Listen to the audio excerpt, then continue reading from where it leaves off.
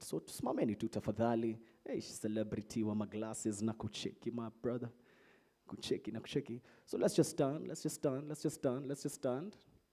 Find some space, stretch a bit, stretch a bit, stretch a bit, stretch a bit, design, stretch a bit, stretch a bit, stretch a bit.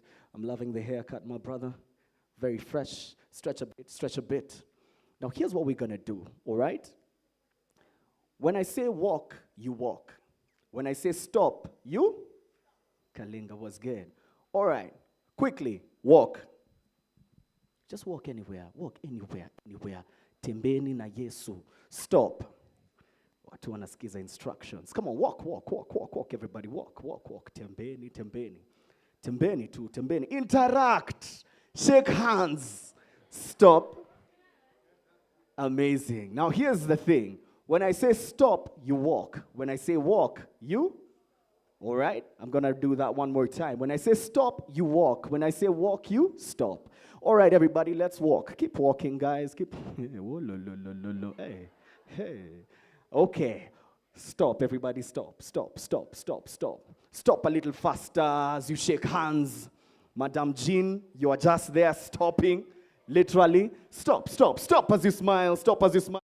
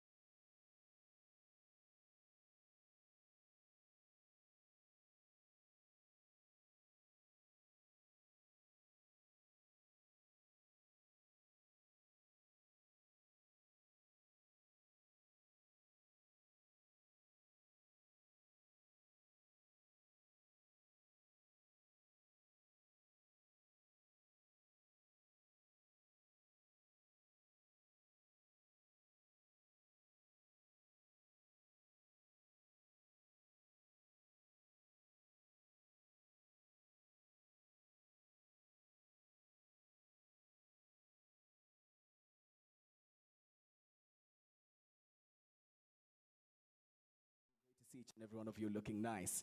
So without further ado, I'd just like to invite Madam Miss Beth Mwamba to just come through, and she's going to be leading us in the Kenya National Anthem and also the East African Anthem. So with this, I'd request each and every one of us to be upstanding as we honor the anthem. Let us all stand as we sing our national anthem.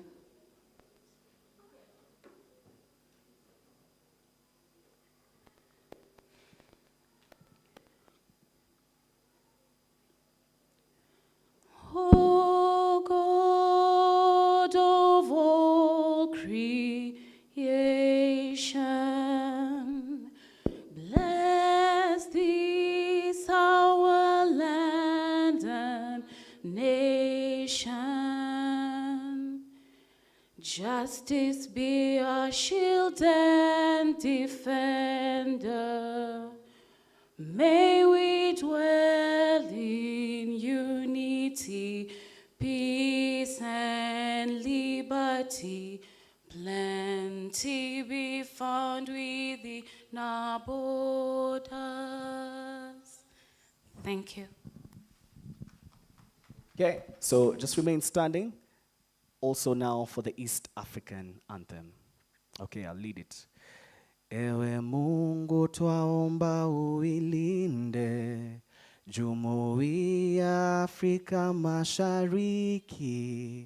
tuonyeshe kuishi kwa amani, tuilinde lengo yetu, jumuiya yetu sote tuilinde, tuimarike, umoja wetu ni nguvu yetu, idumu jumuiya yetu. Seems like only me and Dr. Komen know the East African anthem. Why don't you appreciate yourselves as you sit down? Appreciate Beth Mwamba also. Please, a round of applause for Beth. Thank you, thank you, thank you, thank you so much. So moving on pretty swiftly, I'd just like to invite Pastor Rachel to come and give us an opening prayer.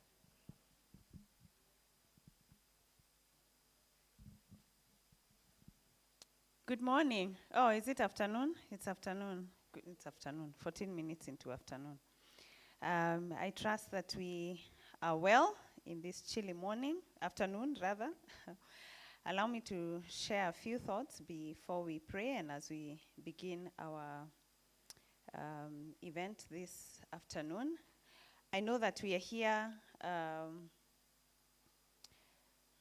partly for the handover of the Shine FM leadership, and we truly honor those that have been in leadership for the last 1 year, and perhaps many have served in different areas over the years. But I want to speak to all of us here because I know we are here for more than that. We are here to learn from one another and learn from those that have gone ahead of us in various experiences and opportunities. So I want to speak to all of us from a leadership point of view for every leader in this room. And I want to submit to us that every one of us is a leader in our own rights. And here is how. Each one of us is gifted. Each one of us is gifted. And scripture affirms that in different verses that we all have a gift, at least one. I believe in my experience, my own personal experience and experience with working with others is that all of us have more than one gift. And I'm sure you're also the best person to affirm that truth, that you know you have a gift of gifts or gifts that God has given you. And if you don't know, please talk to me. I'll help you through a simple model that will help you discover your gifts and abilities because we all have them. So how are you a leader? As you serve in your gift. 1 Peter 4:10 is a verse that challenges us and encourages us on that. It says, each of you should use whatever gift you have received to serve others as faithful stewards of God's grace in its various forms. Each of you should use whatever gift you have received. We have already confirmed you have a gift. To do what? To serve others. And you serve as a faithful steward of God's grace in its various forms. So what will daily sustain you and keep you as you keep growing in your gifts and abilities and even in the opportunities that God will give you to put into practice those gifts? I want to share two things that are the core of my sharing today, just for the next about 5 minutes or so. One is character. And I know that as we hear from our panel today and the different speakers that will be here, this is likely to come up, that character must be at the center of who we are. And unfortunately, we can't ignore, we can't negate it. They say that the certificate you get, those of you that are Daystar students, the certificate that you get from Daystar University will qualify you for the job, but it is character that will keep you in the job. How do we grow our character? We grow it daily by seeking God's wisdom. God has to be at the center of it all. Proverbs 1:7, a verse that maybe some of us know, and allow me to read it again because we must keep reminding each other, including me. It says, the fear of the Lord is a foundation of true knowledge. This last part, but fools despise wisdom and discipline. So we have to have the fear of God, but you also have to make a deliberate effort to not be a fool. And that's what the Bible is saying, that fools despise wisdom and knowledge. How do we make sure that we are not a fool? By seeking wisdom and by keeping in the discipline of that wisdom. Life is a total sum of disciplines. You're here because you made a discipline or you made effort to set aside time to be here. Some of you came from Earth River. You know, you had to set aside time to make sure that you're in time to catch the bus and be here on time. And so life ends up being a total sum of our disciplines. How do we find wisdom? James 1:5, again, we have to go back to God. I really like this scripture. It says, I'll read from verse 5 to 8, James chapter 1, from the New Living Translation version. If you need wisdom, ask our generous God, and he will give it to you. He will not rebuke you for asking. But when you ask him, be sure that your faith is in God alone. Do not waver, for a person with divided loyalty is unsettled as a wave of the sea that is blown and tossed by the wind. Such people should not expect to receive anything from the Lord. Their loyalty is divided between God and the world, and they are unstable in everything they do. So if we want wisdom, and I'm speaking to myself as well, we must make a deliberate decision that we choose God. We choose God to be at the center of our lives. And then when we ask him for wisdom, the Bible says that he will give us. He's a generous God. He will give us, and he in fact will not rebuke us for asking for it. So how do we make sure that we grow as leaders in our gifts and abilities? 1, build our character by seeking wisdom. And 2, and this you have heard many times, and again we must keep saying it so that we remind each other, company. The company that we keep. Who we hang out with determines how much we are going to build our character. Who you spend time with will determine how much you're building your character daily or not. Because if you hang out with people that do not have a vision to build themselves like you do, then it's just a matter of time. In fact, 1 Corinthians 15:33 confirms it. It says, do not be misled. Bad company corrupts good character.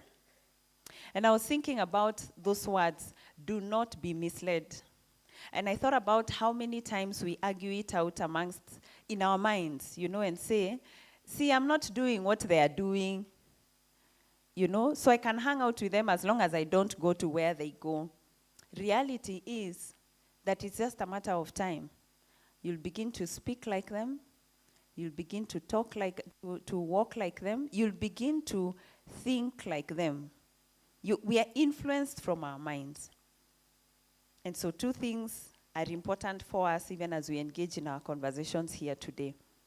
To remember that if we are not deliberate to build our character and our company, who we hang out with, then the certificates we get will not take us far, because it is character that will sustain us in the opportunities that God gives us. Let's pray.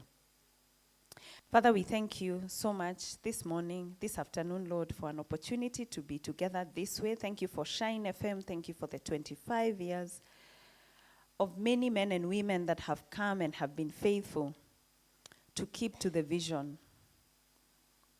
And Lord, we are grateful that today we celebrate that faithfulness.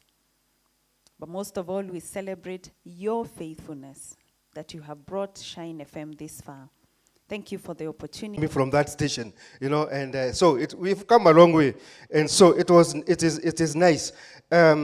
So as I come today to talk about issues to do with communication, there are several things I would want to talk about. One of the things I would really want to emphasize is the importance of maintaining integrity in the media. The importance of maintaining integrity in the media. We've had so many things, whether it's BBC, whether it's KBC, whether it's KTN, there are so many issues that are happening that for sure they question the issue of integrity. And as a university, would really request that we be part of promoting integrity for students. And one of the ways to promote integrity is to use what we used to call the 5 W's. Those who are communicators, the 5 W's. Do you remember them? The first W, the first W, the who, the what, the where, and why. Is it? There was also H. H for what? How. If you don't get the 5 and the H, you don't get balanced reporting. Am I right? And what we have today is a situation whereby communicators that we have there, they are, you listen to news and you look at the 5 W's, you don't get them. You can hear so-and-so was killed. But, he was killed in a certain location by who? You remember some of the stories that are going on. They don't do the investigation. They don't do the research to be able to establish where is this done. Besides that, there's also the issue and the need to ensure that the stories we write use the principle. Is it the principle or the formula of AIDA? AIDA means what? AIDA? Is that a new thing? Is it something new to you guys? Yes? Attention, interest, desire, and what? And action. Attention, interest, desire, and action. What this means is that if your story is not getting attention, it will be considered boring. If your story is not interesting, it is still boring. If the story does not create desire, it will still have no effect. And also, if your story is not actionable, that means people will not be able to take action after listening to your story. There's no decision made. That story is still useless.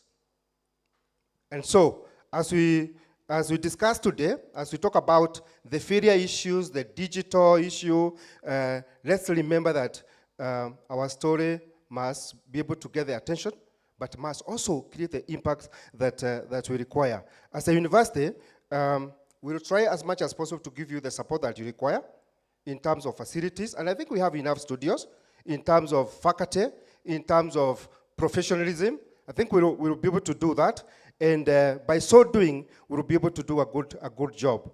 And I think Pastor has talked about character.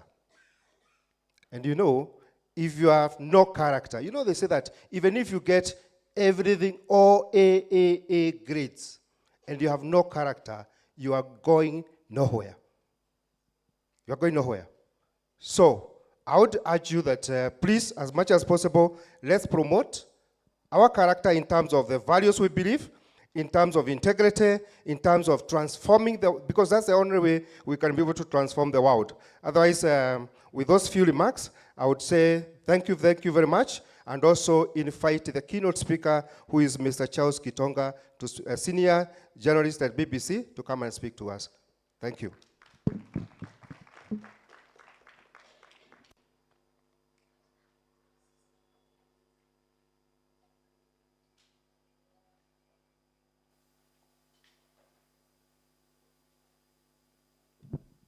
Good afternoon.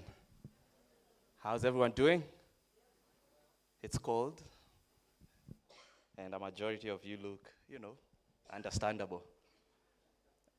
So my name is Charles Gitonga, and as you've heard, I work at the BBC, based in Nairobi. And some of you we've interacted before from Shine FM. Not so much involvement. But I'm a Daystar alumni, so I know a lot about Daystar. Mostly 2014 to around 2010. I would know a lot about this institution if you look at that particular time period. So at the moment, I produce a podcast called Focus on Africa. How many here listen to podcasts, by the way? Okay, it's like 10%. I was told the theme for today is communication in the digital age. Is it not? Yeah? So podcast is a big part of that. And what has happened in the last year or so is BBC has transformed Focus on Africa from a radio bulletin, which had been in existence for 60 years, to a podcast. So that's how bold the market is in terms of where we are going, in terms of the digital space, putting big investments. You can still listen to us on radio, but our main platform for young people, who I'm looking at right now, well, majority of you, is going to the digital space, and I hope you can listen to us wherever you find your podcasts. So a lot has been said here by the speakers that have been here before. Prof has reminded us about character and ethics, 5 W's and H, all the things that make journalism. He's talked about if no decision is made after your story, that story could be useless. We call that impact where I work. So when you do a story, before you do it, you need to demonstrate what the impact is actually going to be. And I think at BBC we are known for impactful journalism. So I'm going here I'll not talk about ethics because that has been covered, but I want to talk about my mobile phone story. Everyone has a mobile phone? Your incoming Shine FM station manager is on phone right now. So everyone has a mobile phone. So, and I'm gonna put a bit more detail into this story, and hopefully I can make it very, very brief. And so I joined Daystar in 2010, a young boy from a village in Embu County. Anyone here from there? No? I'm happy to represent. I'm always the only one most times. So, I joined in 2010, straight from the village, and I had heard of this great university where you could go to school and get employed in your second semester. Well, it didn't work for me. I hope it works for some people, but it didn't work for me. So, and at that time, for those of us that might remember, mobile phones were very rare to find. They were not, those that were there were mulika mwizi, yeah, so not a smartphone. And obviously I didn't have one. So I remember on that day, when I got to school, I was very late, and I was reporting to Athi River. I arrived at around 5 p.m. on a border. So, I mean, anyone who knows that time, that place, there was no tarmac like there is now. I was there the other day, there is some tarmac. It was very dusty. There was no development. After Syokimau, there was nothing really, yeah? So I got there late, and I remember my mom left me her phone to use in the meantime, because I had now joined the university, and a phone is a good thing to have at the university. But later she came and, after a few days, brought me my own mulika mwizi, so that I can continue communicating with my friends and, catching up on group work and things like that. And so at that time, things were very different. People were not taking pictures on their phones. People were not recording audio or video on their phones. I don't remember much of social media. There was Facebook. Was it called MySpace? Who here is? Yeah? There was MySpace and a few other things. I think Twitter was just starting as well.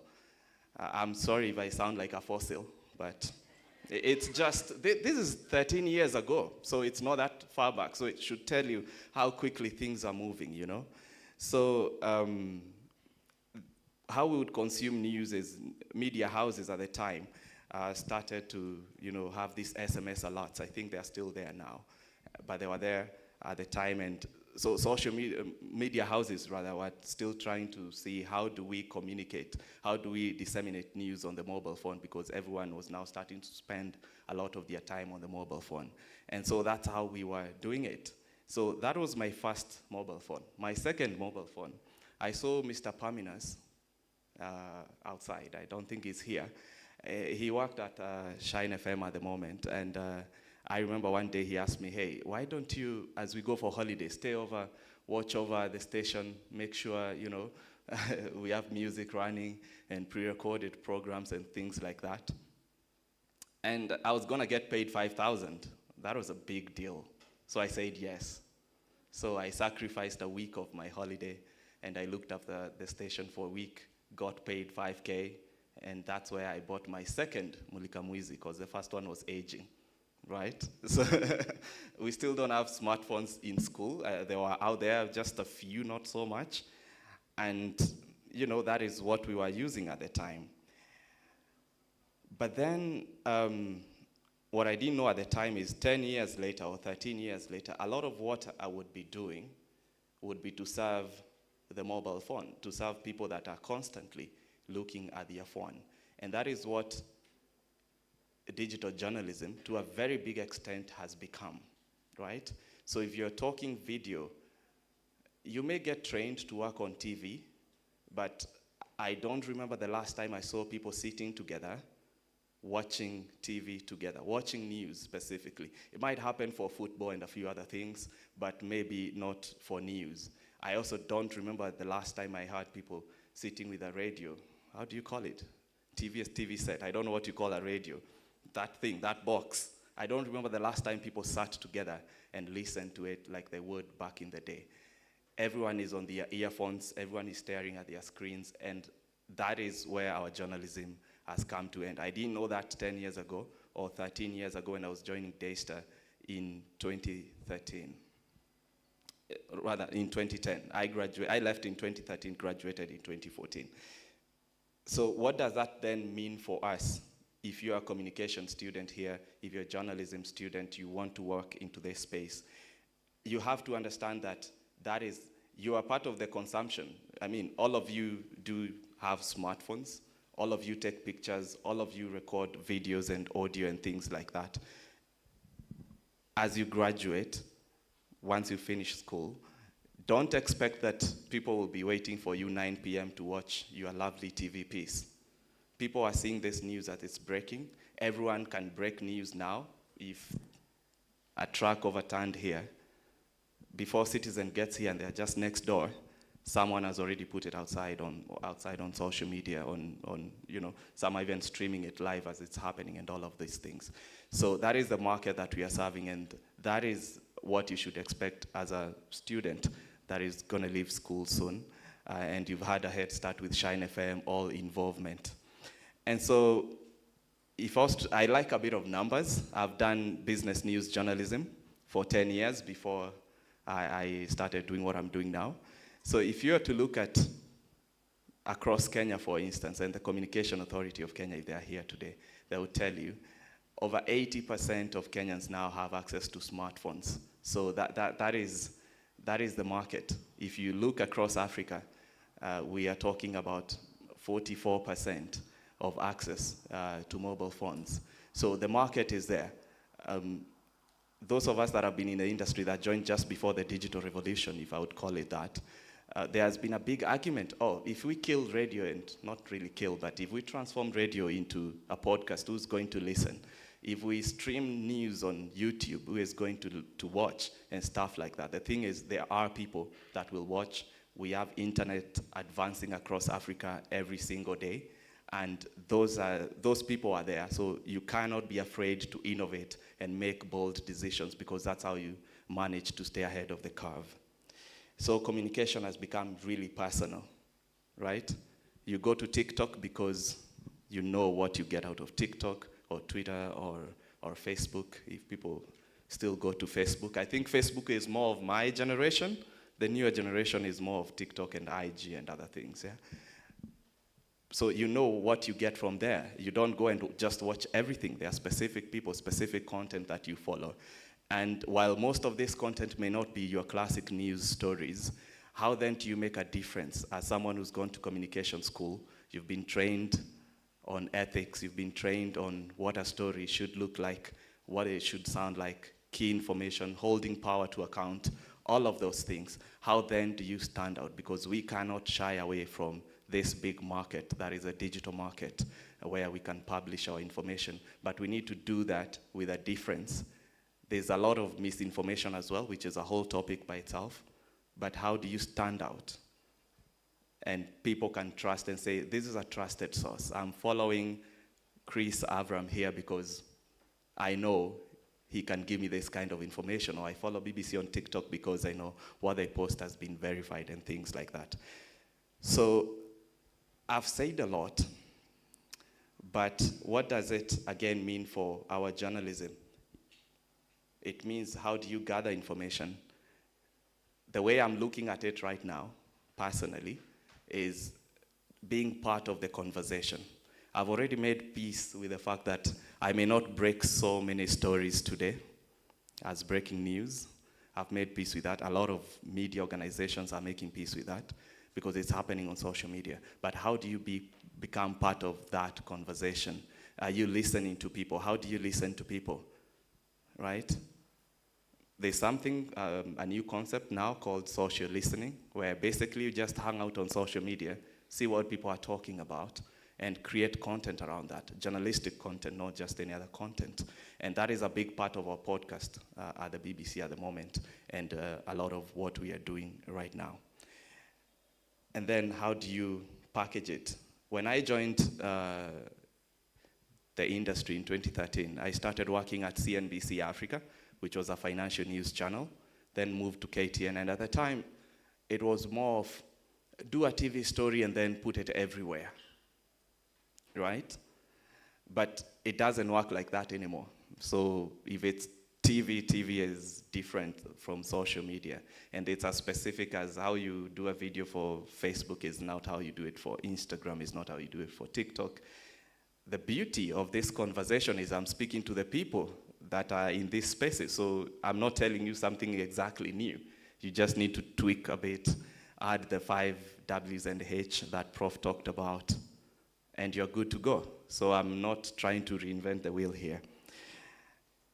So the bottom line is it's still text, is involvement online. Can I read it online if I want it?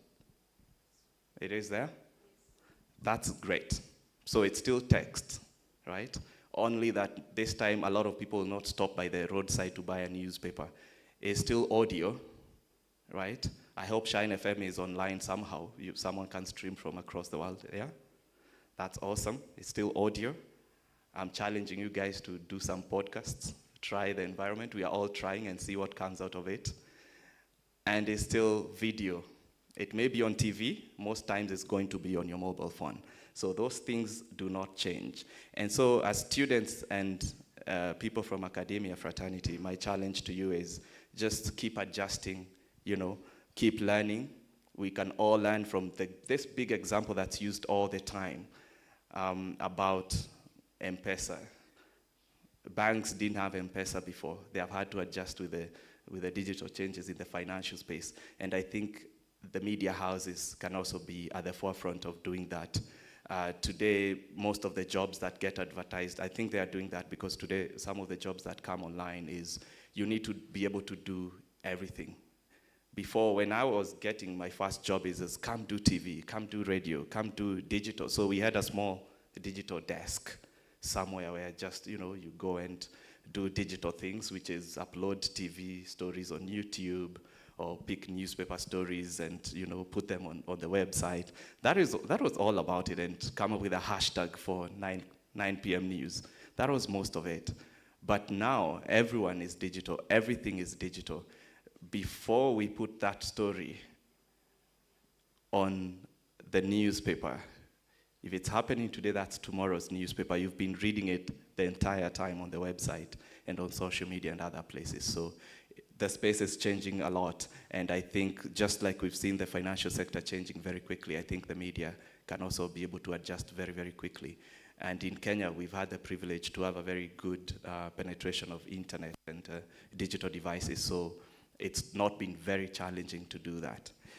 So I know I've put a lot into that story, but that is my mobile phone story. From Mulika Mwizi to doing stuff for the mobile phone.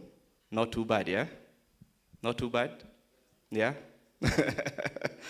Okay, so in closing, I'll just want to congratulate the outgoing leadership of Shine FM. I think you've done great. I served as a programming manager there for just 3 months at the time because I had to leave school and become an adult, start looking for money and other things. And it's an institution that I respect very much. Daystar is a university that it's always at the heart of, you know, what I do, and it's one of those things I cannot erase from my history, and I'm very proud of it. And so when I was told about this event a few months ago, I actually took an entire day off because I couldn't afford to miss this, and I couldn't afford to have newsroom pressure while I'm still here talking to you guys. So the outgoing leadership of Shine FM, congratulations. I think you've done well. You've transformed the station. I think one of the things that you've done really well is interacting with the outside world. Up until last year, we did not have Shine FM management reaching out so much. My time, we didn't have guys from BBC coming to talk to us. That would have been nice, you know?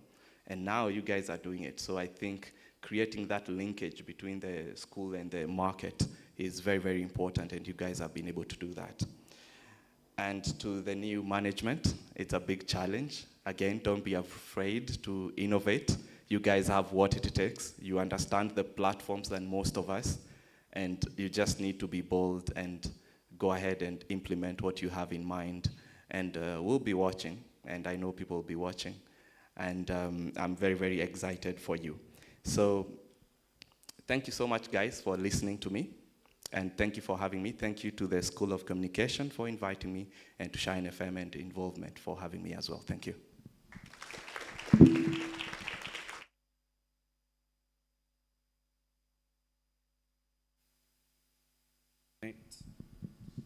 Okay, ladies and gentlemen, one more time, please appreciate Mr. Charles Gitonga,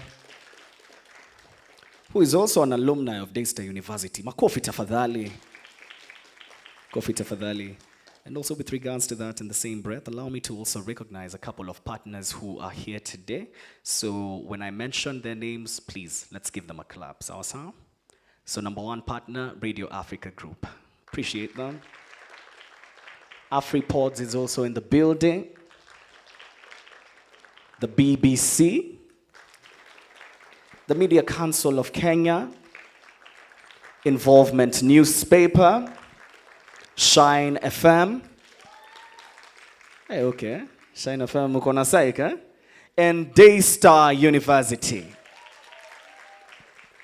Sante sana, sante sana. So right about now, we're just about to delve into a panel discussion where we're going to be discussing about the changes that are evolving around the digital scope and also the digital market in terms of communication.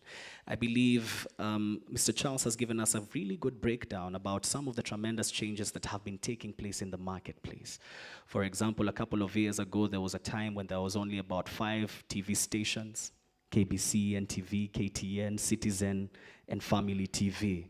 Coming from a household where my dad is a pastor, believe me, Family TV just had to be that station that we had to watch all the time. To those days whereby there was just a few radio stations as well. There was Kiss 100, there was Classic FM, there was Capital. Which other ones can you guys remember? Musi FM. Where you are happy? Ati what? Homeboys Radio. XFM, but XFM just came up recently, Cindy. Yeah, XFM is like a 2011 radio station. Okay, so what I call recent is relative. Okay. To the days today whereby podcasts, such as the one that Charles Gitonga does, are accessed at the mere touch of a button. Indeed, we have seen so many remarkable and transformative changes coming and also happening. To the new developments in technology, such as the world of artificial intelligence, whereby today a picture can be modeled into looking like something else, and it can also be reported as news, which also gives rise to things such as fake. It therefore tells us that we have to be ready for these particular challenges that the industry is going into. So without further ado, this particular panel is going to be focusing on some of those, and it's also going to be talking about the regulatory and the regulations that are taking place in the industry and much more. So this particular panel is going to be moderated by none other than Dr. Leah Komen, and it's going to be involving a couple of people who I would just like to invite right here on stage, and I'd also request if we would have 4 seats. Dr. Kamwen, would you like to sit or would you like to stand? Yeah? 5 seats, please. 5 seats, please. If I could get some 5 seats on stage. Yeah. Mr. Ian Ashi. Mpigie makofi. This is the gentleman who is responsible of making us famous in the world web. Thank you so much. And I'd also request if this podium could be moved. And if I can also get a couple more microphones for all panelists. Okay? Okay. So I'm just going to put this here. Dr. Komen, I'm going to hand this over to you. All right. Okay. So allow me to recognize and also invite fellow panelists on stage. So number 1, I'm going to start with the gentleman who just left on stage right now, none other than a senior journalist of BBC, Mr. Charles Gitonga. Appreciate him, ladies and gentlemen. Allow me to also invite on stage Mr. Stanley Mudhoka, Director of Sales, all the way from AfriPorts. Karibu sana. Appreciate him, ladies and gentlemen. Representing the Media Council of Kenya, Mr. Eric Ndirango. Appreciate him, ladies and gentlemen. Pardon me, Mr. Eric Ndungo. Please appreciate him. Because the Media Council of Kenya loves Daystar so much, they decided not to just have 1, but 2 people in the panel. Ladies and gentlemen, Madam Lucy Mwangi, Miss Lucy Mwangi. Asante sana. All right, Dr. Komen, I'll hand this over to you.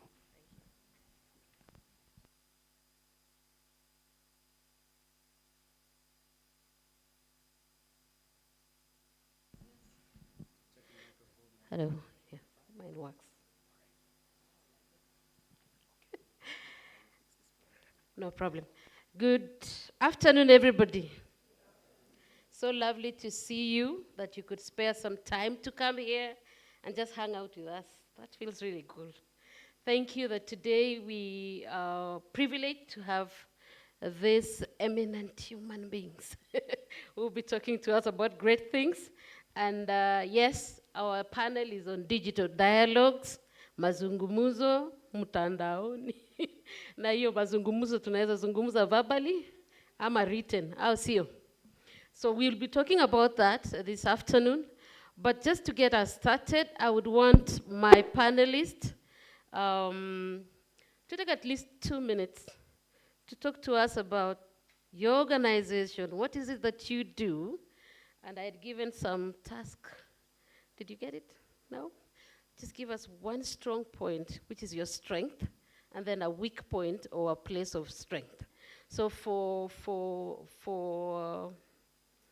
MCK, because you're so generous, you can decide among yourself who will speak, but then I'll quickly take the mic offer to give you the first 2 minutes.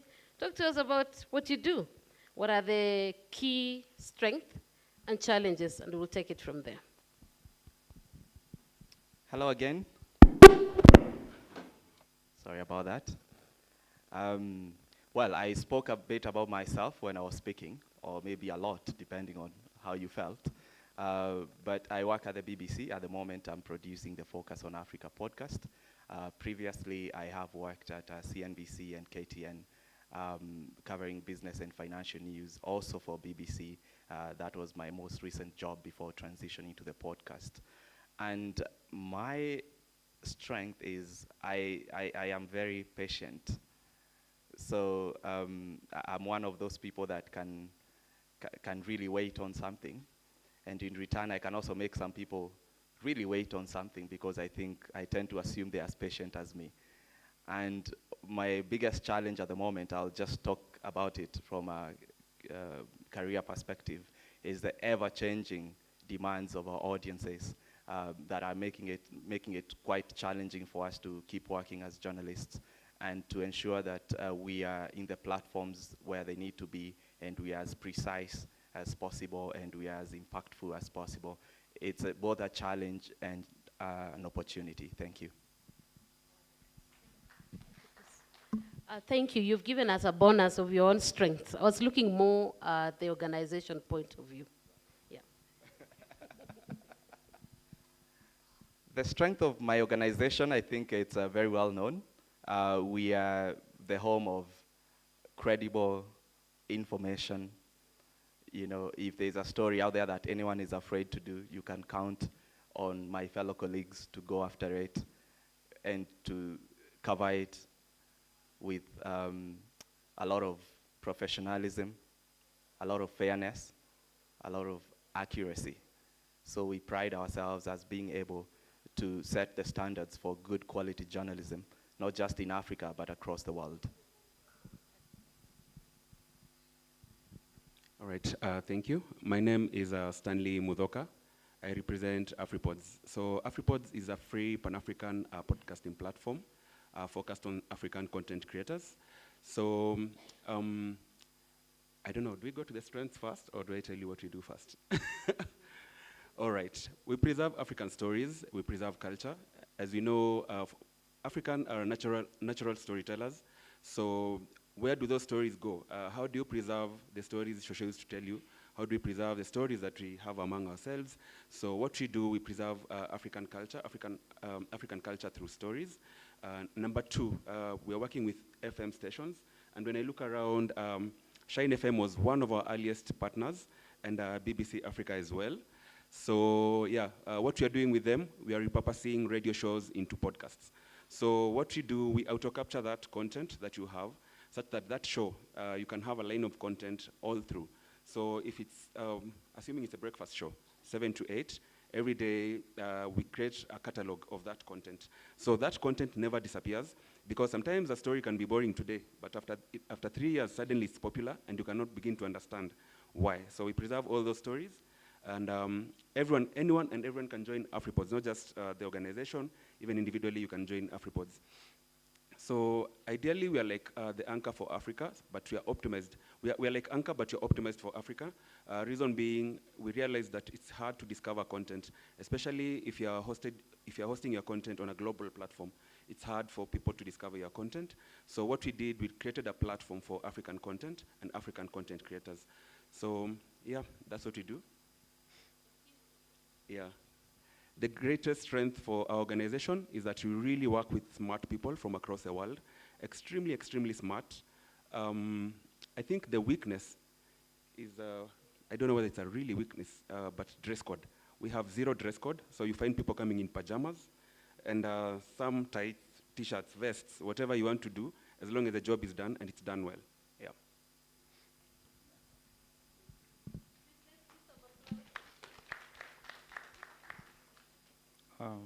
Good afternoon.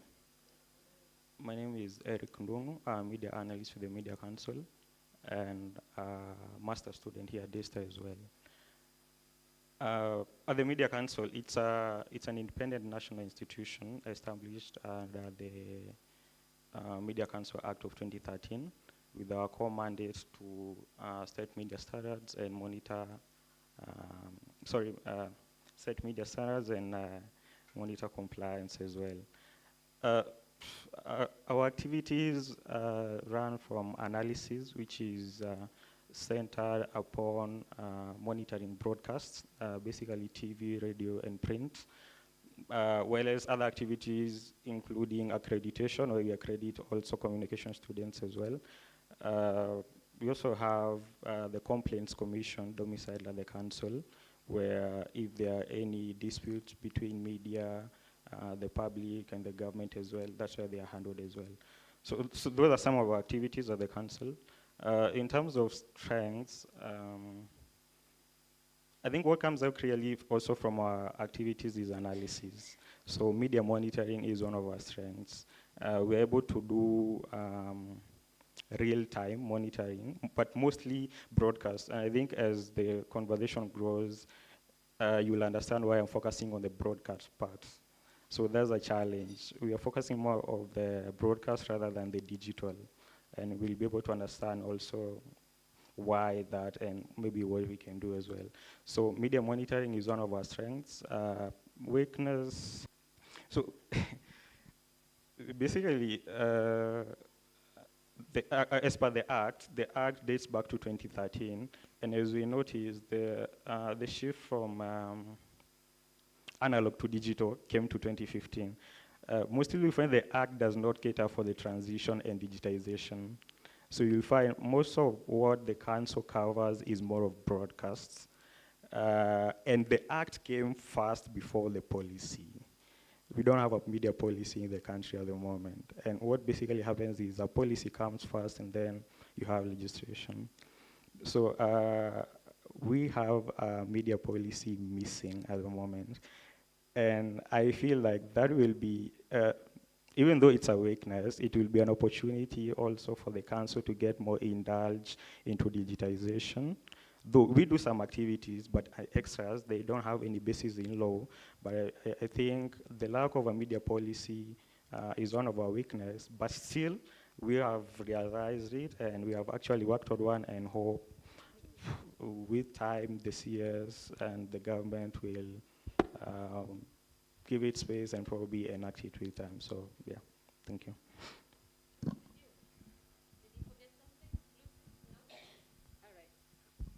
Thank you very much. I'll be addressing some questions to us generally and some specifically because of the areas that you come from, or rather you're working. And this question goes to, I think it cuts across.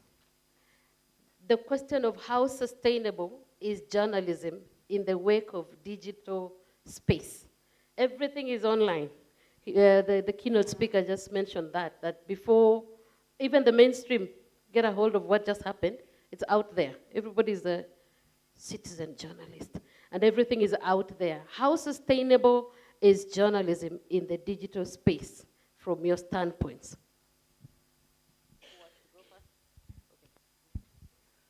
I could go first. I think it's very sustainable, and as journalists, we have to continue making a very strong case for journalism and professionalism, because while anyone can make content, not everyone can make journalistic style kind of content. I mean, if I record a video now and post it somewhere, that is content, right? But if you want to know what is happening right now in this room, it will take a journalist to capture that very, very well. So I think there's still a very strong case to be made for journalism. It's just a bit, maybe unfortunate, you might say, that in some sense we have to coexist and try to grab the attention of these people, of the audiences, so that they make sure that they are in the midst of all the chaos and everything that they are seeing, they are able to come across one or two things that are factual, that are true, that are adding value to their lives, that are helping them keep their leaders accountable, and things like that. So it's still very, very sustainable, and we are seeing media houses investing very heavily, even in this country.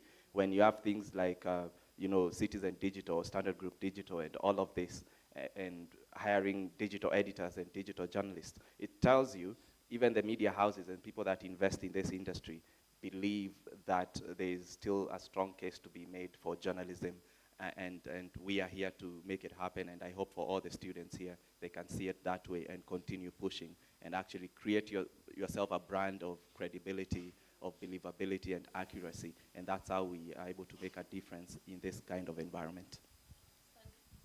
All right, I'll address sustainability from a business point of view, because my expertise is in the commercial side of media, the business side of it. The question is, if you create content on YouTube today, or if you create content in whichever digital platform you create content on, who has ever earned money from it? Or do you earn enough? Traditionally, there were structures of earning income, and you realize most of media houses are based on advertising sort of model. So they get their support from brands. But then again, when things are shifting online, if you see the Google ads on Nation, you see the Google ads on the Standard, how much do they earn from it? And I'll surprise you, rarely does any of them make more than 2 million shillings a month.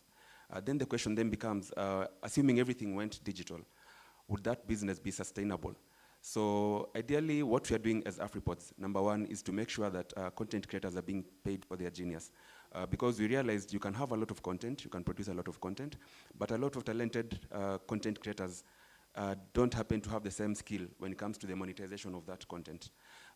So ideally, if you look at how podcasting is leading this, we are seeing that it's not just through dynamically inserted ads or the pre-roll ads you see, but rather host endorsements, which really pay well.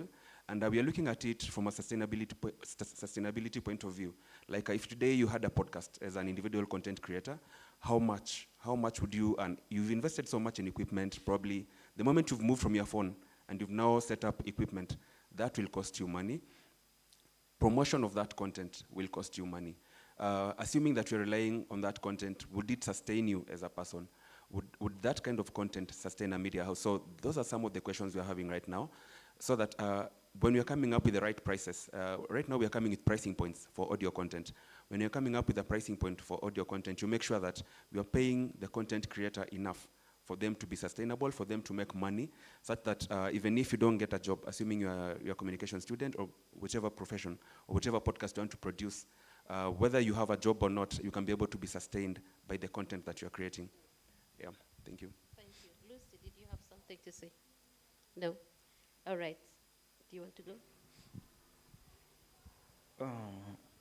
No, in terms of sustainability, I mean, it's kind of an open term, speaking about sustainability, because I believe the council is engaged with media stations at the moment. You have stations conducting retrenchments, you have stations closing down. We had KISS closed down, KISS TV. We also have a lot of other community media stations closing down. And I think basically it's more of to their model. Some of the stations have failed to digitize. At the moment, it's either you digitize or you're gone. So there are efforts, but basically from the Media Council's perspective is more of training perspective, and probably supporting stations in terms of conducting the transition, because some of the equipment some of these stations have are not really as per to the standards to produce content worth sharing digitally as well. So I believe, I think also the reason why we are not really into it, as I've mentioned, is the limits in terms of regulation. The Act basically focuses on broadcasts, unfortunately. So any activity we conduct out there is an extra effort, but still, because we don't have the mandate legally, it doesn't mean that we stop at the broadcast. So we extend our support, and I believe at the moment it's constrained at the training and maybe probably offering support in terms of upgrading equipment, but also what cuts across broadcast and communication at the digital age in terms of sustainability is ethics. Ethics doesn't stop at the broadcast, it also has shift to the digital space as well. So we're also conducting, there's what we're calling the code of conduct for bloggers. It's in existence, so I hope the same will be extended for the code of conduct for the content creators, for that space, just to ensure that whatever they contribute to out there does not polarize the society or promote any act of anti-social conduct, but as well, to sustain the field as well, it needs also operate ethically as well. So, yeah. Thank you. Stanley, when you were speaking, you mentioned it's hard for people to locate you or discover you. And I was smiling because I think I'm a culprit. So you were talking about the dinosaurs. So I was there during the, what was it called? Joy Bringers, Voice of Kenya. Check ABC. So I did contribute in terms of music. And of course, right registered under MCSK and the others. Clearly, your pesa ikuje, but it's all right. But they are registered. So at least the idea that you say that people are not able to locate you, they are not able to discover you, even when you're a content creator. And I know in this hall we have quite a number of content creators. And I'm just wondering, what advice would you have? What is it that they need to do to make themselves locatable or discoverable? Number one is to join AfriPods. Yeah, because AfriPods is optimized for the African continent. Because we realize the other platforms, if you're looking for content, they're likely to serve you content from the areas they're optimized for. If they're optimized for Europe, they're going to serve you content from that continent. If it's optimized for America, it's going to serve you content from that continent first. Because everyone has a business interest. Nobody's just created a platform for free. So at some point, they want to make money. And they know, technically, if you're looking at how many, like how much, I don't want to go so technical, but how we measure revenue, there's a CPM rate, cost per 1,000. Like how much would they get, how much would they get paid for cost per 1,000? In Kenya, it's really low. Sometimes it goes to $0.6 dollars per 1,000. But if you look at a market like America, it goes up to 30, it goes up to 35. So they're earning even more than 70 times by serving new content from them, from that continent, than from this continent. And that's why for us, it's really, really key, number one, that you're on a platform that is optimized for your African stories and that can help you get discovered. And again, easily, whenever you tag us on your content, we remarket that content to our platforms as well. So ideally, it helps you get discovered faster. And when it comes to monetization, you don't have to go, if you're a content creator and that's where your talent is, you don't need to know about advertising so much. That's what I do. That's why we are there to, we do that. We commercialize the content on your behalf. We approach the brands, we do the pitches, we bring the money to the table. And ideally, if you look at most of the publishers in this market, ideally you'll notice, I don't want to mention names, but you know the 60-40 cut. If I make $1 million shillings from a brand today, normally the content creator gets 40%, the big publisher gets 60. We do it the opposite. We take 40% as platform fees, we give you 60% of any amounts you've made from your content. So ideally, we are helping the content creator be sustainable. So that's why, yeah, one of the steps that could get you discovered faster and lead you to monetization faster is join AfriPods.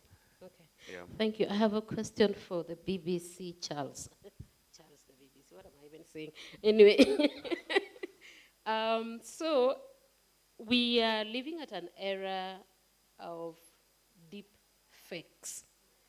So there's a lot of incognito in terms of images, people misrepresenting who you are, and sometimes they even have the blue tick even with their thing, but they are clearly misrepresenting you. We had a case with a Citizen where they were literally misrepresented, but that was a deep fake, that was a wrong account. How do you handle such a massive monster like deep fakes? Every day there's a recreation of the one and the other one. How do you handle that from a practitioner where you're actually releasing the news yourselves? And then of course I would like to hear the same from the standards guys and of course from AfriPods, if you could go.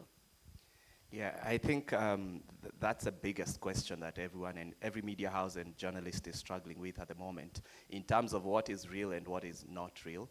I mean, talking about blue ticks and, I mean, this Twitter, Elon Musk's Twitter is something that all of us are still trying to understand. So, and that poses an extra challenge in terms of how do you create yourself as a credible brand out there that people can actually believe you are what you say you are. So, what that does is it makes our work even more challenging. So as a journalist, you get a lot of your information on social media because that is, if the president of Kenya wants to, if maybe he's appointed someone today, you'll see it on his Twitter handle or on Facebook page and all of that. And so you have to be vigilant. You can't afford to just sit back and take whatever you see. You need to be able to know, how do you verify? So at the BBC, we have a whole procedure on how we verify information. It has to be at least 3 sources. So if I see one single Twitter account talking about this story and I cannot see anywhere else, then I'm gonna wait and see if someone else can, or call somebody who I might know who might have some more information on that. But beyond just what we are doing as journalists and verification, there's a lot of investments that our organization has done as well to educate us in terms of how to know fake news, how to approach to be more careful. The thing is, we don't have to be the first ones to tell you about it. No. We just want to be the first ones to tell you the accurate thing. And sometimes that might, on the order of breaking news, we might be number 3 or 4, but it is what it is real because we've verified.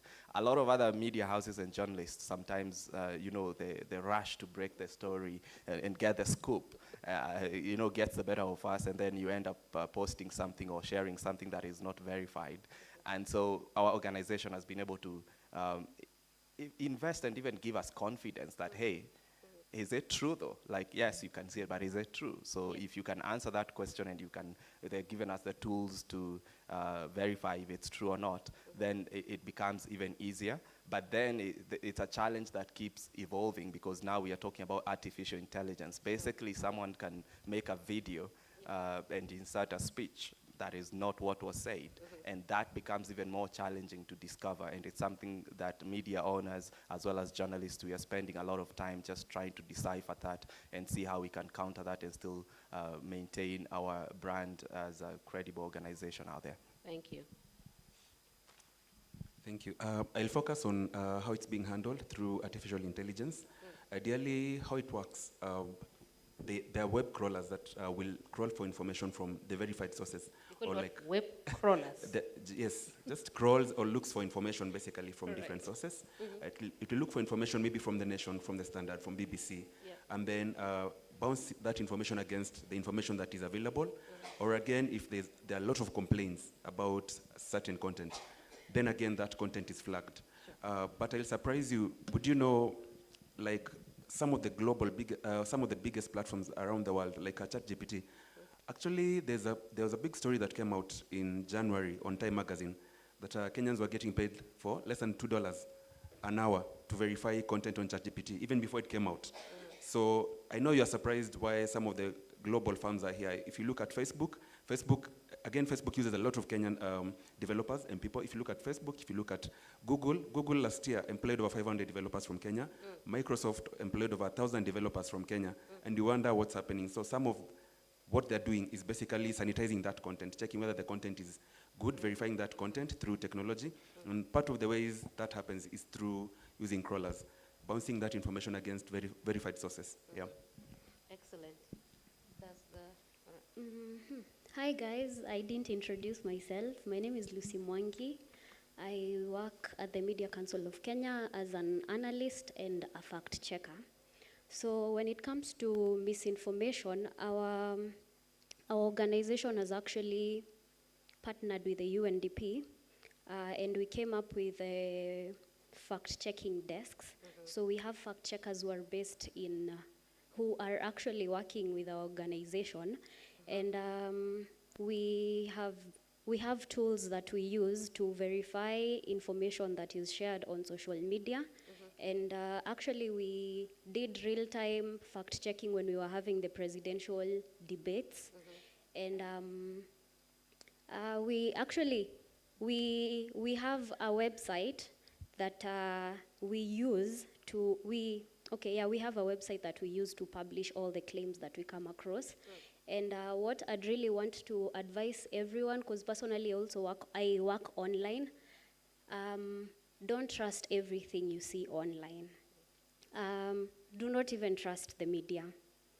I don't know if this will be a good example, but the day before yesterday, the Standard actually published an article concerning Nelson Harvey, stating that he also wants to take the position of the DPP.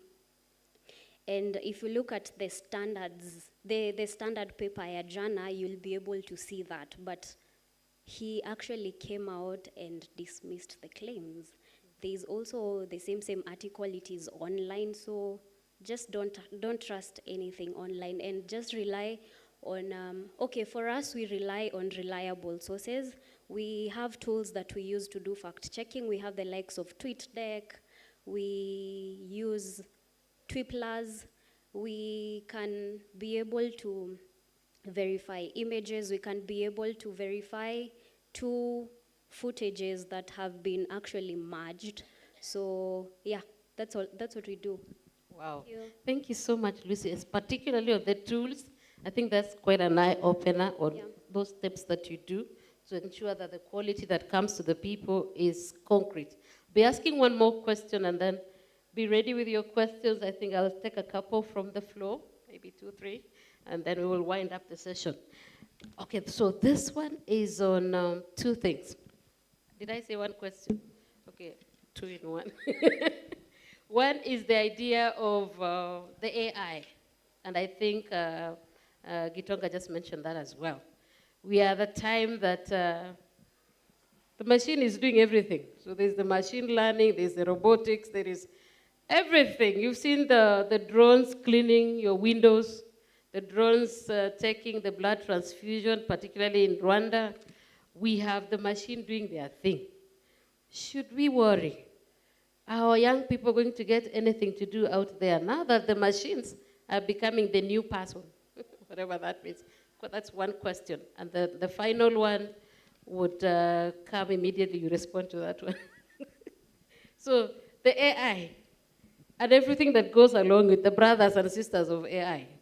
There's the machine learning, the robotics, there is the creation and the corruption, the digital disruption, so to speak. So you don't quite get the ideal. I know you have that for content. Do you have the same for this one? Should we worry? Is there a future for us with the machine thing going? Would like to go first. Okay, I'll begin with collaborative AI. The future is really bright for AI, and it's really ripe. Like, I'll give you an example. How many years would a young doctor take for them to be experienced enough to give the right diagnosis for cancer? You see, how AI can help if you have some of the experienced doctors, and they've done diagnostics so many times, and you feed all that information in one place. And there's a young doctor who just feeds the results or from the analysis. They just input that analysis in that machine. Then they're able to predict with a higher level of accuracy what they would have taken 50 years to learn. So if you're looking at AI in terms of collaboration, I think it's a huge, huge opportunity. Yeah. Did you want to say something? Okay, I'll ask my final question. Okay. If I can add a thought to that, I mean, this is not just a communication or journalism issue. People in the military in various countries of the world are wondering if, robots are going to make a decision to maybe shoot a missile to an enemy without any human intervention, and becomes a big threat to national security and things like that. But I think if you had asked me this question before ChatGPT, I'd have said no way. But when the platform came, I tried, and it wrote a really good script. I mean, some of information wasn't that accurate at the time, but it shows you what the potential is going to be and what these machines can do and all of these things. But besides that, really, I think there's always going to be some human intervention needed somewhere. So whether that means that we are the people working in the background, supplying these machines with all this information they need to learn to be able to help in that decision making, I think we can begin to start thinking in that way. Excellent. Thank you so much. Yes, Eric. Yeah, so I think for a start, this goes out of just communication. I think it's a societal issue at the moment, because when you mention AI, it's not just communication. It's mentioned the issue with national security, military issues at the moment. I'm not aware of any regulation out there on AI, including any convention or treaty by the UN itself. I mean, mostly influenced by the military perspective of doing all this testing and stuff. But I think it should be a concern, especially for the country, because one perspective I would like to give is in terms of regulation. We should start from somewhere. I'm not sure of any. one concept I had is the aspect of copy and pasting regulations. I understand the moment the EU is making efforts on the same, but the challenge remains for African countries is not understanding the perspective of these European countries, the year they've taken to formulate some of these policies to regulate the sector, but what we do is just pick them and copy pasting, not understanding or taking time to understand, I mean, the Kenyan perspective, the Kenyan society or the Kenyan communication perspective. But I believe well utilized, it's for good, but we have to take it with concern, especially when we don't have a very proactive legislators who need to take the initiative. Yeah. Yeah. Thank you. I like the way you're coming with the issue of policy and regulation. Yeah, we have a lot of things just going. I'm speaking in my mother tongue, zinaenda tu, as in things are just flowing like that. My final question would basically be again with the practitioner here. First of all, I really like it the way there is the BBC focus on Africa, so that we can also tell our stories. For a long time, our stories have been told. This time we are telling our stories. I think that's real plus. So kudos to BBC Focus on Africa. Now, there's been a strategy that has been involved and employed by many journalists and maybe even researchers as well. So you've been given this story on, you're supposed to come up with a story, or rather write about something within a short span of time. So what do? You go online and you crowdsource. So you write your question and you see the way people are behaving, the questions they're asking. In 1 hour's time, you're at the office and you're so knowledgeable. But actually you solicited from people and they gave their advice or questions and you were able to see. So you tested the waters. There are two schools of thought around that. One says that this is a brilliant way. I mean, how else would you do this kind of research in a quick span of time? How would you know the voices? But on the other side, they said it's creating lazy practitioners. What's your take? Well, that's a good one. I think there's a saying that says that as a journalist, you're only as good as your contacts, who is on your phone book. The online space has a lot of information. We all use it. Even the best of the journalists in the world do use the internet to find some information.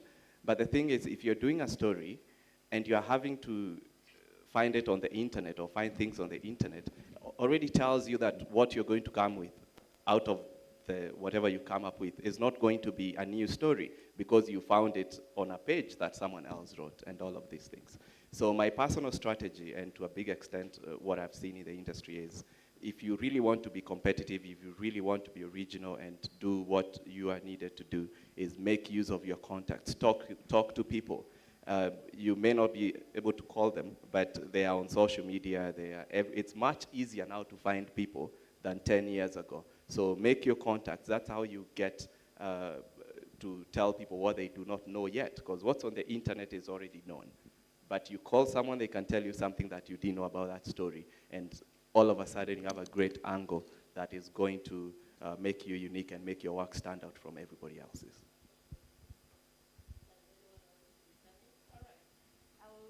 MC, tumefungua floor for questions on the floor. All right, any questions, ladies and gentlemen? Questions, maswali. Yeah, one question.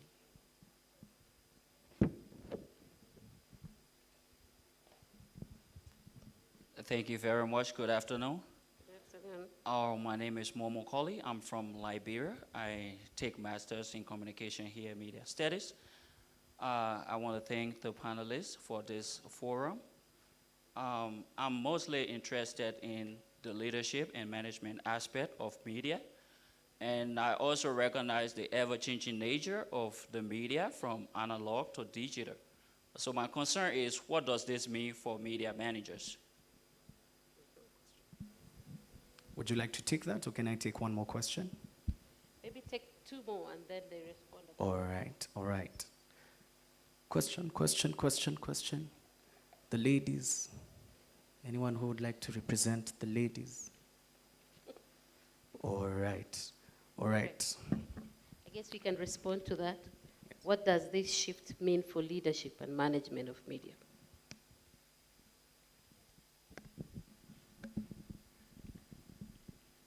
Yeah, so let me give it a go. Before the shift, I mean, there's ongoing notion, or not notion, it's a fact. Most media stations are owned by politicians. I mean, it's out there, it's known. But with the shift, I think it kind of decentralizes or devolves the whole perspective. Anybody can become a leader at the moment. Let me just give an example. Out there at the digital space, there are people who started as just YouTubers. Look at some of the growth these people have experienced at the moment. Mungai Eve, just for an example, started as just as a YouTuber. Just look of what, she has become at the moment. And I believe this is just a start. So I think it gives actually people the opportunity to become leaders. You don't need the financial might. You don't need to be associated with a certain media station with reputation. I think nowadays you just give it a go. You have the space. You don't need such a huge investment, and you just have to become your own boss at the moment. Just go for it. Yeah. Right. I think it's a big challenge for media managers. He's mentioned a bit about the media owners, some of whom obviously they're in it as a business, so it needs to make business sense. But in terms of managers, I think there's a great need for managers to understand these digital spaces that we are talking about, because one of the issues that I've had recently is to see people that don't necessarily understand what these platforms are about, and they go for a quick corporate course over 3 hours with snacks and tea, and they come back and start raining terror on the people that make these things happen. So if people could just take a step back and understand, if we say we can break news on Twitter, if we say we can do news on Instagram or TikTok, what does that mean in terms of how are you going to film that? How are you going to edit it? What is the kind of text? Basically the technical nitty-gritties. And what that does is they help then bridge that gap between the practitioners, people like myself, and the media owners, because the media owners want to see what the bottom line is looking like at the end of the quarter or at the end of the year. So I think that's a challenge that they have, and it's a big challenge, and they cannot shy away, but also a challenge to those of us that are practicing. Maybe it's time for us to start thinking of how do we get into some of these very influential positions, because we understand what it takes to operate as a digital journalist. So therefore, you already have the basics of, if you are managing a media house, for instance, how do you do this? And then there's always the need to move quicker. He's mentioned Eve Mungai. It takes a long time for a media organization to come up with a digital strategy. They'll sit in boardrooms and do all these things. They'll do retreats and all of that stuff. But someone like that, they don't even discuss it. They just do it. So we need to get to that place where we are very, very quick on our feet to help us, make faster decisions if we are to compete. Because at the end of the day, whether it's BBC or Al Jazeera or Eve Mungai, it's the same kind of person that will probably watch you. So, did you have to say something? Okay. Okay, so there's one more question that's coming from here. Just a sec. All right. He needs to respond to the first one, and then we'll take that. Okay. Okay, I'll just throw a question maybe back. What do you think the average age of the board is? 65 years, 70 years? Imagine a board of directors, a group of, assuming grandpa is competing with Mark Zuckerberg in the same business. What transformation would you expect? Ideally, it's not that the ideas are not good, but there needs to be integration of younger managers with the older managers. So there need to be a closure of that generation gap, such that new ideas that are transformative to the organization can be able to move around. And again, if you look at some of the media houses, the structures are really tall. You find that by the time information flows from the bottom to the top, a lot is lost in between, or it's not the same information that reaches the top. So people need to understand that in this day and era, media companies are tech companies. The structure needs to be flat. It needs to be in terms of management, it needs to be very small, very short. Let me just call it short, such that information can flow freely from the top to the bottom. Yeah. Thank you. We'll take that final one and then we should, okay, 2. Professor has 1 and then we will wind up. Hi everyone, my name is Purity and my question is to the MCK. Do you plan on formulating a policy to cater for the digital platforms with the current disruptive technology other than focusing on the broadcast sector according to the 2013 Media Council Act? Thank you. Thank you, and then Prof. All right, really good question on policy. I believe you got it? Okay. Yeah, thank you. Given all the changes that are happening in the media world, especially with the digital, where do you see the future of the mainstream media industry? For example, in the next 10 years, are we going to have them, or will they be all gone, like history has demonstrated? Thank you. Oh, one final one from our manager corporate. All right. Sorry, we will take those. The remaining, you will hang around them when we are having refreshments. Thank you, Chair. And alongside that question by Professor Moridi, I would also wish this panel to address the question of, with the digital space having opened up, what is the impact of this event that we are living in on media structures, the traditional media as we've known, including, you know, the management question that Charles is addressing. Those boardrooms, the people who sit in boardrooms to make decisions, how is this affecting that? Huge establishments of media organizations, how editorial decisions are taken. That goes to the question on policy. And then when you look at the consumers, the traditional consumers of traditional media products, television, print, radio, with the digital space where we can break news, where does that 70-year-old or 50 plus, where do they actually consume news? Will they believe it? So this fake news thing, how are we managing that? And then policy, how is that shift happening? Because we also need to import the same to the space of training institutions so that we are preparing for the very market that where we are going to practice. Thank you. Excellent. Thank you. If you allow MC, they will respond now.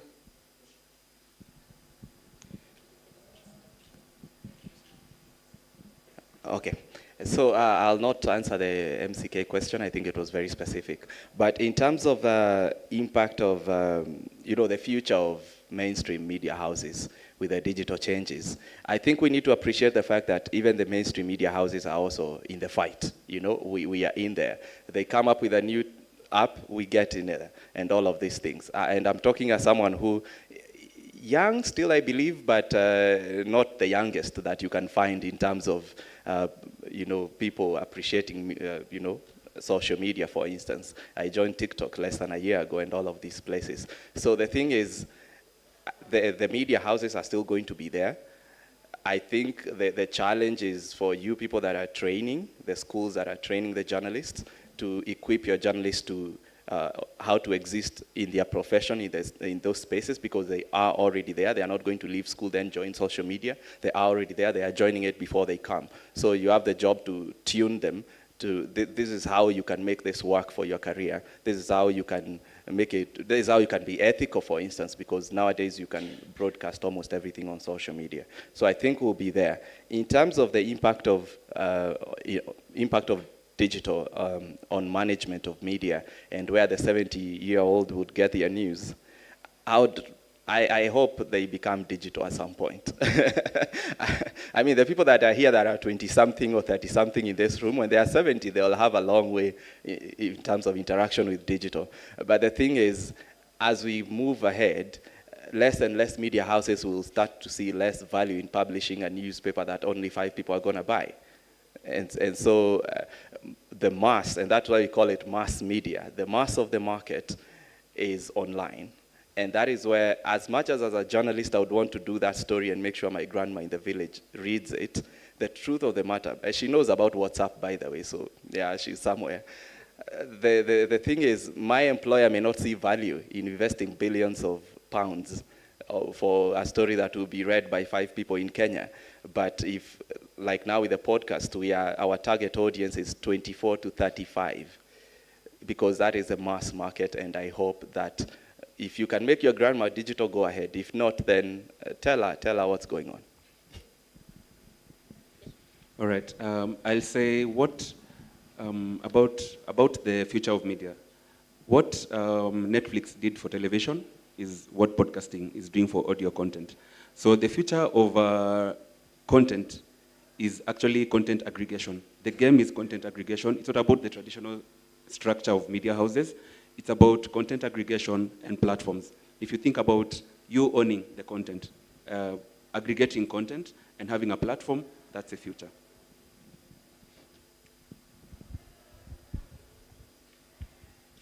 So just to respond to Purity, so as I mentioned, just to take it back, there was actually a media policy developed by the Media Council and stakeholders actually during the previous government. And what happened is after the transition, the council was able to submit the policy to the CES for the next step. So it's just a matter of time that we have a media policy. So what this comes with is what is there for content creators. As I mentioned previously, the Media Council Act of 2013 focused on broadcasts. But the media policy that is being recommended has some recommendations.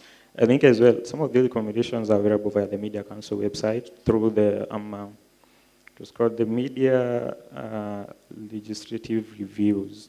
So looking at the laws that are within the media sector and what kind of laws are holding back the media sector. One of the recommendations is actually to make amendment to the Media Council Act of 2013. And one of the recommendations is to have the concept of, is it media practitioners, journalists, encompass content creators as well. So that with that is a go-ahead for the Media Council to now engage the content creators legally. Because at the moment, what I can tell, the sector is kind of unregulated. There are not even professional bodies. We don't have a code of conduct for operating the digital space. Because I think media is a core element. Yeah, I mean, for a democracy, and I feel media will survive these, I mean, amidst all these digitization or, I mean, all these aspects that we're facing at the moment. Yeah. Thank you so much. They usually say, you know you've made an impact if there's feedback. So to my panelists, you have made that. There were questions. So thank you so much for your time. This has been Lucy Mwangi and Eric Ndungu, both from Media Council. We have Stanley Muthoka from AfriPorts, Amplify Africa. We forgot the amplification bit. And then, of course, we have had Charles Gitonga, Senior Journalist, BBC, Focus on Africa. And yours truly, Dr. Leah Komen, Senior Lecturer, School of Communication. Thank you, and we hope we will continue the conversation after this. Put it up for my panelists, please. Thank you. Asante sana. To Dr. Leah Komen as well. Please appreciate them, ladies and gentlemen, as they depart the stage. But maybe just one question to BBC. Daystar wants to know, mnapeana internship na kazi? Si mnataka kujua? Internship iko. When I came in, nilipeana list hapo nyuma izunguke watu andike majina. Sijui kama kuna mtu amefikiwa. Hakuna? Actually, we do not have a program going on at the moment, unfortunately. But we are happy to give mentorship in other ways. For sure. Ladies and gentlemen, also to remind you, please do network and connect with these amazing people. This is an amazing platform to get mentored. Please appreciate them one more time. Okay, So MCK wants to mention something on internship. Go ahead, sir. So from the Media Council, yes, we do. But what I just request you is keep in touch with social media platforms.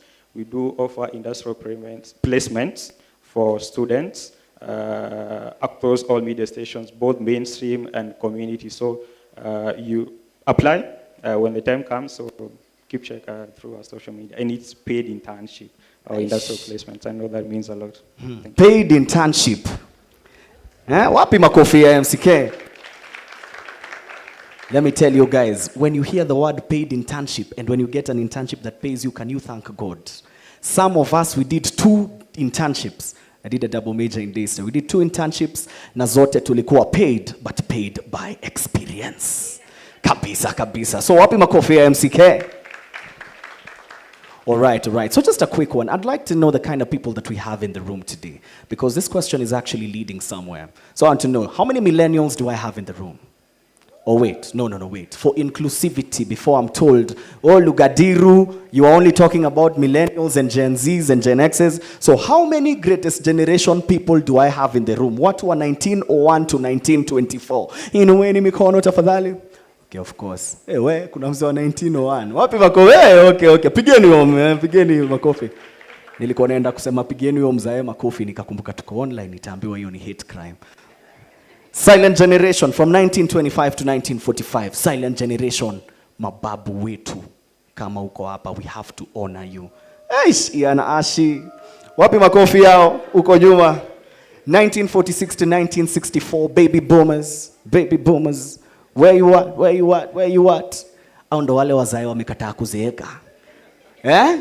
Ando wale wazae wamekataa kuzeeka, wamesema no, they gotta remain young forever. Okay, Gen X, 65 to 79. Gen X. Watu wa 65. Hey, Gen X. Hey, okay. All right. Gen X, Gen X. Wapi makofi yao, ladies and gentlemen? Okay. Millennials, 1980 to 1996. Mko wengi, nitawatoa sai. Mkinitanganya. 1980 to 1996. Millennials. Inueni mikono. Hey, okay. So many millennials. Inueni mikono with pride. Hey, okay, I see. Wapi makofi yao? And then now to the generation that is disturbing the workplace. The most demanding generation.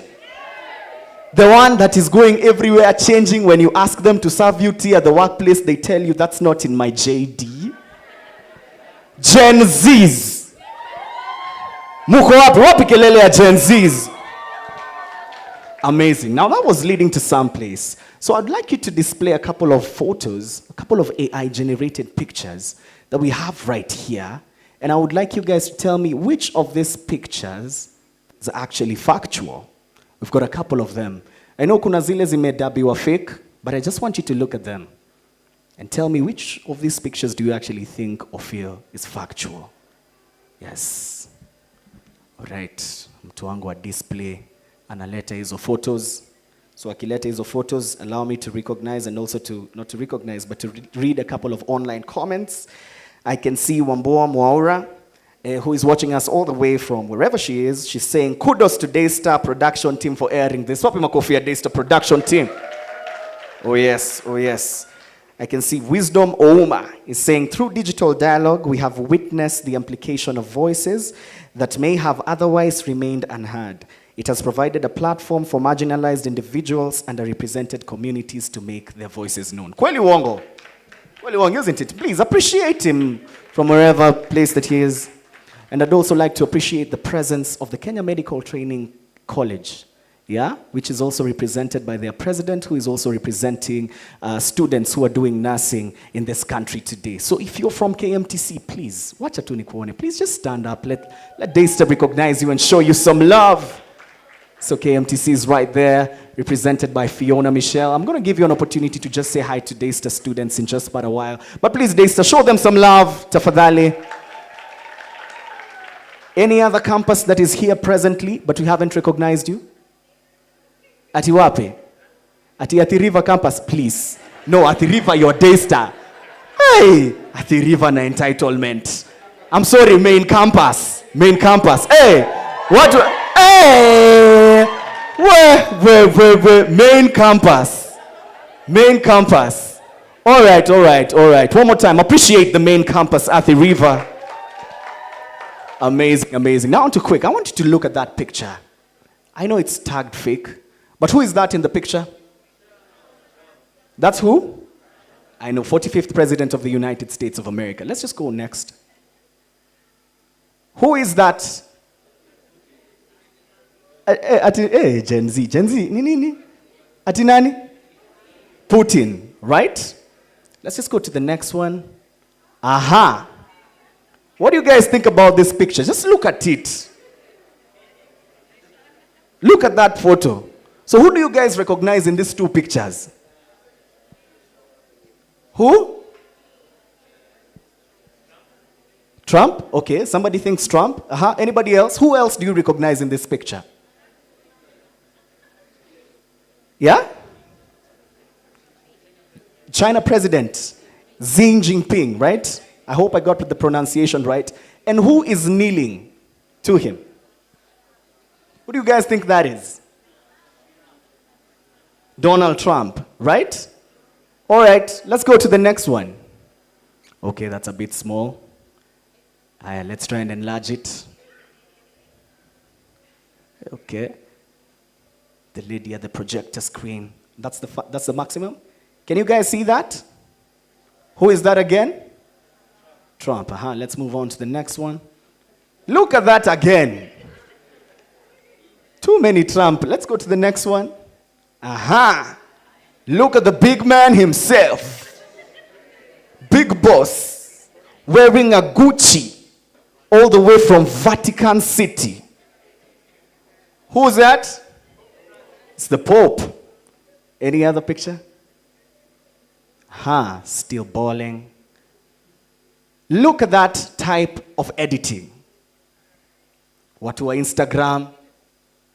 Watu wa kutrend na picha pale za Instagram. Avram Waweru, I'm not mentioning you anywhere. Let's just move to the next one. All right. That was the last one.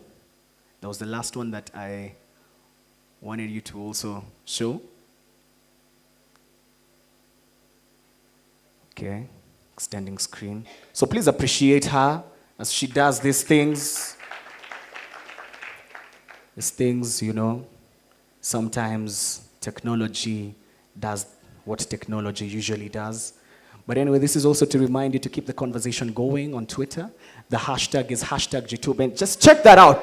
Guys, check that picture out. Check that photo out. Guys. So guys. I have an issue because all of you think the rest are fake. But the one that's real,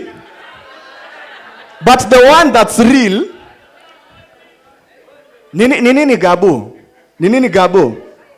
All right. Ati nini? Ati where to see? Okay. Can any one of you tell me any of those pictures that we've just seen that are actually factual? Do you guys think there was any photo there that was factual?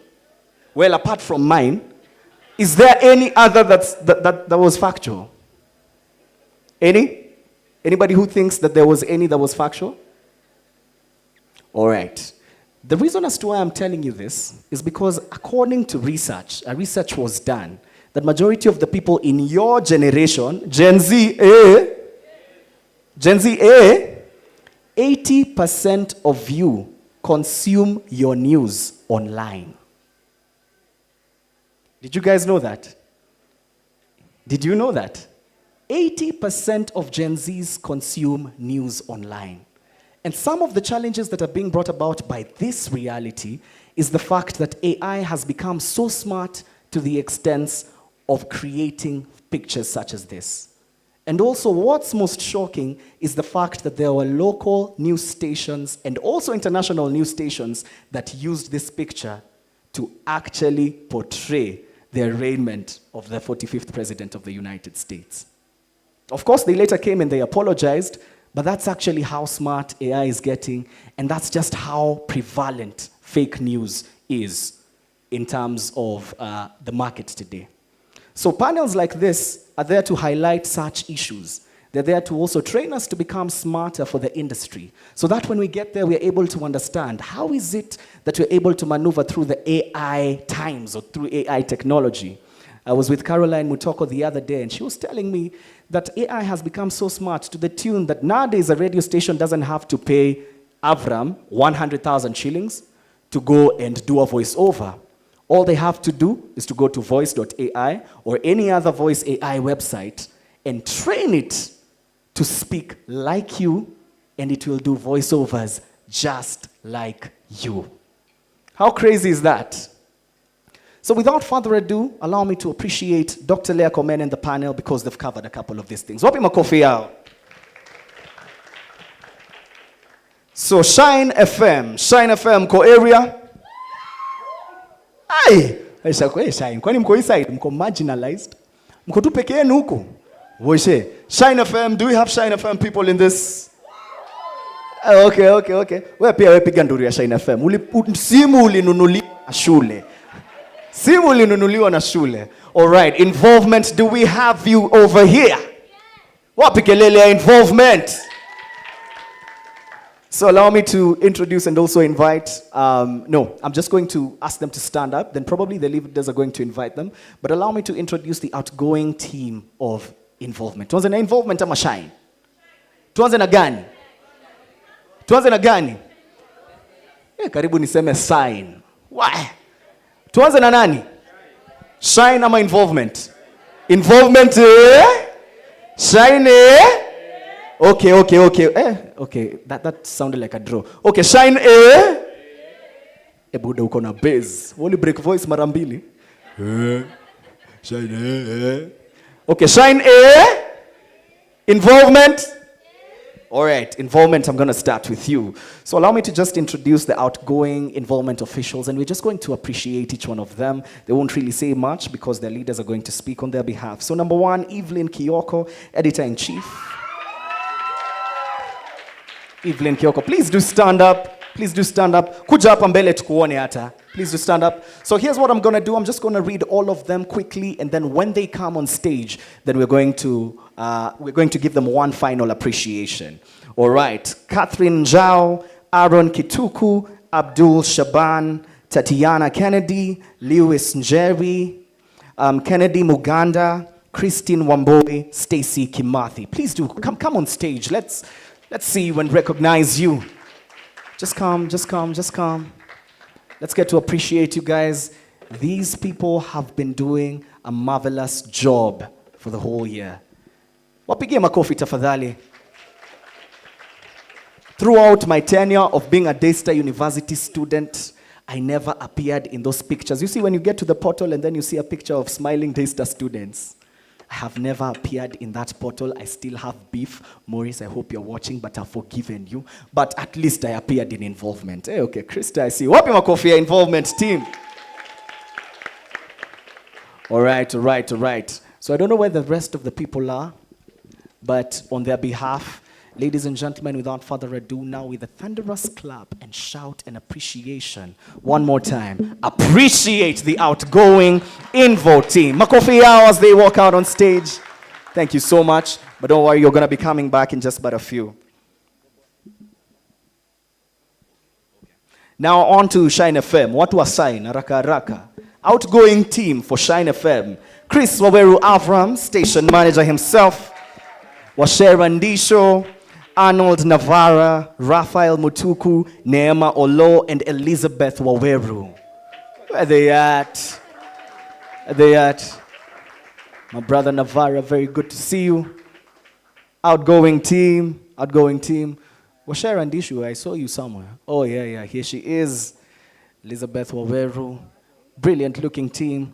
I think these are the people who actually, you guys are the ones who spearheaded the transformation, or rather the migration from one frequency to another, right? This is actually that team that led and oversaw that. Please, a round of applause.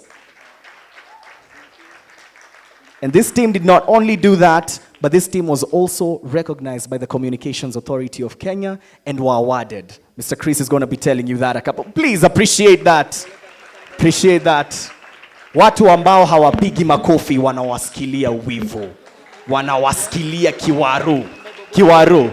So without further ado and a thunderous clap, ladies and gentlemen, appreciate the outgoing team of Shine FM. Thank you so much as they walk out, and I'll remain with you, Mr. Chris Avramoweru, who is the station manager of Shine FM, and he's going to be giving his remarks. All right, he's getting his notebook and the podium. Inaonekana nilikuwa na kimbele mbele ya kumuinvite kama yuko prepared. Kama yuko prepared. Anyway, ladies and gentlemen, are you guys having fun? Are you guys having fun? This is just to notify you that watu kama mabega pale kuna refreshments. So don't look at me with bad eyes. My brother, tuko na capacity. Ndi tumwambie, tuko na capacity. Refreshments ziko. Turn to your neighbor mwambie refreshments ziko. Tulia. Ebu ngoja, I hope bado ziko. Si ati nasema kitu haiko alafu. If we do that, I'ma leave here early. Ziko? Okay, wagwan. So ladies and gentlemen, please, a round of applause for the outgoing station manager, Mr. Chris Avramoweru. Thank you so much. Good afternoon, ladies and gentlemen. Good afternoon once again. I'd like to recognize the Director Academic Affairs, Mr. Francis Muredi. Thank you so much for gracing our event. We also have the Corporate Affairs Manager, Madam Damaris Kimilu. Thank you so much. We also have Madam Jean Murungi from the Corporate Affairs. Thank you so much for gracing our event. Media Council of Kenya and AfriPods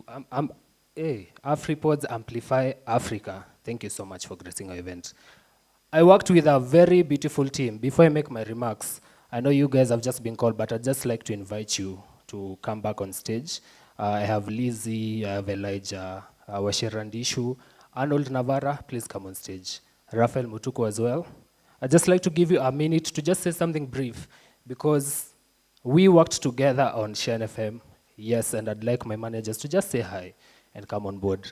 Maingi Mutiso, Mabega also.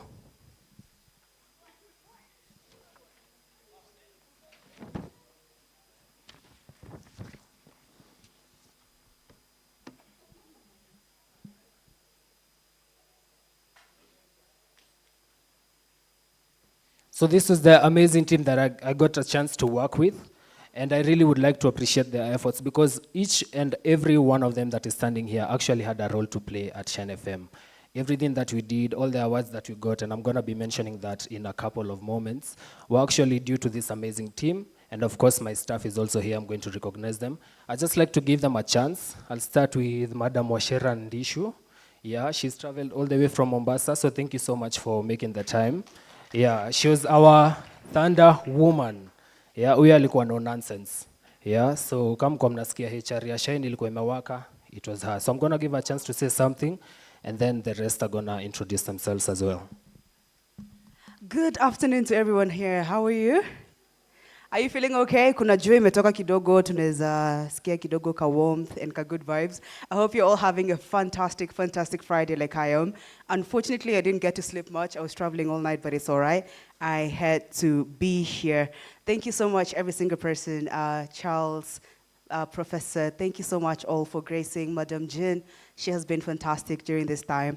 And as today, as we mark 20 years of Shine FM, and as someone who has been one aspiring to be at Shine FM for a very long time, and finally getting there and being in service for equally, not as long, but quite a substantial amount of time, there are a few things that I have picked for myself. I know our learned friends, and with paychecks, they will say very beautiful things or very scary things depending on your point of view. But as a student, just like you, and someone who has interacted with all of you, I believe my experience is worth sharing, and there's something you can pick from there. This started with everyone who has stood here has mentioned something that I would want to echo. One was wisdom, two, and the second one was ethics. When I went to Mombasa, for those who are not aware, I was working at Shine, and the dream was to have the Larry Madowo star. Unafanya kazi, and then kidogo kismat inakam through, unapata job. And luckily I happened to be one of those people. I was working for Honorable Muhammad Ali. You know him from Jicho Pevo. And what they don't, when I went there, one of our colleagues, she's not here, but she asked me, was Shine FM worth it? Avram has said I was very strict, I was very harsh, and I'm very proud of it. You might think it's unreasonable for a student, but wait until you have to get a paycheck. You'll understand why. And that was, and it's not I used to keep telling Avram, it's not our place to create a working environment. It's our place to impact lessons. It's our place to impact, the experience. And unfortunately, in as much as we get paid in experience during our internships, even during our voluntary service, places at Shine or involvement, that experience is worth so much out here. You wake up every single day, go do your show, you prepare your feature, you prepare your article, you prepare your graphics, you prepare your pictures, you prepare how to come and operate the camera. And you think that is so silly. You think these people, kwani hamna life? Like today is Friday, what am I home? What huna life? And until you have to pay your bills, until you want to live that soft life all Gen Zers want, it's so cool, it's so fun. But that money doesn't grow on trees, even in as much as their leaves, In as much as money is paper, it doesn't grow on trees. But that experience also comes in the aspect of wisdom and ethics. In that, there are so many places in your life, so many places, especially in workplaces, are going to be required to exercise wisdom. And there's so many places you're going to have to align that wisdom with ethics. And if you don't know how to align the two, you're going to get lost.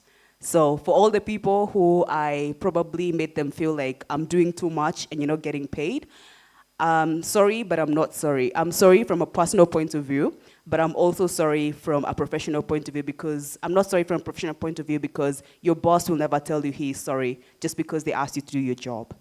And you have to accept that. You're a Gen Z, it's cool, not in your JD, but you just gotta do it. Another thing that I want to do so that I can give the rest of my colleagues time to talk, there's something that has been said about digital age and how it has changed. Well, Mr. Charles said it is so rare that you'll find someone working with a Walkman, a small radio, or they're listening to Amulika Mwizi on their phone. But don't usidanganywe, Gen Z, usidanganywe. That is only in Nairobi. I've been in Mombasa, and people literally sit down to listen to the radio. And they want to listen to that radio in their vernacular. They want to listen to that radio as stories they can relate to. You want to tell them about Snapchat, you want to tell them about Instagram, but they don't get it. They're on Facebook. So in as much as you're learning the new, do not forget the old. There are places you might need it. Thank you so much, everyone, for coming. Enjoy, and I'm hoping you're going to pick something from this. Thank you. Good afternoon. My name is Elijah Mwangi. I served as the programming manager. I have only one thing to say. Actually, just to add to sum, what I have to say is that I'm thankful for this team that we worked with. I'm very thankful for the team that we had, the team that I served with, the programming team. I am really proud of serving with all of you. What I can say is, when I entered, I remember I did an interview. I was so nervous about it. I remember Kina Avram can reminisce about it. And then I was called by Washiran Richu, who was the HR then. I was really excited about it. And I was so focused on what I wanted to be, but later then I came to really appreciate the journey that I had there. And I'm really happy to live at this note that I have, and I want to appreciate everybody. Thank you.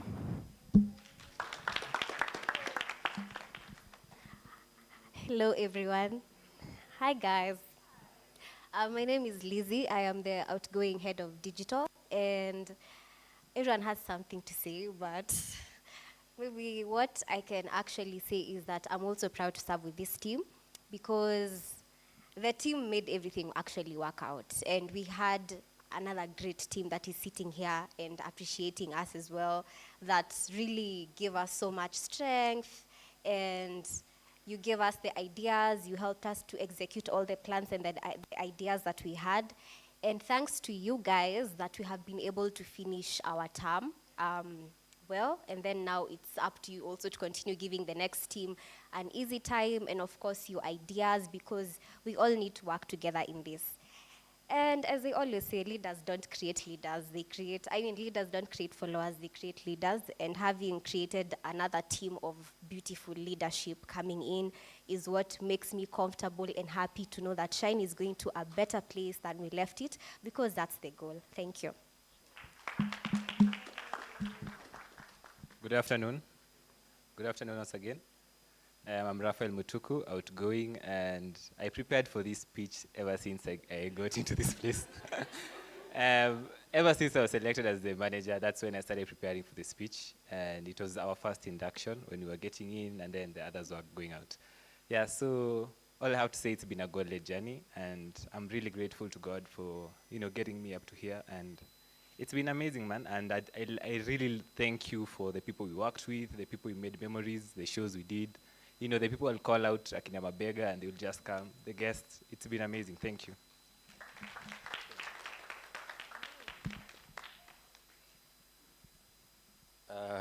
Good afternoon, everyone. My name is Arnold Feather, like it was mentioned earlier. I served in the capacity of a news manager. And at news, we deal with matters time. I got to rub shoulders with a number of people because of time, because we can't start the 1 p.m. news at 1:05. Does it really make sense? Yeah, it doesn't. So, kwa wale wote ambao tulikosana, pole sana. But that's exactly what happens outside, in the outside world, in the real world. If you go to BBC, if you go to any other place where we do news and any other programs that bring money, that generate money, it's all about time, right? Yeah, so I exited Shine FM earlier in the year into KBC, where I had a wonderful opportunity, and thanks to Shine FM that got to make me who I am today. So most of the times when you get to interviews, you're asked for 5 years experience, 10 years experience, right? How many of you have ever applied for opportunities? Ukaambiwa upatiane experience ya 3 years. How did it feel? Like, unafikiria ulianzia wapi? But it's the experience like Shine FM, what Shine FM gives you, what involvement gives you, the little stories you write, the little stories you do on air. That's where the experience comes from, because I'm pretty sure even for Charles, you didn't get to BBC or Standard ndo ukaanza kufanya kazi. You started from somewhere. And Shine FM gave you the experience that you needed. So just to encourage most of us who still haven't joined these platforms, kindly watch out and talk to the next station manager who will help you get into this space. And most of all is just to let you know that media is really changing. And if you ask most of us here who you want to become when you probably out of school, most of us will say I want to be a news anchor, I want to be, all those big things in media. But just to let you know that it doesn't really come on a silver plate. You really have to work hard for it. My first story was somewhere in town, the election things, and you know how tear gas can really mess up with you. Those are the kind of stories you're gonna do at first, and these are just experiences to help you build up yourself, even as you scale up to greater heights. There is something that was mentioned about the disruptive technology. So we should also embrace this part of change, and I'm sure it shall be well with our career in media. Thank you.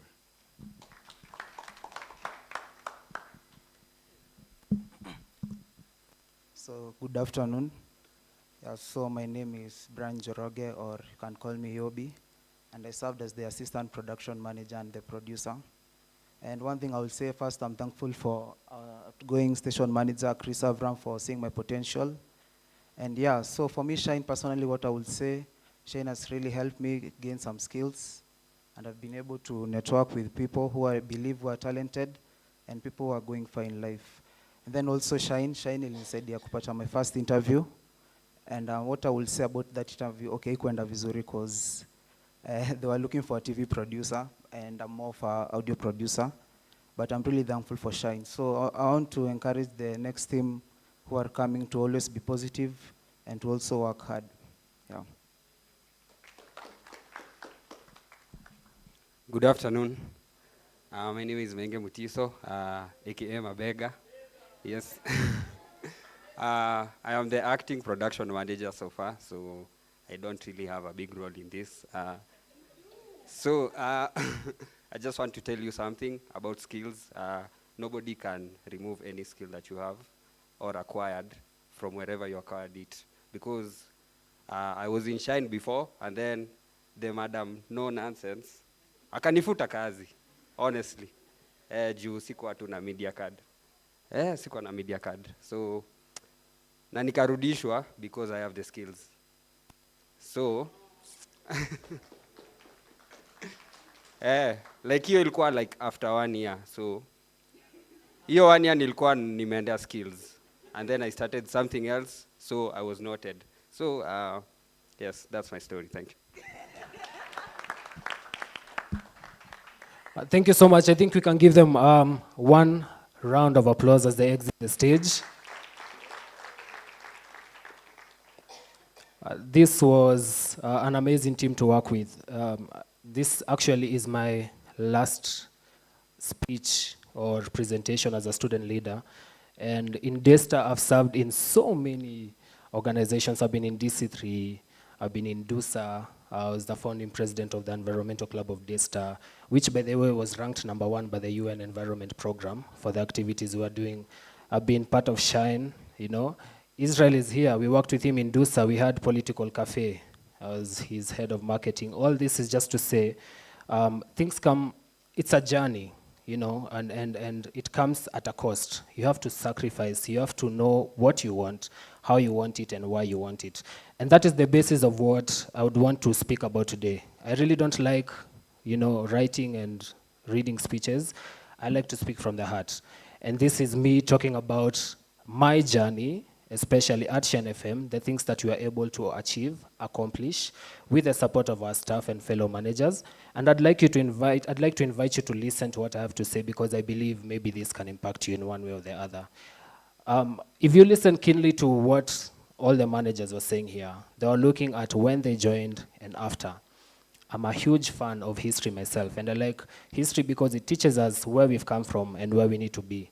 We need to look at where we've come from, even as a country. We need to look at what wrong was done in the past, what good was done in the past, how can we replicate it. And when we joined Shine FM, in fact, it only had 14 members. I don't know if you guys remember. And it was crazy because we had to work on a turnaround strategy on how we could get the membership up. We had to work on a strategy on how we could get our listenership up. And it was interesting because when we were joining, Shine was 1 year to marking 20 years. This year in September, Shine turns 20. And I believe that's a huge milestone because that's 20 years of excellence. That's 20 years of broadcast training and practice. And I believe that has shaped so many people. In fact, Charles himself is here. And you could see how Shine has impacted him. The first thing that we did when we got into office was we needed to rebrand. I don't know if you guys saw the previous Shine FM logo. In fact, I wish I would have come with it because I don't know who designed Charles. What was going on? Yeah, it was quite interesting. So what we did is we rebranded. So our rebranding came in with a new tagline. Initially, we were radiating life, and we now transformed to the home of urban and classic Christian hits. This is us. We did a survey, and we realized most of the audience that we had previously might not actually listen to what we are producing now, and we need to find a balance. And that culminated in us coming in with a new tagline, so that's the home of urban and classic Christian hits. Raphael Mutuku is here. Raphael was actually the one in charge of music, and he deleted everything every single song that we had because it couldn't resolute with our target audience. So we also have new music. So if you listen to the music that we have now, it's more urban, it's more funky, it's more, now we have your classic Christian hits like in Israel. So we still have them covered. And then the next thing that we did, of course, through the Communications Authority of Kenya was change our frequency. So we had 103.1, now we're 99.9. I know that cuts across all university community radio stations, but we're privileged that we're in that transition. The next thing that we did is we came up with a new log sheet. If you look at the Shen FM log sheet, previously had about 7 shows.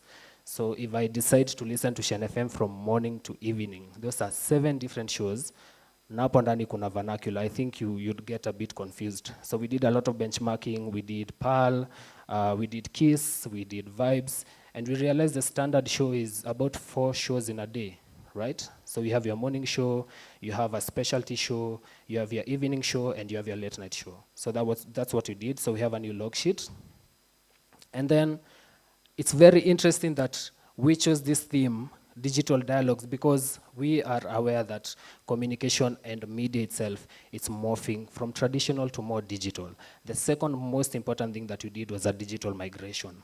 We needed to be more accessible. How can more people listen to us? How can more people access Shen FM?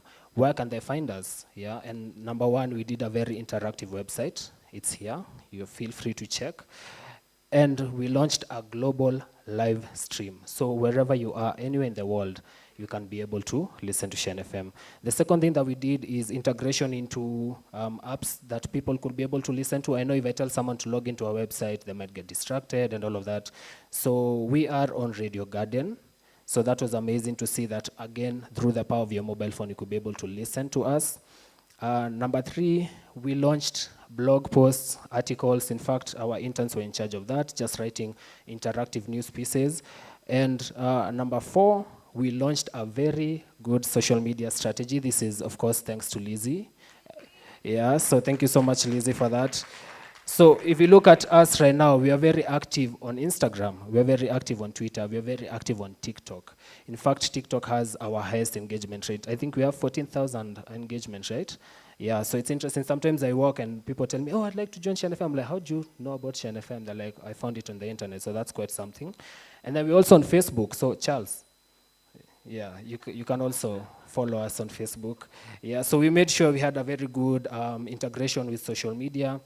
And then we really focused on partnerships and collaborations. We have AfriPods here today. Shen FM is part of AfriPods. Yeah.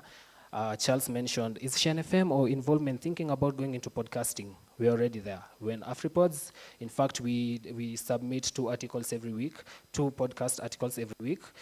We are also partnered with Daystar, Daystar University Corporate Affairs. They've been very supportive. In fact, even on social media, Rachel Mock is here and she does an amazing job. Thank you so much, Rachel.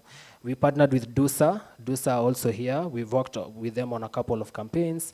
We partnered with PAL Radio. We've partnered with Hope. We've partnered with KTN. And we've also partnered with Vibes Radio. We've also partnered with the Center for Behavior Change and Communication. So let's talk about COVID. Let's talk about gender-based violence. How can we get this information to the people who deserve it more? How can these people talk about these issues? Because they might need a place to broadcast these issues, what they're going through. And for Shen FM, we provided that platform. We also partnered with UNESCO, USIU Radio, and the Daystar Production Unit. Yeah, so thank you so much for also broadcasting this. I think the other thing to talk about, and I'm happy that Media Council also covered it, is policies. Yeah, we're the first media hub in Daystar to have a sexual harassment policy. In fact, we were very strict about that. We said if there's any issue of sexual harassment, hiyo hata kuna O ama A. The issue is here, she'll tell you. Yeah, the second thing we talked about, we have a programming policy, we have a production policy, we have a news policy. I hope the gentleman who was able to do that is here with us. So we put in very tough regulatory frameworks, even the time that you need to be in studio, what time you need to do your news, just to make sure in as much as we are giving you the platform, we are telling you, come train with us, come perfect your skill. We're also making sure you're doing it the right way. The final thing that I'd like to talk about, actually the second last thing, because this is something that we're very proud about, is we launched something called the Alumni Mentorship Program. Yeah, and ideally it's a culmination of what we're doing here today. People are in school, we are in school, we are learning so much, but how can we translate what we are learning in class to actual actionable points in the newsroom? So what we did is we got Shan FM, and Daystar as a whole has a very strong alumni network in most media houses. So what we did is we had an engagement with them, and every semester we try to have a bit of trainings where they are taught if it's production, if it's scripting, if it's voicing. How can we get better at it? So you come with your knowledge, and someone comes from KTN and tells you, this is what we do at KTN, and if you need to get to our level, you need to do ABCD. So we launched that. We were happy to do that with Brana Seli. He's at KTN and he's also at Vibes. We also did DJ Sean, yeah, and DJ Clifter. They're both at KTN. In fact, those were the founders of Pal Radio. So we're happy that they're able to do that. We're also in conversation, Doreen Wabere, Nation FM. We have Mashirima Kapombe. Very soon, we're going to be visiting BBC, yeah, to discuss how they can be part of this alumni mentorship program. So that in as much as we nurture you at Shen FM, we make sure that you proceed to the next step. The final thing I've mentioned, I had a really amazing team. And I could notice that. I think the management could notice that. But it's another thing to be noticed by the Communications Authority of Kenya, you know, yeah? So we had something called, you guys are aware, Kuza Awards, right? Have you guys seen that? We saw Mushere Mike win, he's an alumni of Daystar. We saw Njugush, we saw Abel Mutua. So out of 24 community radios in the country, yeah, we were the most regulatory compliant. Yeah, that's from the Communications Authority of Kenya. And again, the student body, they noticed this. And of course, we have SOEA, Star of Excellence Awards. And when it got to last year's SOEA, they actually like, we need to see which media hub is performing the best. We need to grade them. We need to look at their consistency. We need to look at their output. So it was between us and Involvement and Shen FM won. So I'm quite happy that we were able to bag those 2 awards. It not only shows that we work hard as managers, but also the staff put in the effort. But it's another thing to be recognized by both a national and a local body.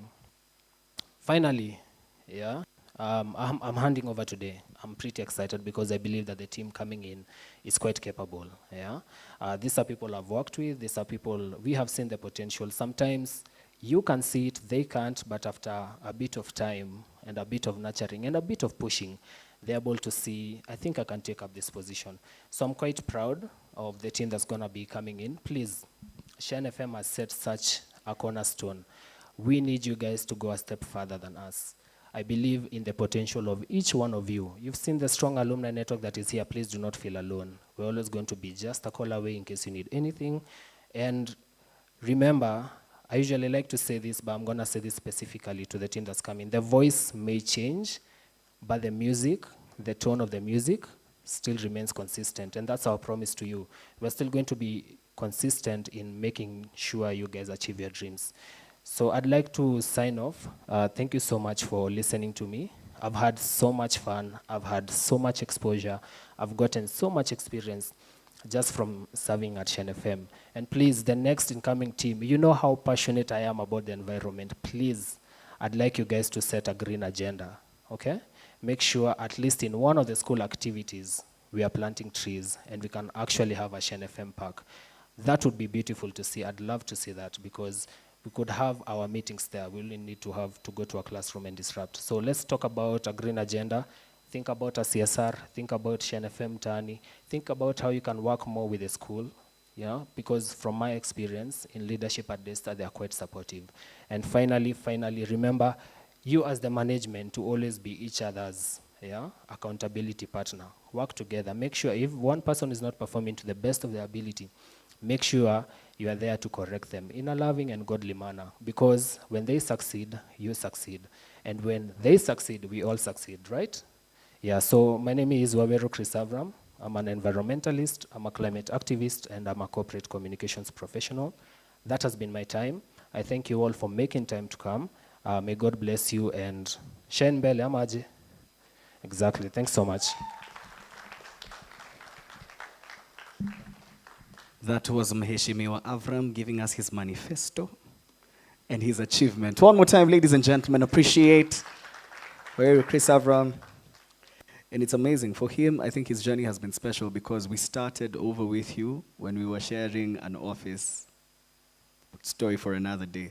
Anyway, without further ado, ladies and gentlemen, and also because of time, I'd just like to recognize the involvement team and also request them to take the minimum time possible. I know today is your day, and I really, really don't want to push you guys, but then unfortunately, because of time, we'll really, really need to push this forward. So, ladies and gentlemen, without further ado, allow me to invite the outgoing station manager, pardon me, the outgoing editor-in-chief, all right? Of involvement, none other than Evelyn Kioko. Wapi makofi yake? Sorry, Madam Chief. Sincere apologies. Ndishu here had messed up my program, but I hope you forgive me. So, ladies and gentlemen, one more time, a round of applause.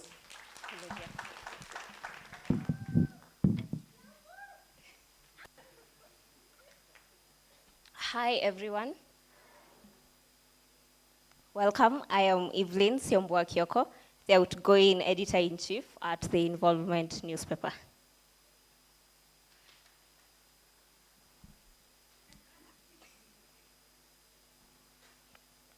A leader takes people where they want to go. A great leader takes people where they don't necessarily want to go, but ought to be. Those are the words of Rosalind Carter, the former First Lady of the United States of America. Congratulations to the incoming teams, that is Shine FM managerial team and Involvement newspaper editorial team.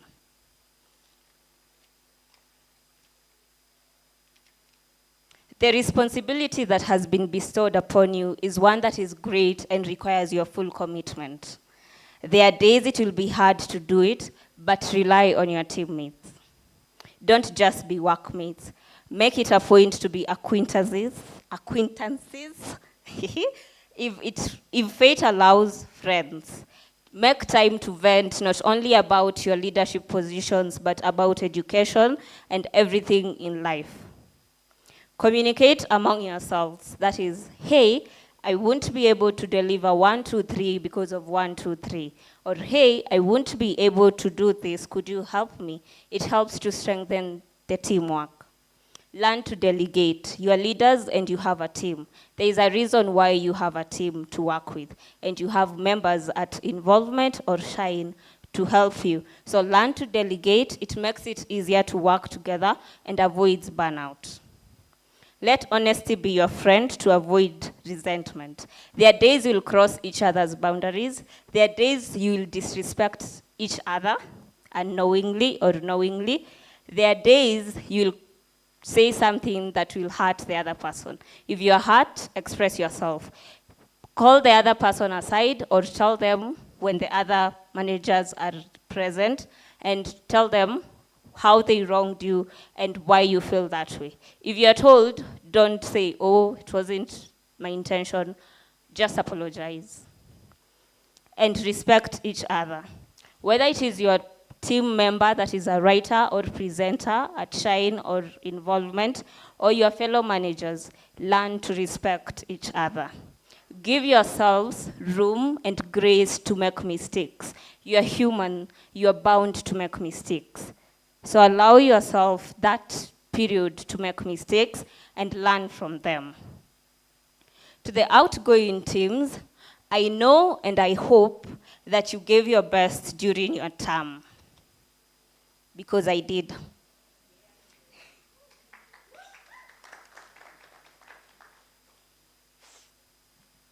To the Dean, Professor Livio Bonyo, the HOD, Dr.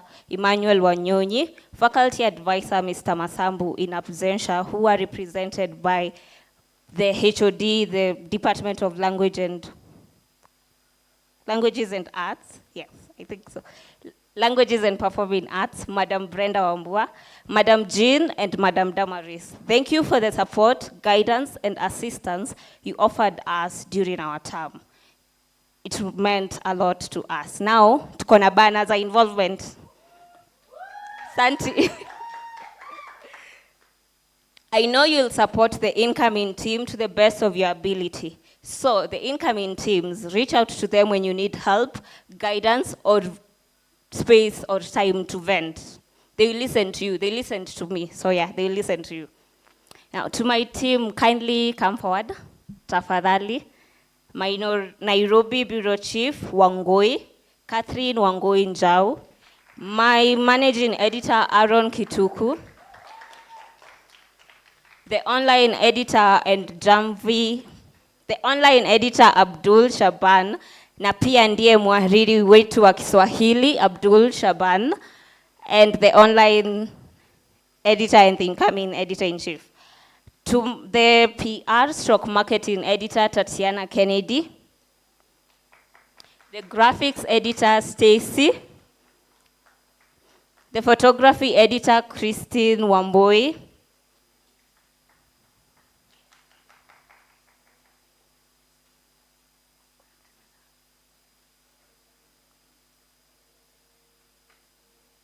and my news editor, Lewis Njeri.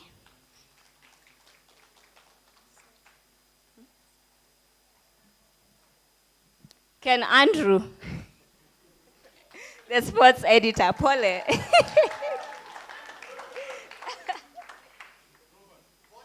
It was an honor to work with this team. I could not have led involvement to where it is without them. When I say rely on your team, this is what I mean. They were able to reach out to me and talk to me about their issues, whether it was school or leadership issues. I was also able to tell them when they disappoint me, and they were able to tell me when I disappoint them or I hurt them. So leadership is not a one-person role, it's a team's effort.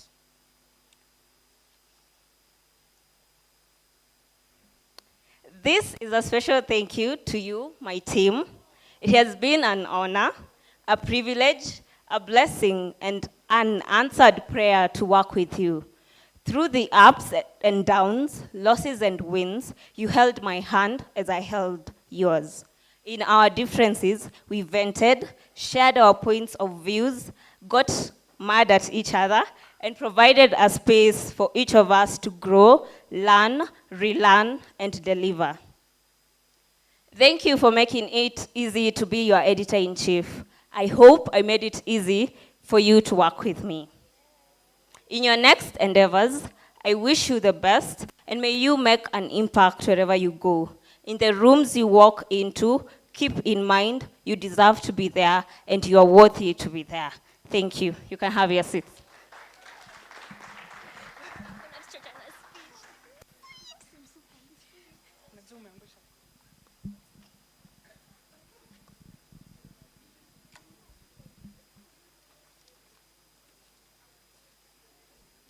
The incoming teams, you were given this responsibility because you can deliver according to the goals of Shine FM and Involvement newspaper. So keep in mind you can and you will. Take days off, the days you feel you can't go on, but don't stay down for too long. The journey ahead of you is one that can be easy or hard.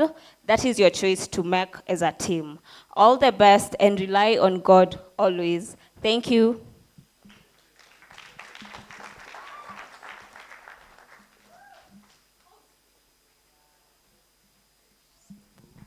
Ladies and gentlemen, a round of applause. You know, it's actually funny. I feel so old because I oriented Siombo. Oh, Evelyn. Eve, sorry. Oh, Chief, the chief editor. Oriented her. Remember those days I would tell you stories about pancakes, but I will not tell you those stories here because today is her day. So for me, it's actually amazing to witness a story of real growth, and not just growth, but positive growth. So one more time, ladies and gentlemen, a round of applause. All right.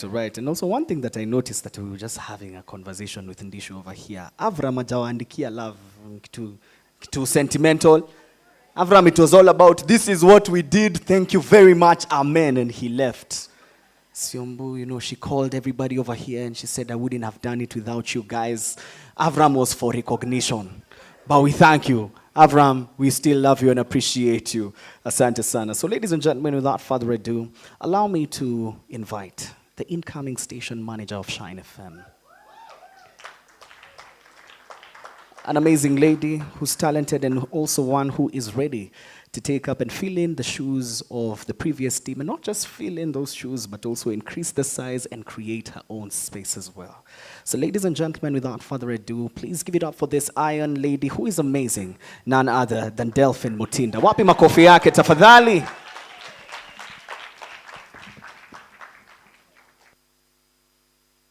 And please do hold on. We're just about to come to the conclusion of our program. I would just like to thank each and every one of you for your patience. Please appreciate yourself for being patient. Thank you, thank you, thank you so much.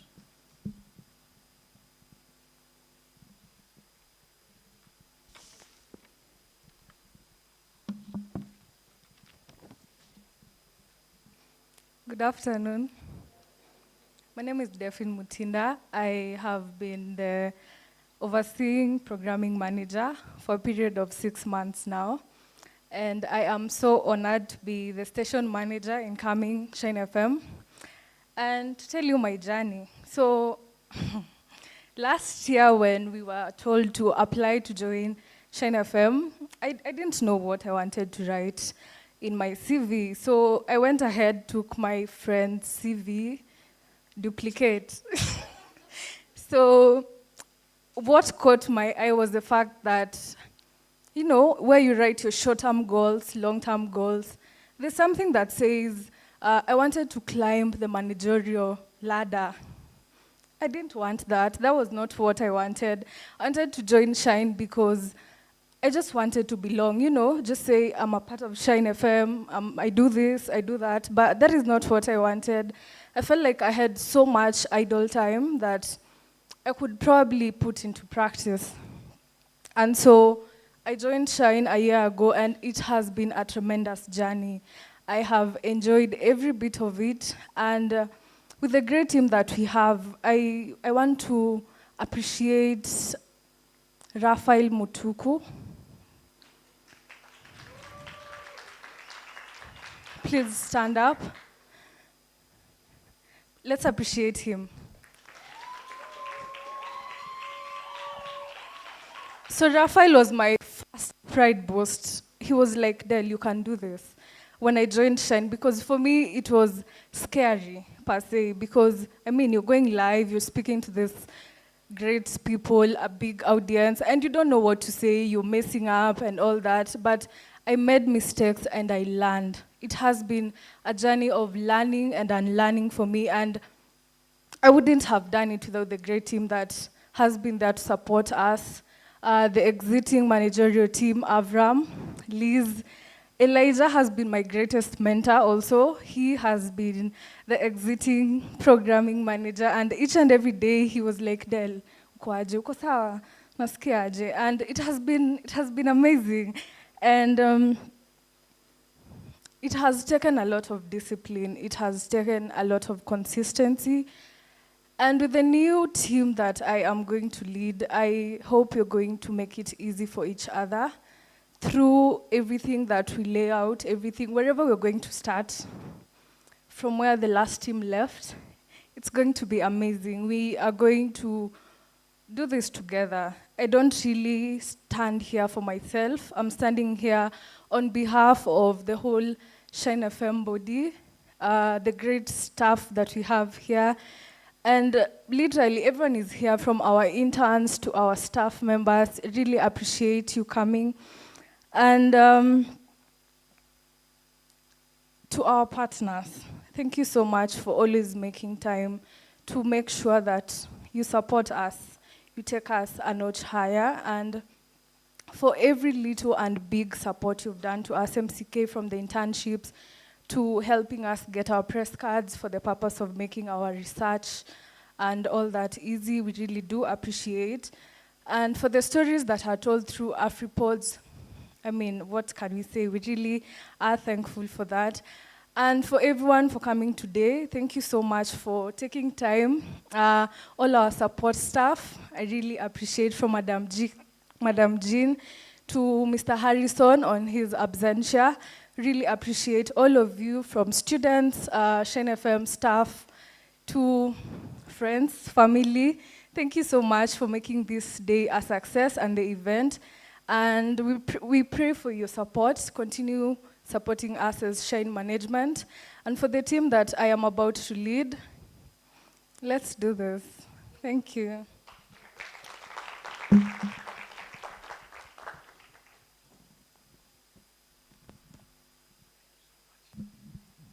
Thank you so much, Madam Incoming Station Manager, Delphine. One more time, a round of applause.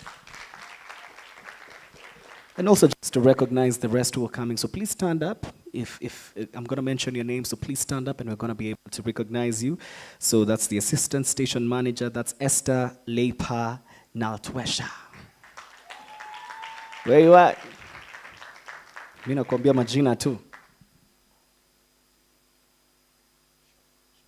All right, so I'm being requested that you guys just come to the front, then we take a picture, then involvement. I would like the new team to also be prepping themselves. We're going to be moving on pretty fast, because there's a cake right here that's looking at us that we are just about to devour. So Esther, please come. Programming, Shadrach Krieger. Production, Maingi Mutiso,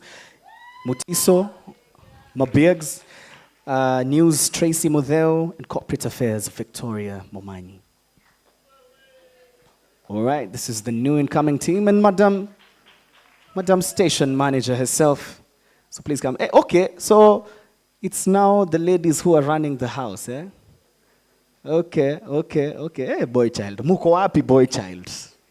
Boy child. All right. I'm going to move this to the side.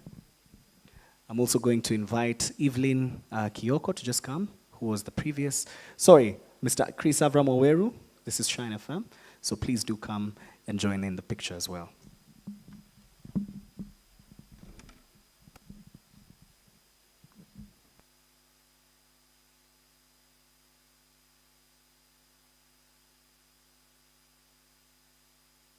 Maybe I can have some music as they're taking pictures.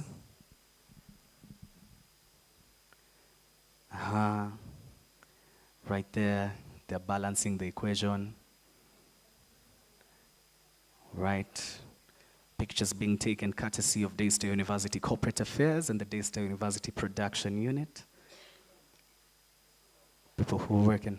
Yes. Madam Corporate Affairs anasema lazima brand ionekane. Very important. All right, Mr. Avram, please just put your, that's far much better. Such an amazing team. All right, I'm going to have to say that that's enough. All right, then them alone. Okay. Wamepatiwa blessings from the outgoing station manager. Beautiful pictures being taken right there. It's quite indeed an amazing journey, and we wish this team all the best. So ladies and gentlemen, one more time, appreciate them as they walk out. And so without further ado, ladies and gentlemen, please let's put our hands together for Mr. Hannington Kinuthia, who is the incoming copy editor and chief editor of Involvement newspaper. Pardon? Results zimechange. Server zimefunguliwa.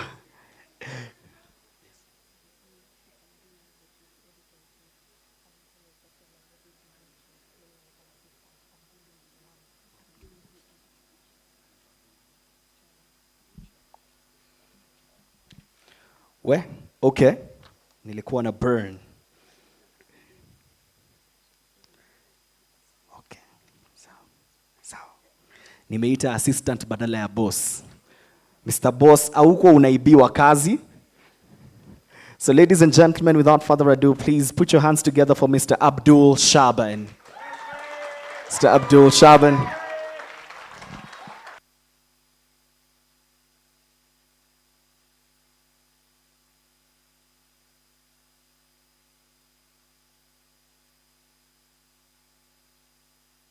Time, a round of applause.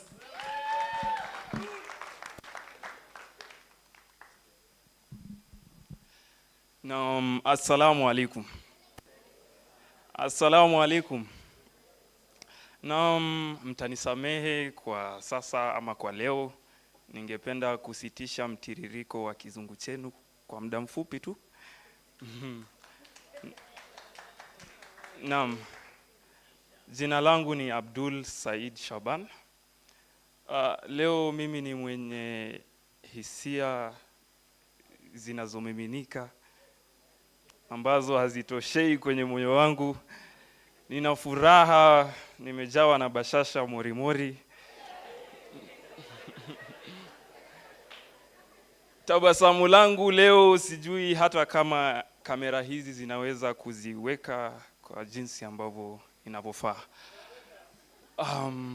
Nina furaha sana. Cha kwanza ninashukuru kikundi changu ama wanajopo wenzangu ambao nimekuwa nao awali nikiwa mhariri wa Jamvi Kiswahili na pia online editor nikiwa naweza kuandaa vitu pale kwenye neti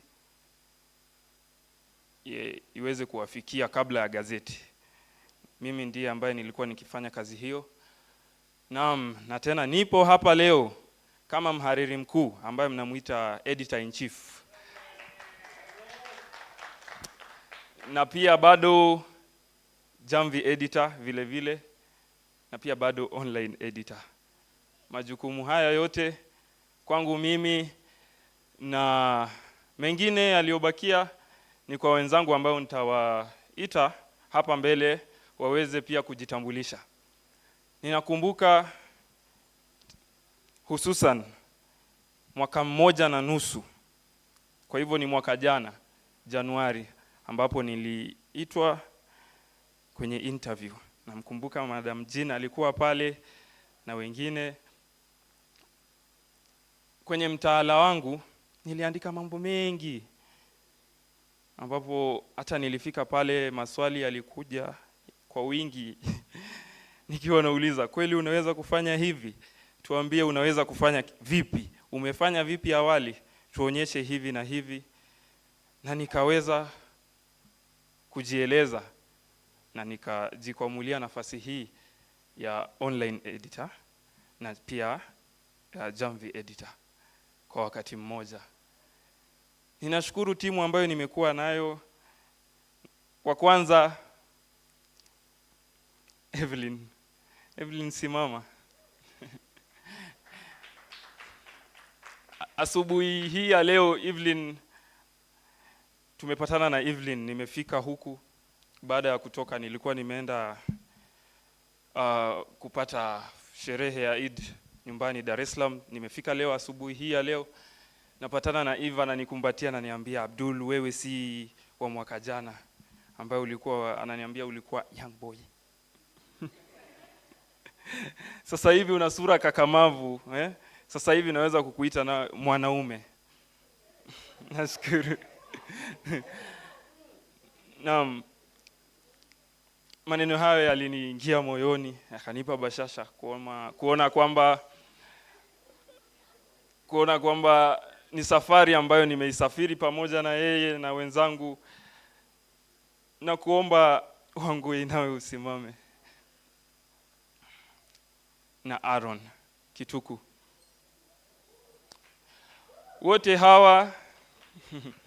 Wote hawa pamoja na wenzangu kina Kennedy Tatiana, na kuomba pia nawe usimame,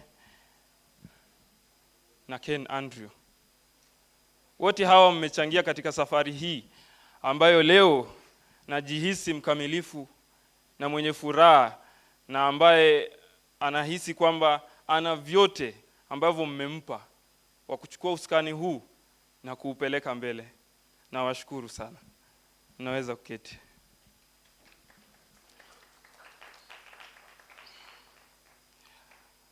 Kule kwetu Waswahili wanasema kiongozi si kiongozi tu, bali ni yule aliyepewa tajriba hiyo na akaweza kuifikisha kwa mwenzake anayefuata. Na wakubwa wenzangu wameweza kufanya hilo, na ninaazimia kufanya pia vile vile, kuhakikisha kwamba inaendelea mbele. Na kwa hivyo ninaweza kusema kwamba pia kuwa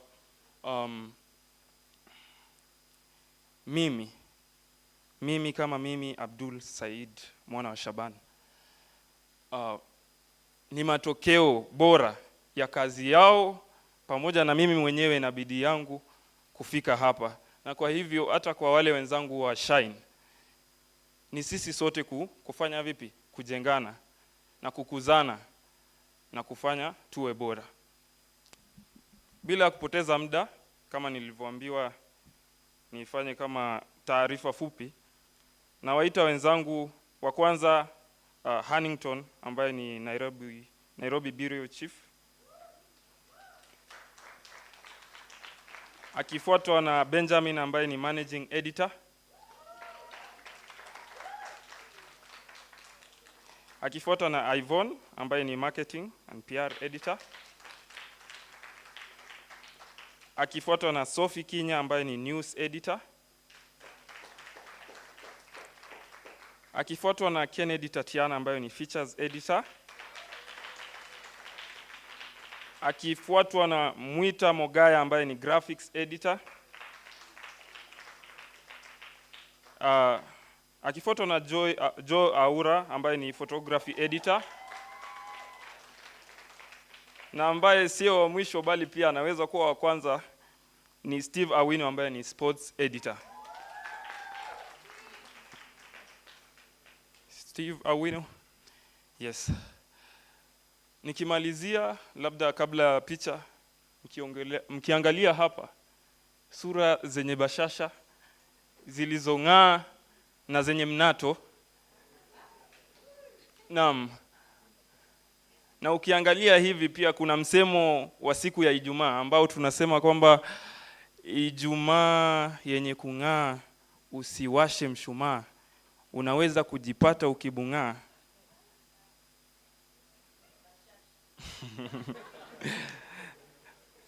Labda niachie hapo.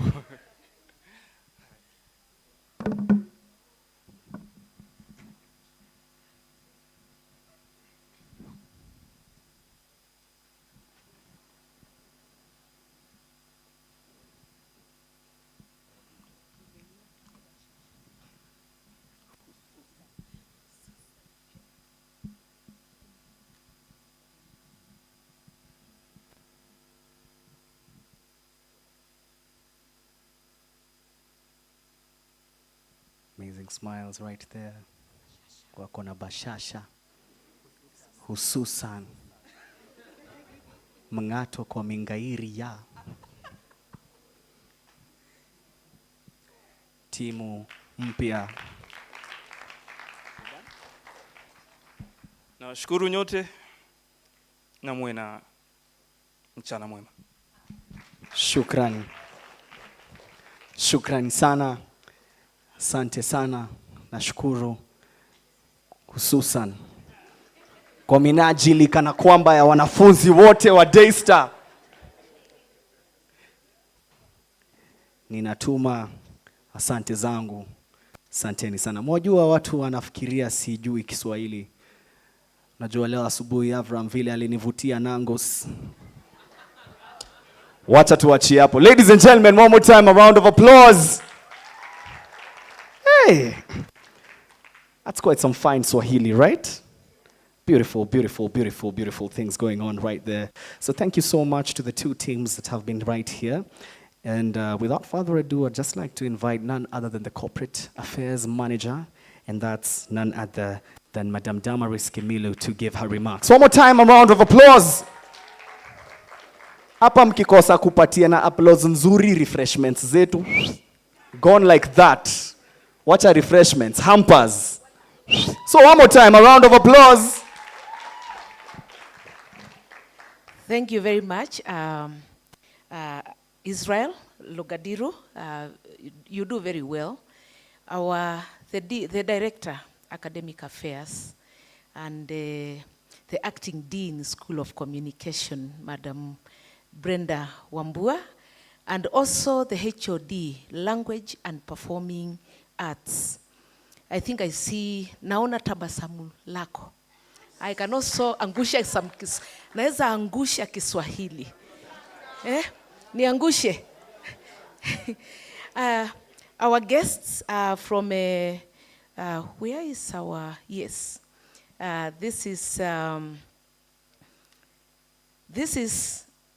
BBC Africa, Charles, our alumnus, and we have AfriPods, we have Media Council of Kenya, and our students from across the School of Communication.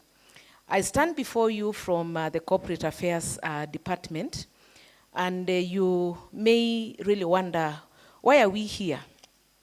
First, let me really appreciate Madam Jean Murungi, who has worked, come on, stand up, worked very closely with involvement, and also Shine FM, and done very, very well.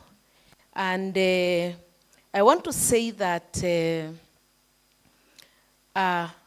I'm really appreciative of both involvement and Shine FM for the theme that you chose for today as we transition from the outgoing to the incoming teams that are going to be leading us in the next 12 months.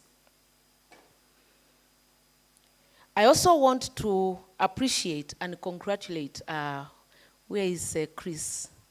Yes, Chris, you've done so well. Can we appreciate Chris?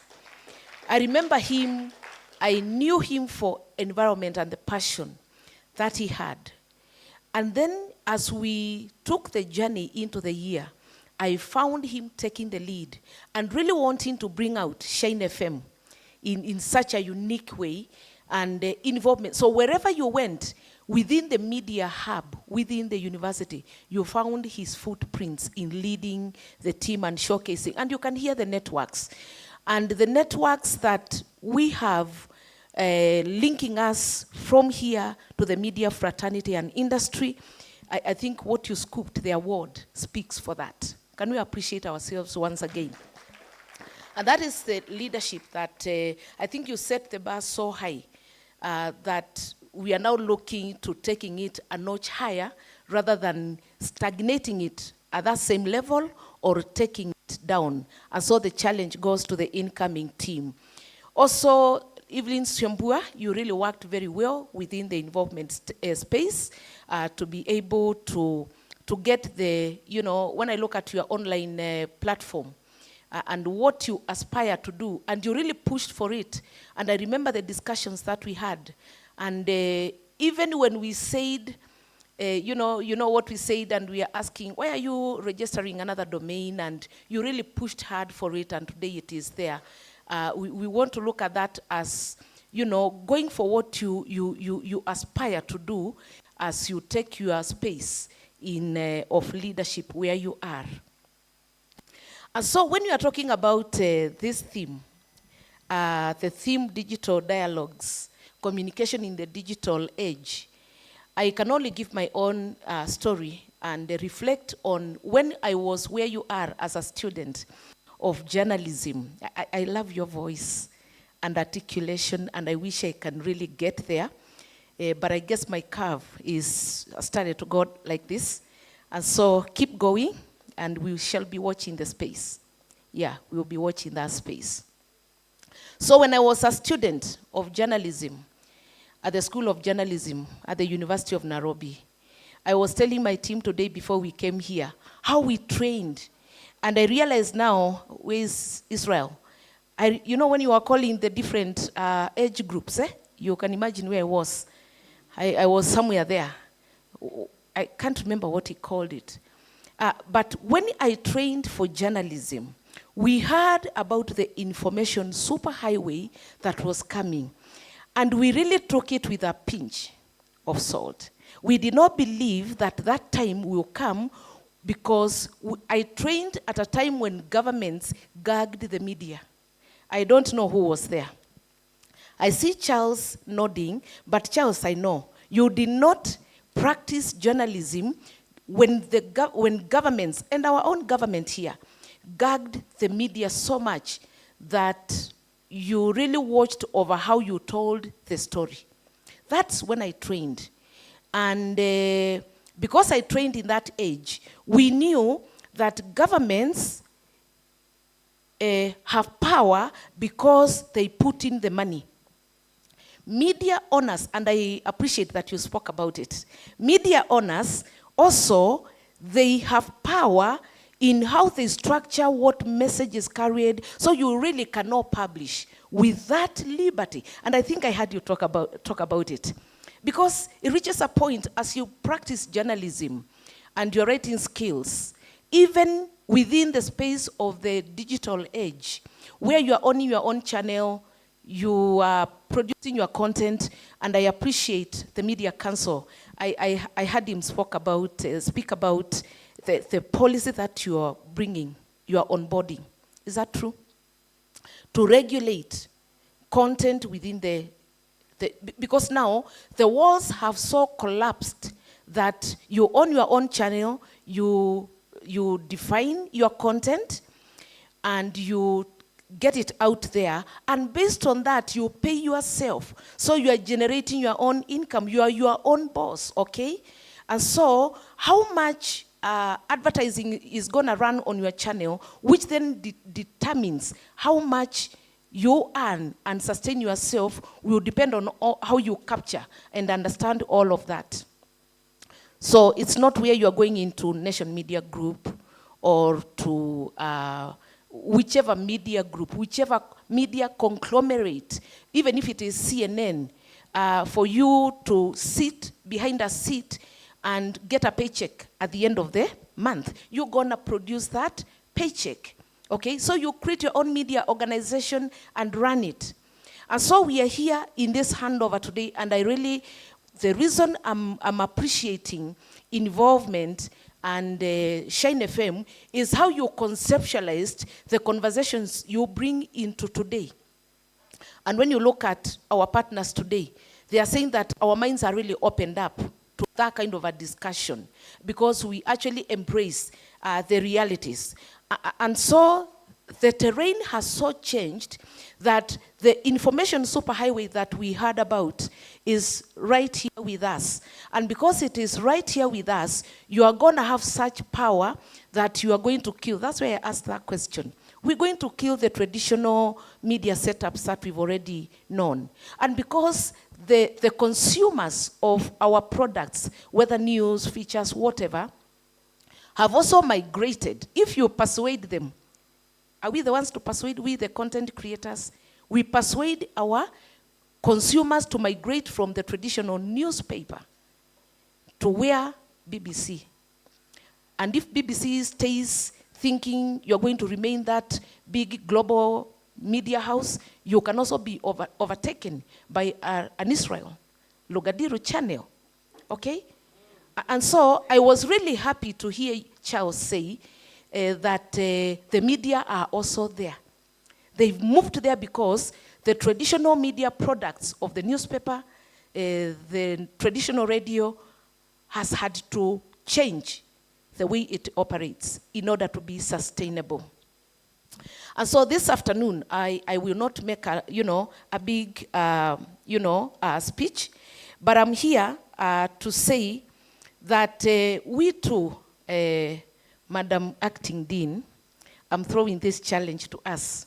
Just listening to the conversations and in here so that we really get our students to doing the real thing for where they are going when they graduate, okay?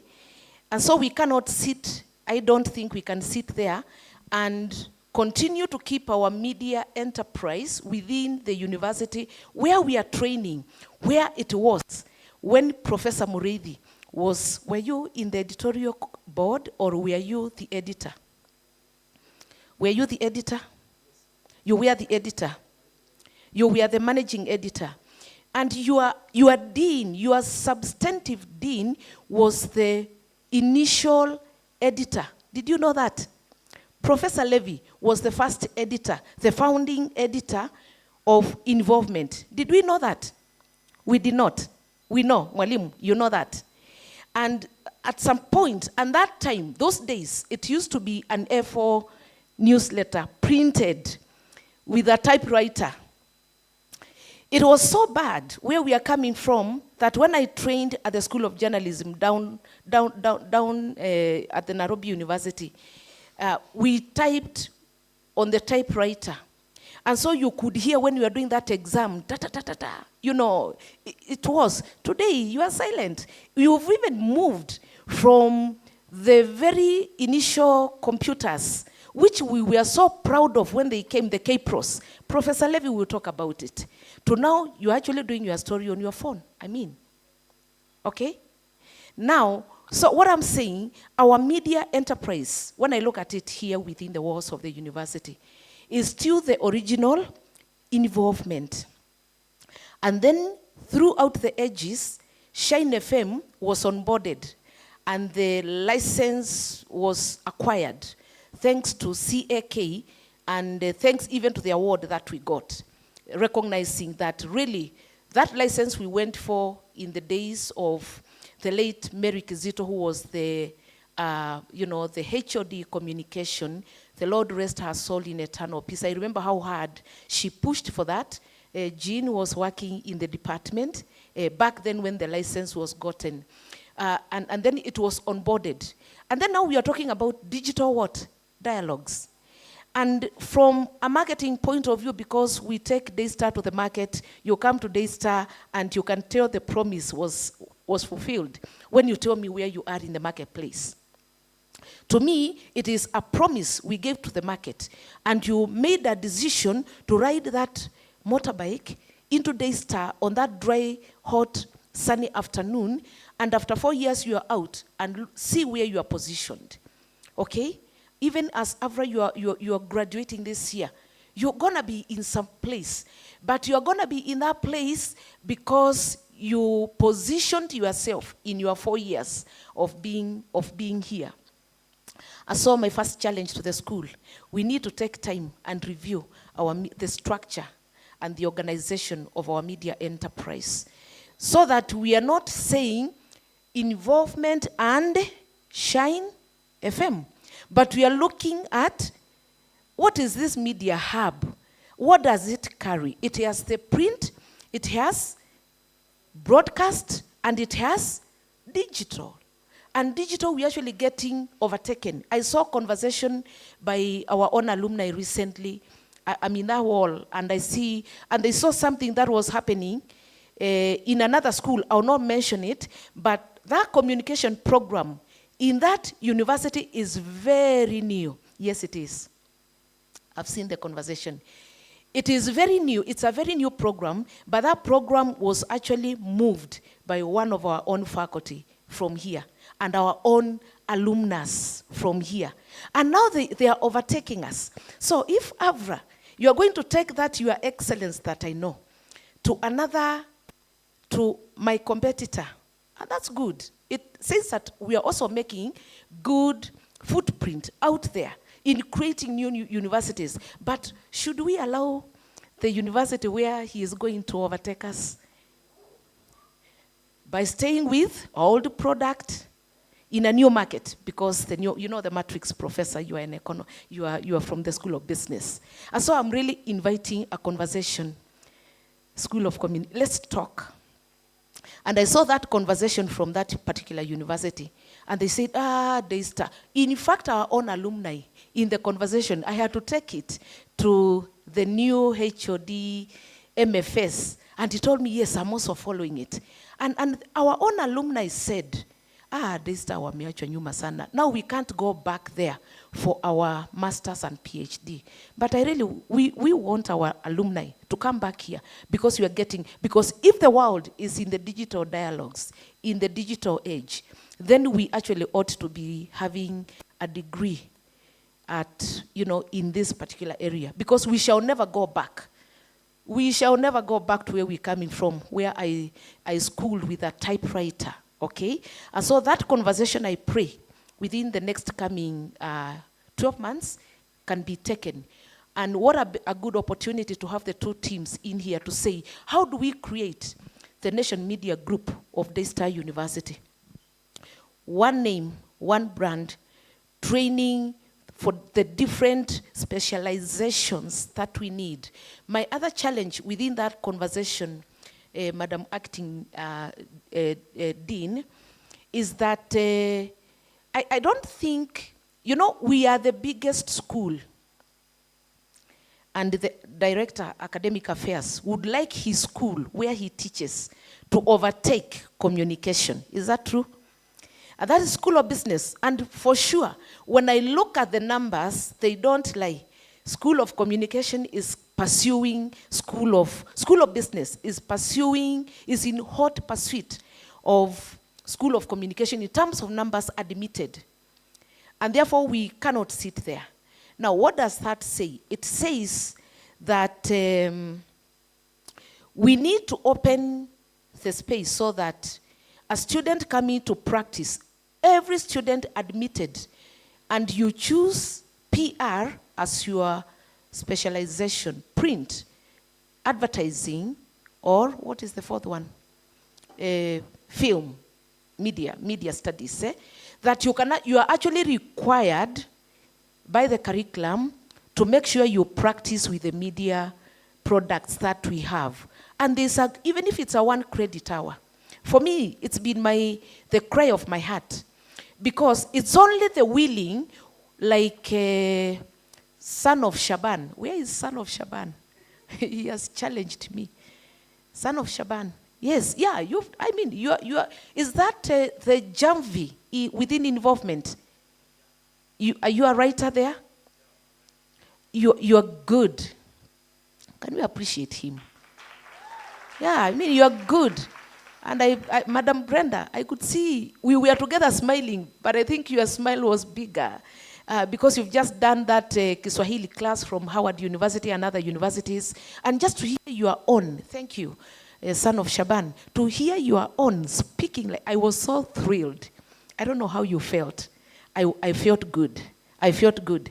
And so I really pray that every student who is doing print, advertising, electronic media can get, even if it's a 1 credit hour, but graded because you passed through the hands of involvement, Shine FM, and the broadcast course, for those who are going into television and stuff. And so that it is not the few who see opportunities and they grab and they can sit in the editorial boards so that every student gets the opportunity. I've had the opportunity to be out there in the industry and actually invite Daystar graduates. Daystar is very close to my heart. To come and take opportunities. And they sit before a panel. And you realize when you weigh them against a few others, again that I will not mention, Acting Dean today, there are other schools that tend to bypass us, especially in the area of print. And I'm not lying. Okay? So, is that true, Charles? Yes, Charles says yes. Thank you for confirming it. So, it is only by giving every student, write an article, publish, and Jean and I can actually attest to this. We get many employers out there who want to take our students, yourselves. When you've applied and you are preparing for the interview, or you've just done your interview, they will write and ask, can you confirm that this person worked with involvement especially? Shine FM, we don't get much, but I'll tell you why we get for involvement. Because involvement, we give editorial and budget oversight. And so they will come back and, can you confirm? So we have to go and check. Actually, do you have a byline? But that byline, should it be for a few or for all? At least get an opportunity. If you don't use it, you have no grade. But use that opportunity. So there's documentary evidence that you reported when you were in school. And that will really help you. Finally, when we make that, conversation, Madam Dean, Acting, then we can also, it's not about just involvement. And Siombua, I don't know, yeah, Siombua, you are there. Siombua was always in our office bringing the copy to Jean. Jean is the desk officer for involvement. When she has said editorially, yes, we can go. I actually spend very little time to scan through it and say, you guys go to press. But in the digital age, we've seen very little of the printed edition. It is a challenge. But yet this morning, just before I came here, I said, let me go online and see. Because they are not bringing the copy to go to press. Kwani, how are they publishing? So I find you guys, you are publishing articles. So you're actually discarding the print and you're going for digital. The print, it's not coming. I can tell you, I've seen how many articles are on the online edition that have not seen the light of day in print. So your online audiences are consuming your content, but the one who pays the piper. Now let me talk about that. Aga Khan, the owner of Nation Media Group at Daystar, is the vice chancellor. He has committed a budget to corporate affairs and said, make sure their content is aligned before it goes to press. So me, I always wait for the copy to come through Gene. But then, because I'm not seeing it, I'm like, they're not publishing. But then I go online, it is already there. And then if the VC calls me and asks, why is this article? It has not checked facts. It is painting my image wrong. And yet I committed money to you to make sure they follow what they will practice when they go to Nation Media Group. For sure, I will have failed. And so the challenge of digital age is here with us. We need a conversation. So we need those conversations to say, even if you want to go 100% digital, no problem. But then how does policy change? By the way, that's why I asked that question. What is the impact of the digital age on editorial policies of media houses? Because we still have maybe 20% of the Kenyan reading population being in their 70s. Are they still buying the newspaper? Yes. Let me tell you, politicians must have the three, Standard Nation and Business Daily, on their desk, first thing, 5 a.m. before they begin the day. That small segment of the reading audience needs to be taken care of. And then the rest you decide, so how does the money come? We know the traditional newspaper structure is 80%. 80% what? Unaona hiyo tuliacha kusomesha. When I was in school, in my age, in one of those groups, when I was in school,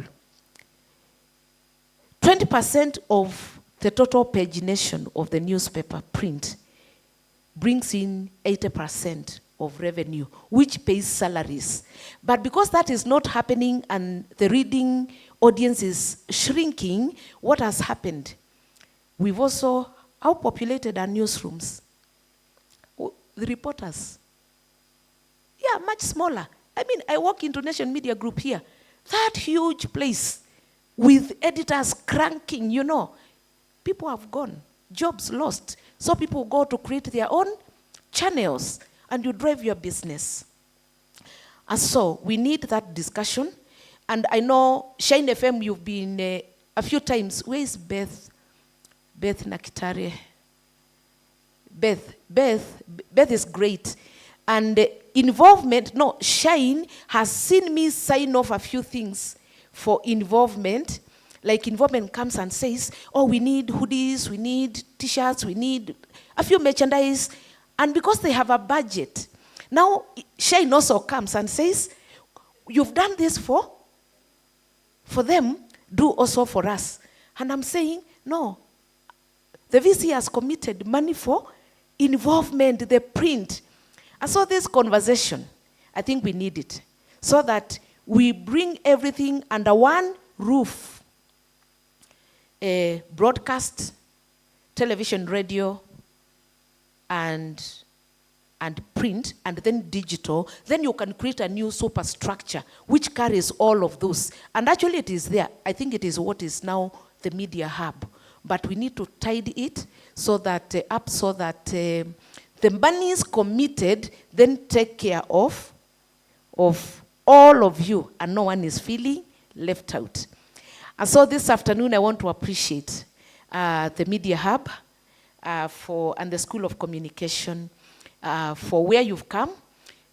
I want to invite that conversation in the future so that we can make it better, bigger for everyone, and we shall attract more numbers if every student actually is assured of having experience of that Media Hub and being graded for an article that you published, a real article where the editor-in-chief will assign you to Parliament, and you go to Parliament. Don't come for news to the VC or Professor Murithi. I mean, go to Parliament. There is national news.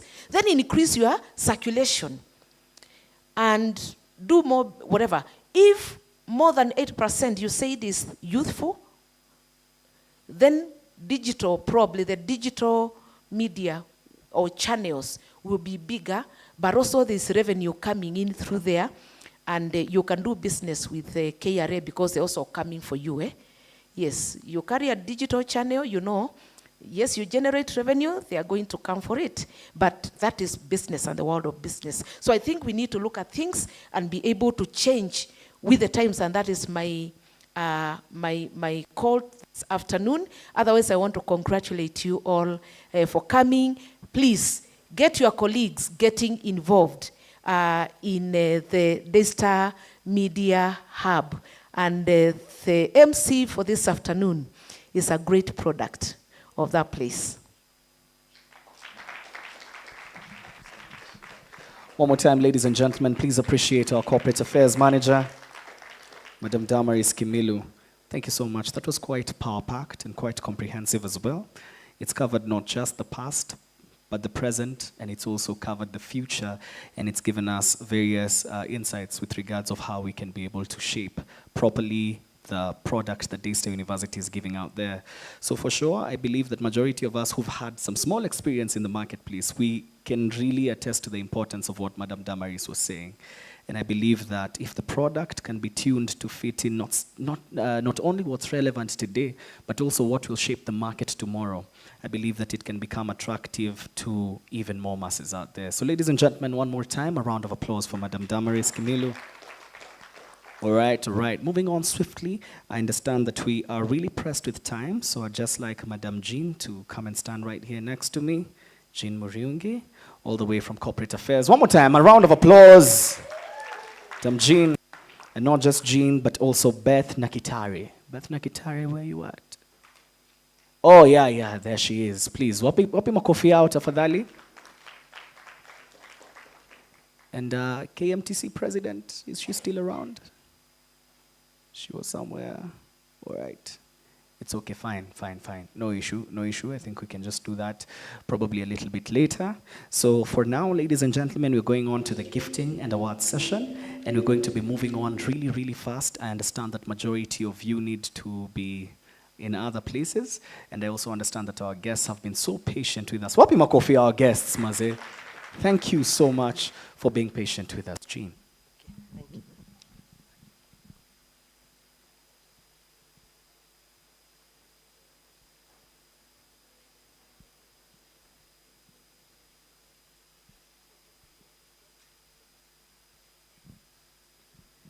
Okay, good afternoon. Yeah, like you have heard, my name is Jean Murungi, and well, mine is very simple, just coming to so that we can appreciate the outgoing teams. But before I do that, please allow me to congratulate the outgoing teams, both Shine FM and Involvement, for the job well done. I am sure that the time you have spent in Shine and Involvement and the experience that you have got from those spaces, it will go a long way. I am sure that you have already acquired that experience that the media houses are looking for. So go out there and practice what you have learned, and I'm sure you will excel. All the best. To the incoming team, I have this one thing to tell you. There are many opportunities in Daystar University, so many opportunities in the outside Daystar University, off campus, in the environs. There are very many opportunities out there. I would want to encourage you to find your space and fit in. This is the time to make all the mistakes that you can. I'm sure these gentlemen and ladies here can tell you that out there is there is nobody to babysit, and there is no time for babysitting. This is the time. Please take these opportunities, make all the mistakes, do and do it again, learn and relearn, make all the mistakes, get corrected, get edited, get corrected until you perfect the act. So take the opportunity, get your space, and fit in there. I just want to wish the incoming teams well, and I promise you that we shall work together and we shall give you all the support that you need. That said, I was told to take only 2 minutes. That said, now we are going to take this time to now present certificates to the outgoing teams. Beth and team, please, I would like to ask you to help us with this. The first group that we are going to, yeah.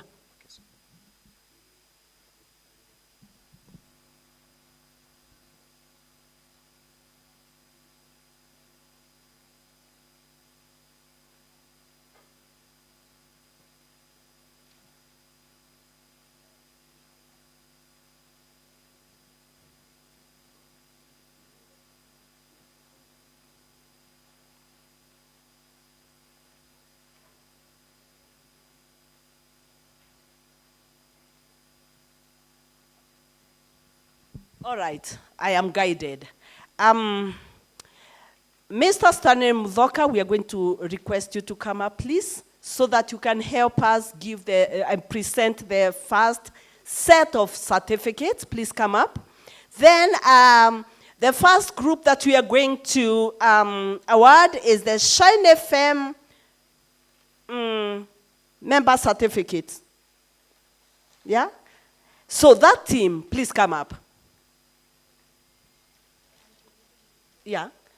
No, we won't.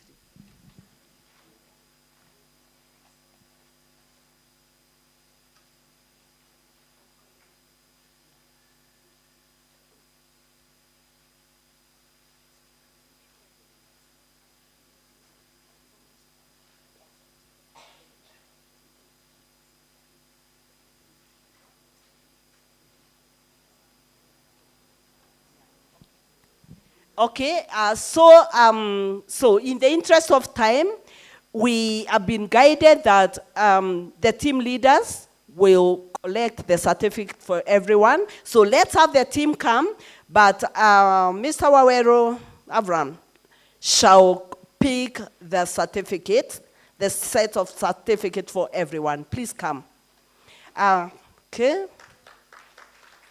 Can I also request Acting DVC Academics, Acting Dean Communication, please come up to help so that you can help us present this. Dr. Komen, please come up. Mrs. Kimilu. Let's start here.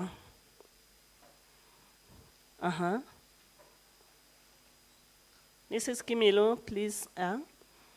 Yeah. So.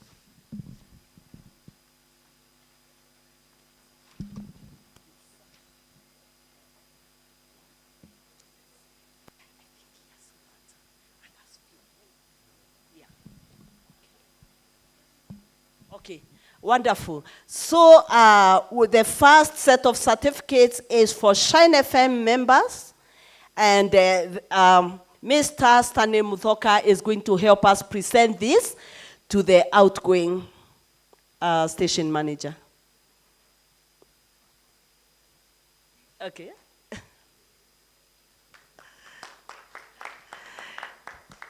Yeah, Chris. Okay, all right. So, photo moment. There we go. Chris, you can greet this team as you exit. Begin, yeah? Begin here. Oh, okay. All right. The second team is Shine FM Management Certificates.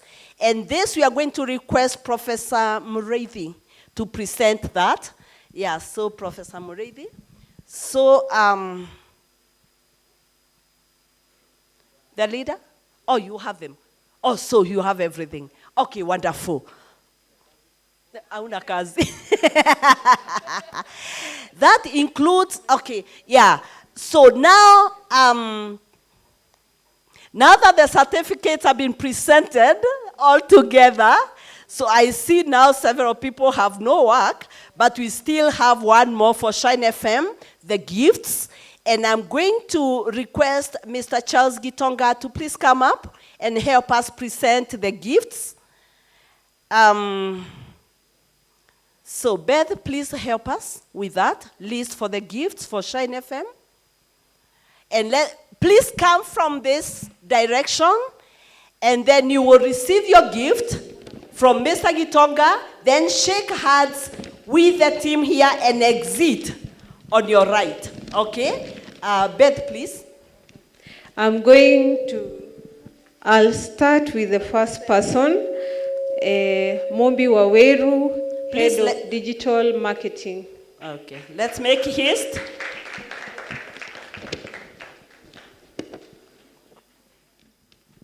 Next, we have Nima Olo, Program Manager. Anyone that can pick on her behalf?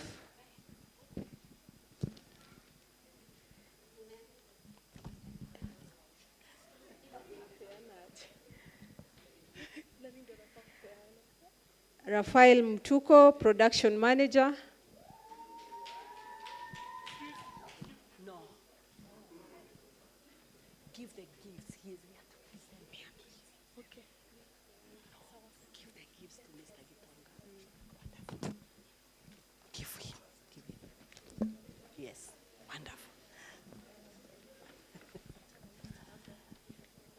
Aaron Navarra, News Manager.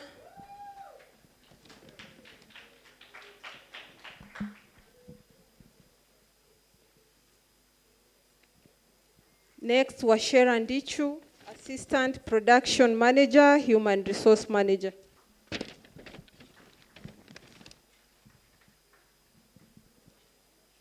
Oh. And then Waweru Chris, Station Manager.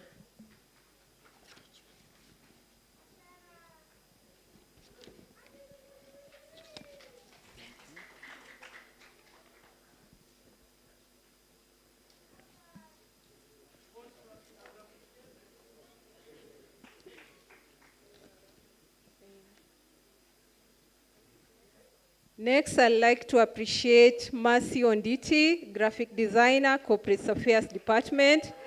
She's been so helpful to us. Yani, even you see where's the graphics that was up there? Yani, she does amazing work for us.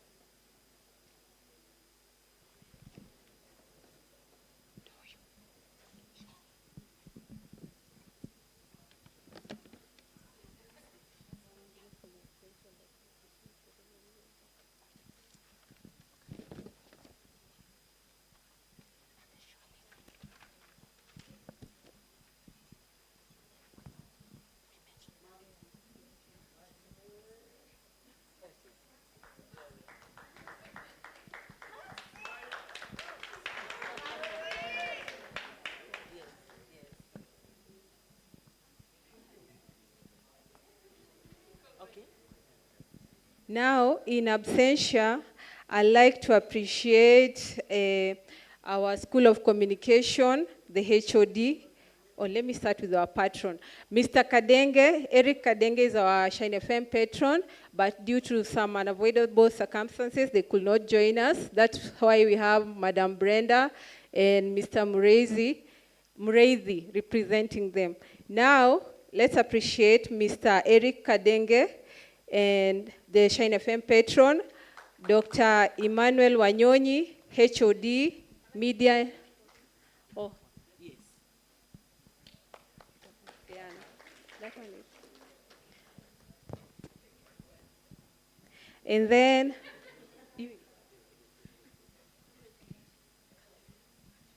okay. Who else is speaking it for Dr. Emmanuel Wanyonyi, HOD, Media and Film Studies?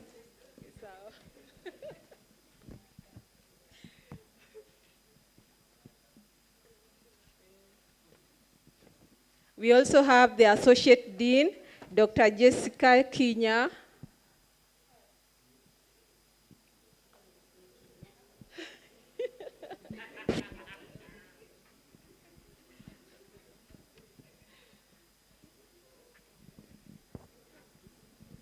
And finally, I'd like to appreciate Professor Levi Obonyo, Dean, School of Communication.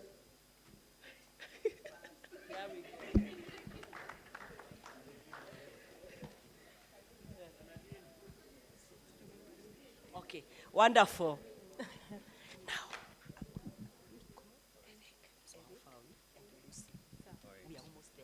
Okay, now the next is the involvement team, and we are going to request Mr. Eric Dongo and Lucy Mwangi, right, to please come up. Please come up and help us present that.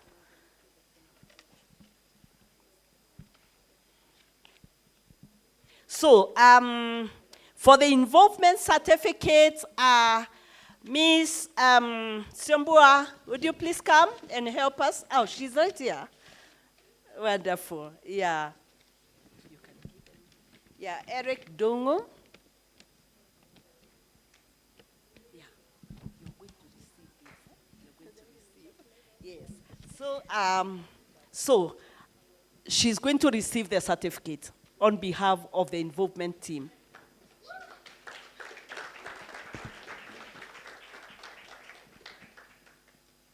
Thank you so much. No, not yet. The gifts for involvement. Yes. Okay. Quickly, involvement team, outgoing team, please be almost starting coming this way so that we can quickly present the gifts. And I'm going to ask Madam Lucy to present the gifts. Please, here. So please read the list quickly, the names quickly, okay. And please come. Let's literally run to the stage in the interest of time. For involvement, I have Hannington Karanja, Benjamin Wagumba, Eugenia Washira, Nicole Waweru,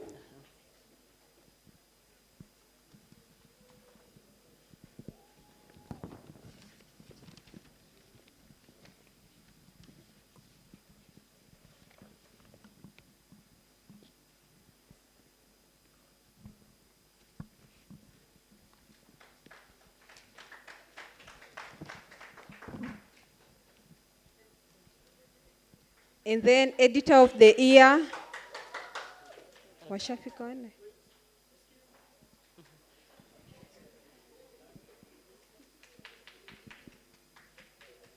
Editor of the year, Kennedy Muganda.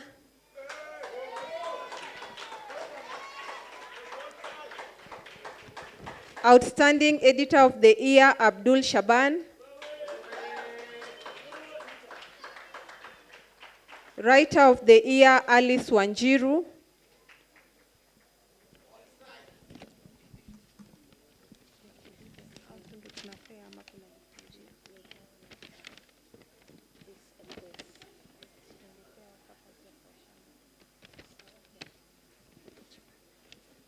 Graphics editor, Stacy Kendi.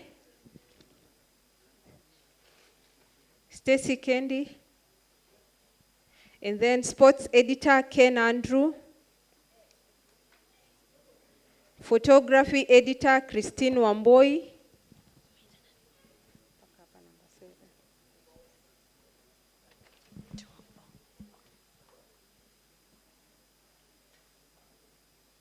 News editor Lewis Njeri.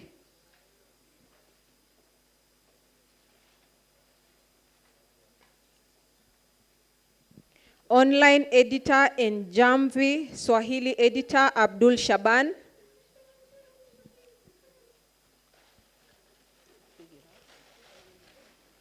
PR marketing editor and features editor Tatiana Kennedy.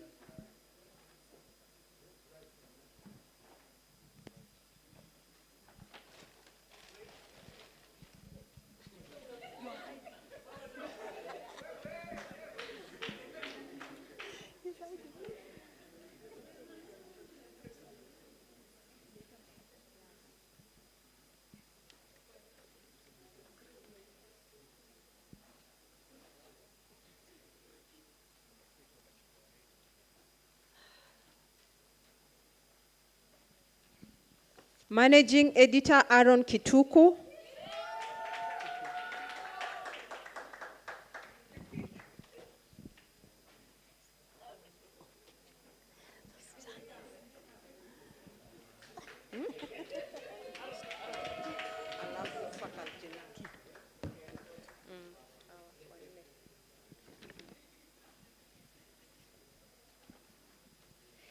Nairobi Bureau Chief Catherine Jao. Editor-in-Chief Evelyn Kioko.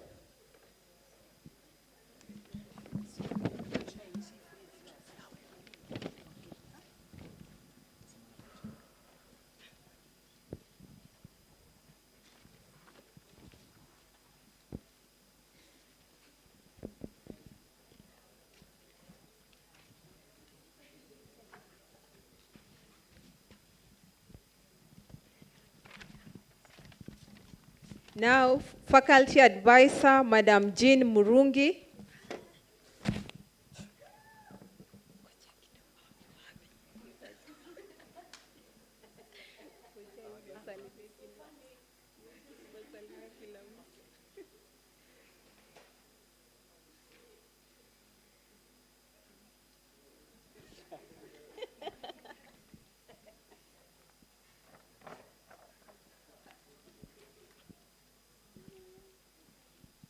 Faculty advisor, Madam Damaris Kimilu.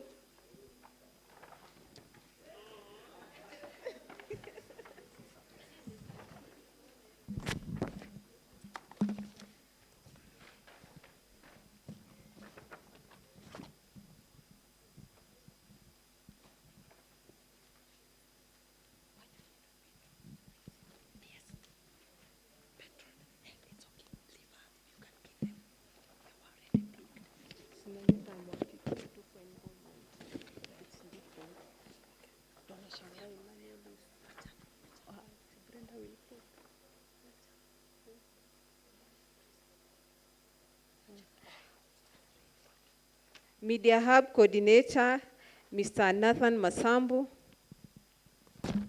Brenda.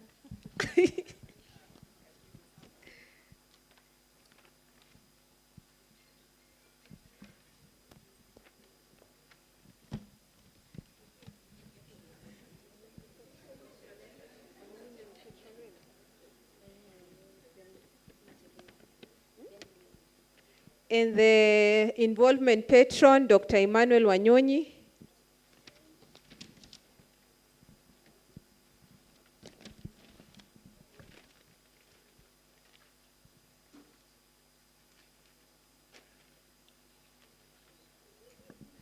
And then the Dean, School of Communication, Professor Levi Obonyo.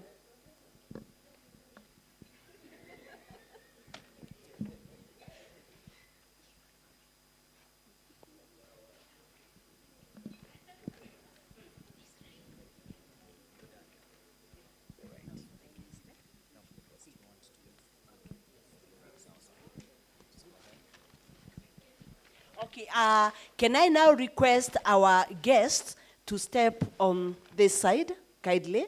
And then the Daystar team, please come to the middle. Yeah. So let me request Professor Muredi to present gifts of, to our guests. Please, here in the middle, Professor Muredi. And the first person we would like to appreciate is Mr. Charles Gitonga of BBC. Help us. Okay. Wonderful. Thank you so much for making the time and for to come and talk to our students. Okay, the next person is Mr. Stanley Muthoka.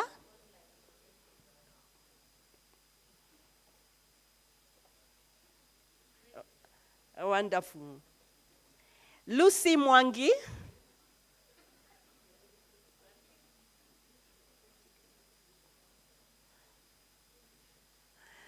Okay. Last but not the least, Eric Dongo. Of course, our MC, Mr. Israel Rugadiru. Simnipigie makofi, my guys.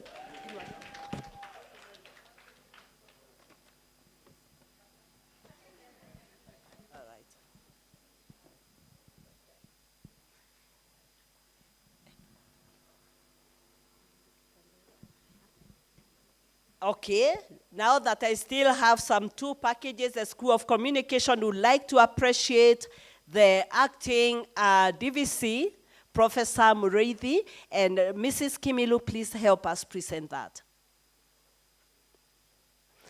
Israel. Okay, then we still have one more, acting Dean. Mrs. Kimilu, please do that. Do the honors for us. And for Dr. Komen, please receive this. I'm going to give you another gift. Yeah, but please, for the camera, please receive this. Okay? Yes. Rugadiru, don't be worried. Your gift will come back to you, but yes. She will receive hers for sure. Yeah, thank you so much for that. For sure, Yes. for sure. So just a pretty quick one. I wouldn't want it, please don't leave yet. So I'm being informed that the involvement team had been recognized individually and the Shine FM team was not. So just to move on pretty quick. I know the Shine FM team, you guys are pretty many. So here's what you're going to do. I hope this is off camera. Can we go offline? Kindly. So here's what we're going to do. So we're going to be giving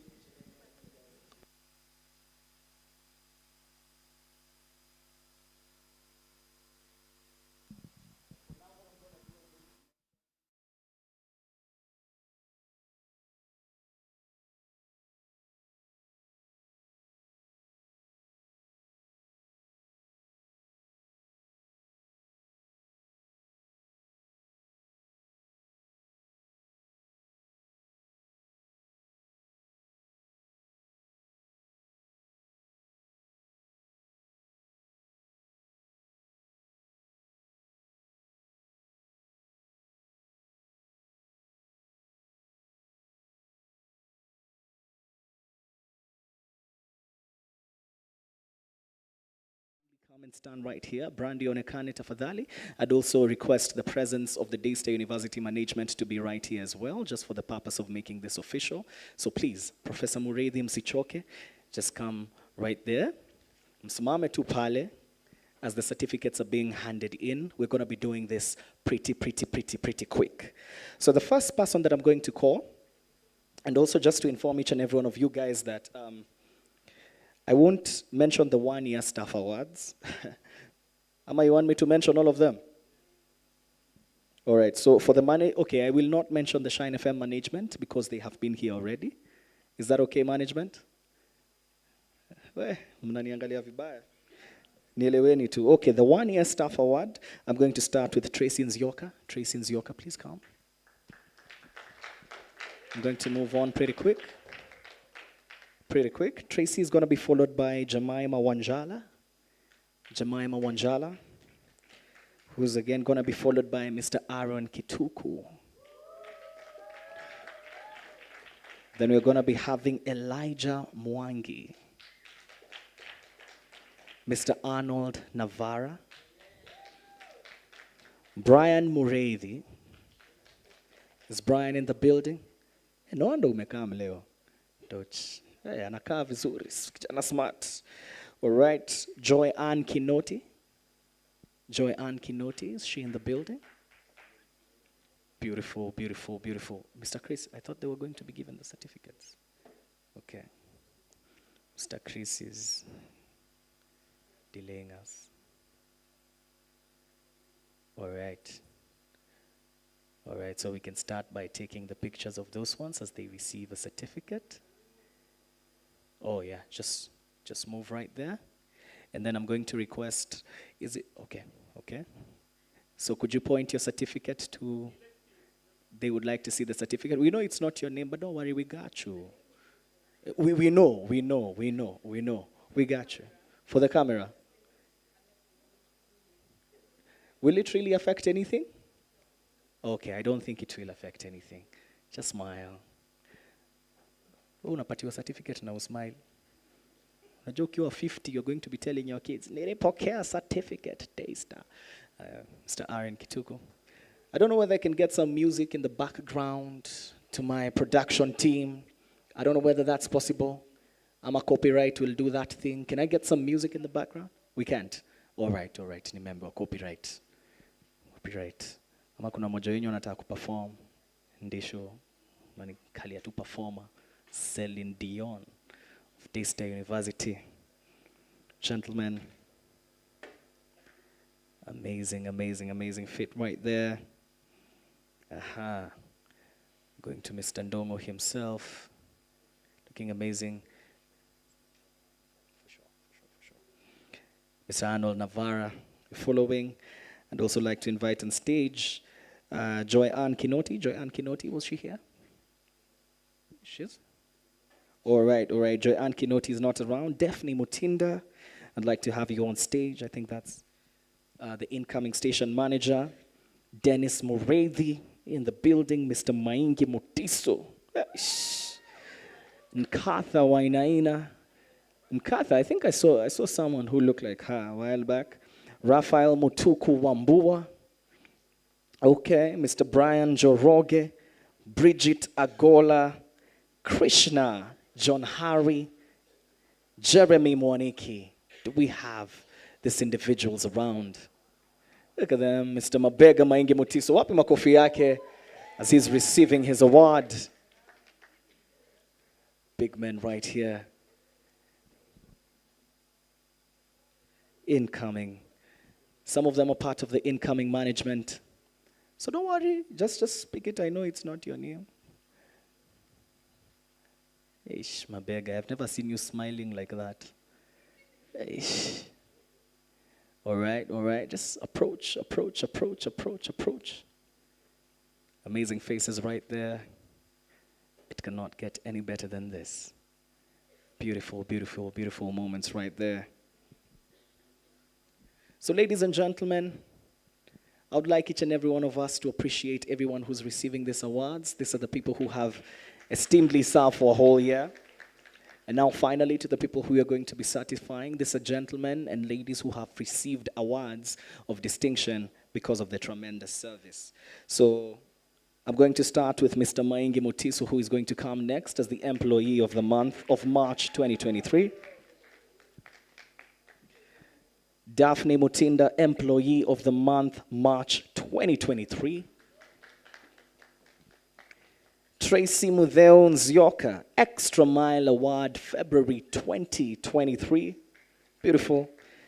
Elizabeth Mumbi Waweru, Extra Mile Award, September and October 2022. 2 different certificates. My gosh. Hey, Elizabeth. Makofi yake tafadhali.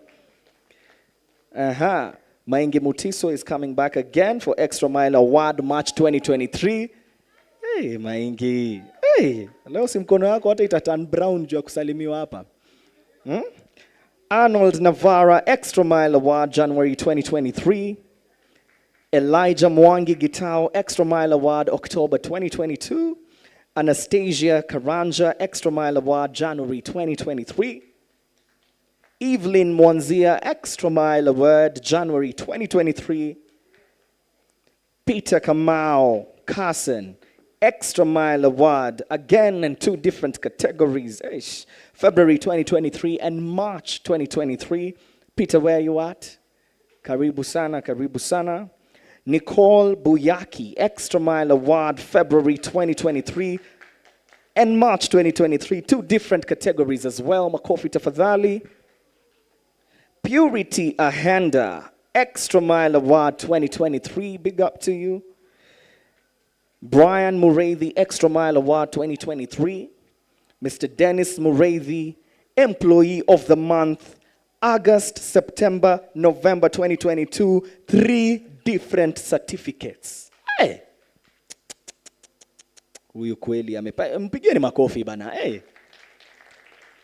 The 16th one, Esther Leipa Nalotwesha Extra Mile Award, March 2023.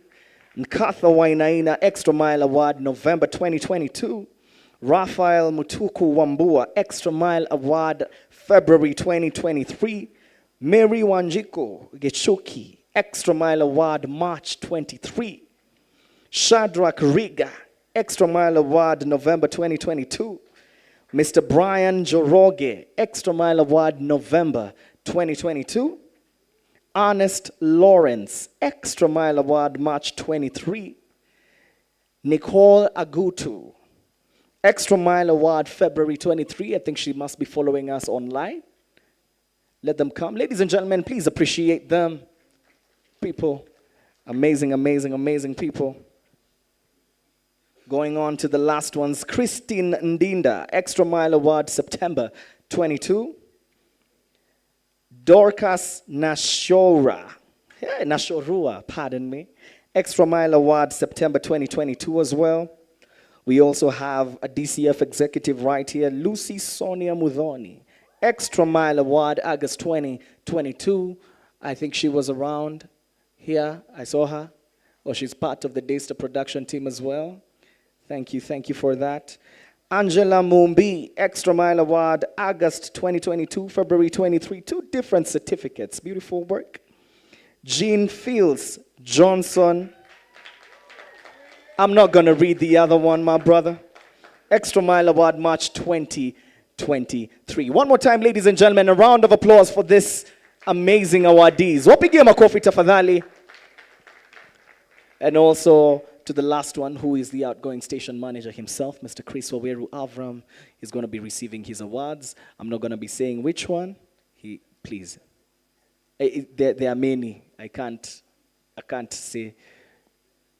Thank you. Mr. Waweru Chris. Ndio big man, Mr. Manager himself. A round of applause, please. Also to recognize the Shine FM management, the outgoing, the one that's leaving, Washera Ndishu, please come over on stage. Aaron Kituku, news manager. Arnold Navarra, news manager. Tracy Nzioka, news manager. Brian Njoroge, production manager. Maingi Mutiso, one more time, please show up and turn up on stage. Elijah Gitao Mwangi, programming manager. Floor is yours, my brother. Daphne Mutinda, programming manager, who is also the incoming station manager of Shine FM. Elizabeth Mumbi Waweru, head of digital marketing, doing an amazing job right there. Please come back on stage. Evans Owino, who is in charge of the legal affairs. This is the reason as to why Shine has never been sued. Mr. Evans Owino, is he around? He's not around? Okay, did he send a representative? Unajua viongozi na hawa, I'm in court today. So kama kuna representative wake, representative, sawa, we are sorry, pole. Thank you if he's watching online, Santi sana. So please do receive your awards, please do receive your certificates. This management has served beautifully, they have served gracefully, and they have also been honorable in their service. Quite an honorable feat for these guys. And this is also a special handover ceremony. The last Shine FM handing over ceremony that I was invited was not in this beautiful amphitheater. It was in an LR class in Athi River. And that was during those days when Athi River was Athi River. Nowadays, Athi is so bushy. You guys even have new roofs. Anyway, I won't really get into details, so this is quite an amazing thing that the Shine FM management has just done. So one more time, ladies and gentlemen, a round of applause. Makofi tafadhali. Kofi tafadhali. Gentleman in black. That guy is always in shades. Hey, why? Why? Okay. His future is so bright. The guy needs to wear glasses. Beautiful Elizabeth right there. And so, ladies and gentlemen, without further ado, we have almost come to the end of our event today. And I would all just like to recognize and also invite right here on stage the incoming team from Involvement and the incoming team from Shine FM.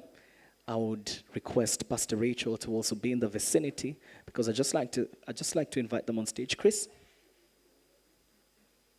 Just like to invite them on stage. The head of the Nurses Union, KMTC, requested for an introduction. I don't know whether she's still around or she left. This lady represents many nurses, thousands and millions of nurses in Kenya, the people who are also very key in the health sector in Kenya today. And I can tell you that for sure. So the Shine FM incoming management and also the incoming Involvement management.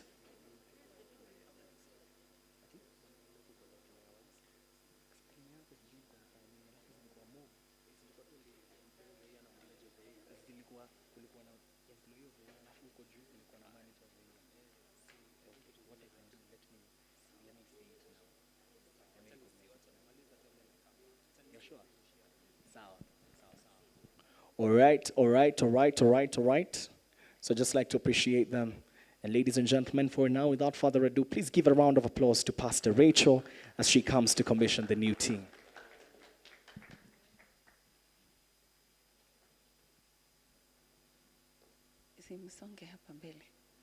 Who are the outgoing? Who are the incoming?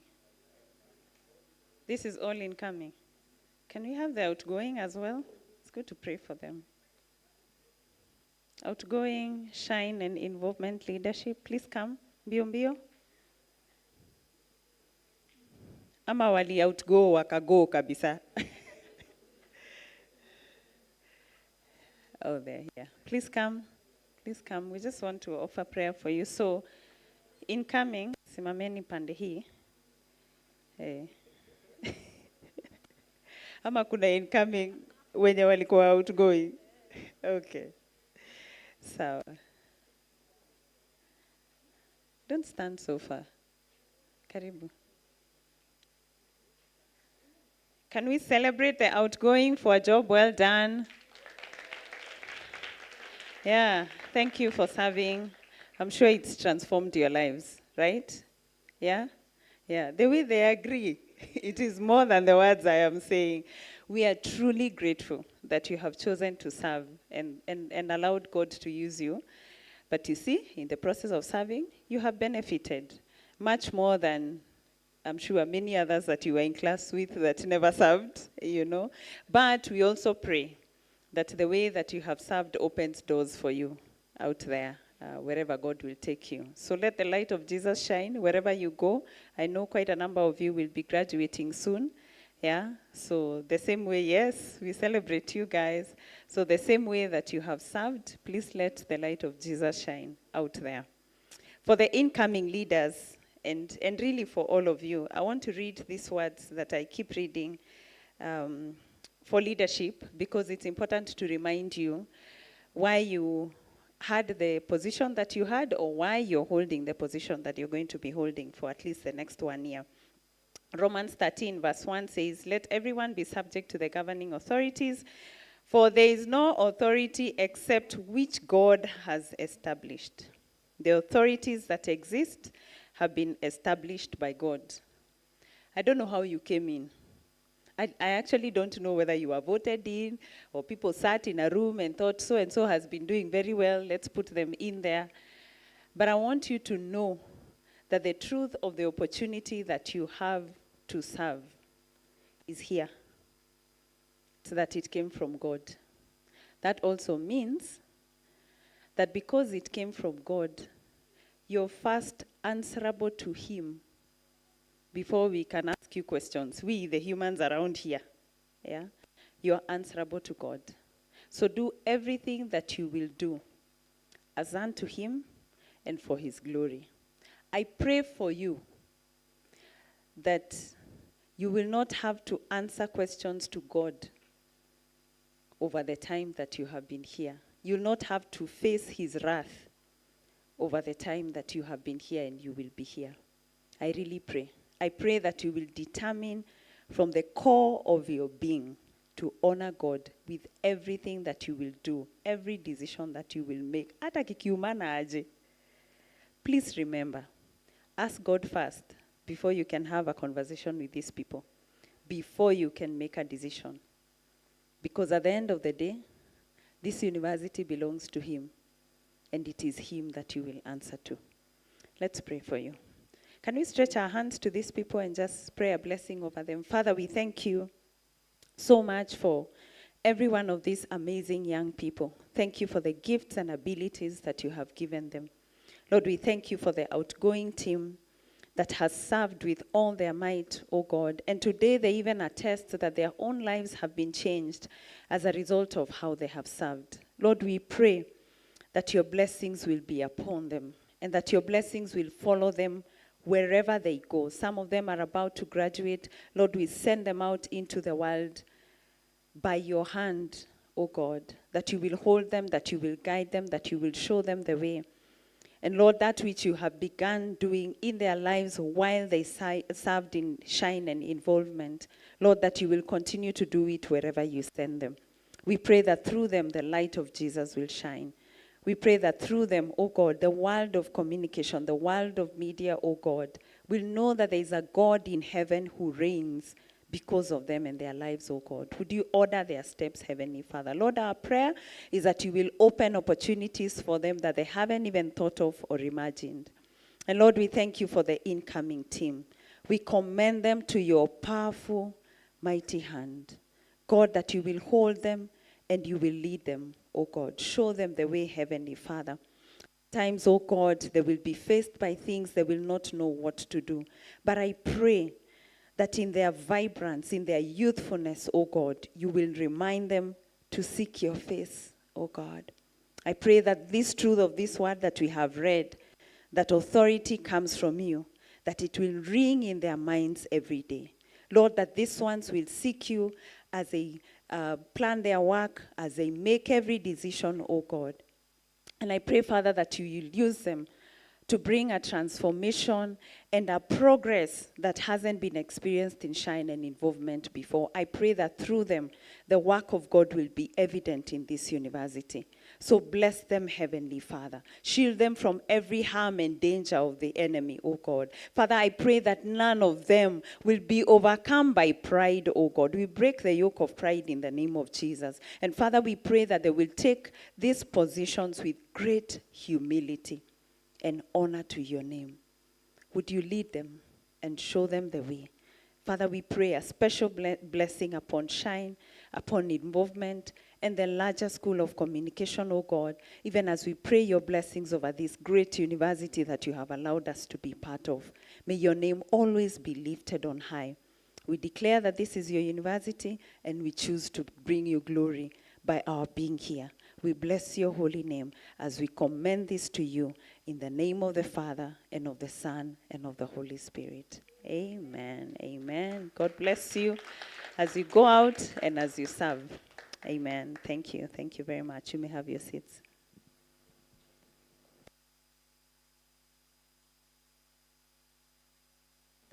Mr. MC.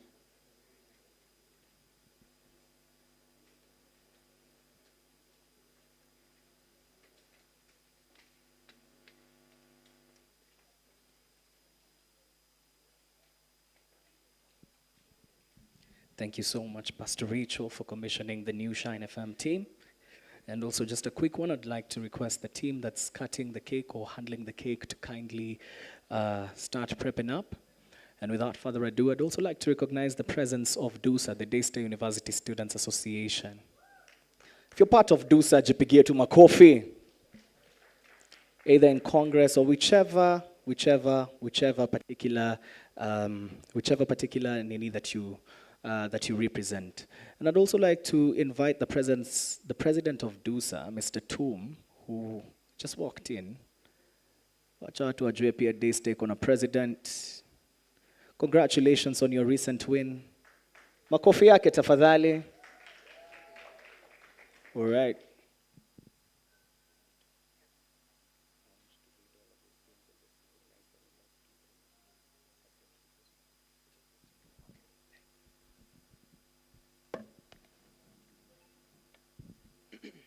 Good afternoon, all. Hey, good afternoon. Good. So for those who don't know me, my name is Geoffrey Toom. I'm president of DUSA. DUSA, that is Daystar University Student Association, and also chair of the council.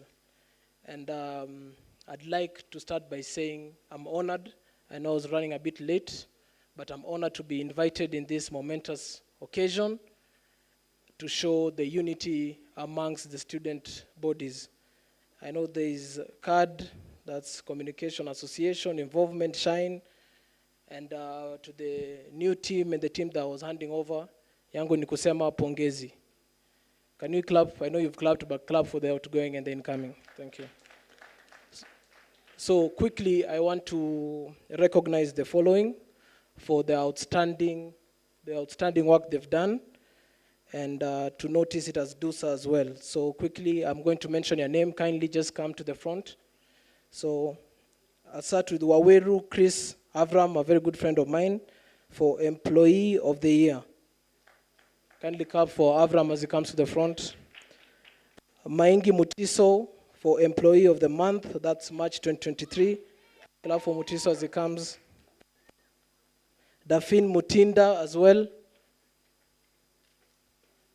for Employee of the Month. That's the same month for March. Then we have Tracy Mudeo Nzioka, Extra Mile Award, February 2023. Elizabeth Mumbi Waweru, please clap for them as they come to the front. Thank you. Elizabeth Mumbi Waweru, Extra Mile Award for September, October 2022. Maingi Mutiso again for Extra Mile Award, March 2023. Arnold Navarra, a very good friend of mine, Extra Mile Award, January 2023. Kindly clap for him as he comes to the front. Elijah Mwangi Gitao, Extra Mile Award, October 2022. Anastasia, I hope I'm saying your name correctly. Anastasia Karanja, Extra Mile Award, January 2023. Evelyn Mwanzia, Extra Mile Award, January 2023. Peter Kamau Carson, Extra Mile Award again, February 2023 and March 2023. Nicole Buyaki. That's a very nice name, Buyaki. Extra Mile Award again, February and March 2023. Purity Ahenda, Extra Mile Award, March 2023. Pongezi Purity. Brian Muridhi, Extra Mile Award. Kindly, mpigia watu makofi bana. Thank you, thank you, thank you, thank you. Dennis Murithi, Employee of the Month, August, September, November 2023. Esther Lepia Nalotwesha, Extra Mile Award, March 2023. Nkadha Wainaina, Extra Mile Award, November 2022. Rifal Mutuku Wambua, Extra Mile Award, February 2023. Mary Wanjiku Gishuki, Extra Mile Award, March 2023. Shadrach Righa. I hope I'm mentioning, if I'm mentioning your names wrongly, I'm sorry. Brian Joroge, Extra Mile Award, November 2022. Ernest Lawrence, Extra Mile Award, March 2023. Nicole Agutu, Extra Mile Award, February 2023. Christine Dinda, Extra Mile Award, September 2022. Dorcas Naishorua, Extra Mile Award, September 2022. I'm sorry if I'm pronouncing your name wrongly again. Lucy Sonia Mudhoni, Extra Mile Award, August 2022. Angela Mumbi, Extra Mile Award, August 2022 and February 2023. Congratulations. Johnson Nimugisha. Where's Johnson? Congratulations, Extra Mile Award, March 2023. Congratulations. So I think we're going to take a photo. Mine is just to say congratulations. Continue with that trajectory. It starts now, but the same certificates you're getting, may you use them in your life and use it as a motivation to get to where you are. We as Daystar, we as DOSA want to pray for you and congratulate you, and we'll give you the support you require. Thank you. So, photo. Thank you so much to our president for DUSA, Mr. Geoffrey Toom. I'd invite you to be part of us. Beth, as well, please come. We'd like to take a photo, and then now we'd move to the cake cutting ceremony. So Beth, please come, and I'd request Corporate Affairs through FICOL to take a photo of this team.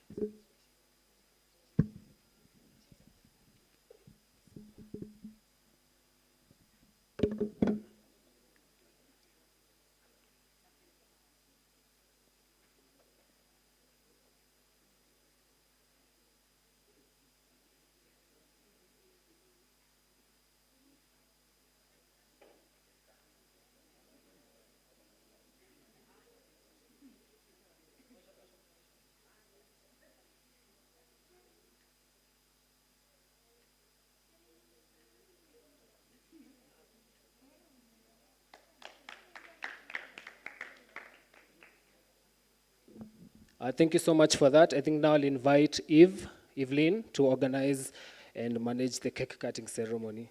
Thank you. Hi guys, so we are going to have the cake cutting ceremony where we will have Avram Waweru, the outgoing station manager at Shine FM, with Delphine Mutinda, the incoming Shine FM station manager. Then we have involvement. Then we have the involvement team. The cake will be cut by Catherine Wangoinjao, who is the outgoing Nairobi Bureau Chief, and Abdul Shaban, who is the incoming Editor-in-Chief. Kindly present yourselves hapa mbele.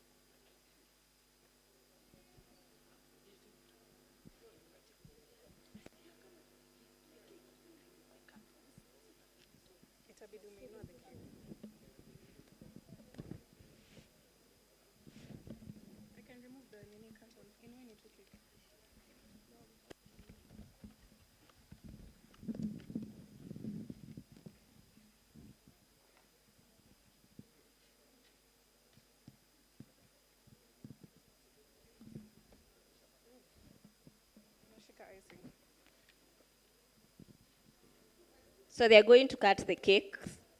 We'll start with Shine team to cut the cake. Kata keki, kata, kata, kata, kata keki. So you sing. Help me. Okay. Kata keki, kata. You don't go to weddings? Oh gosh. Kata cake. Kata keki tukule sasa. Kata keki tukule sasa. Kata keki tukule sasa. Kata keki tukule sasa. Kata keki. Kata keki. Kata keki tukule. Then now we'll have the involvement team.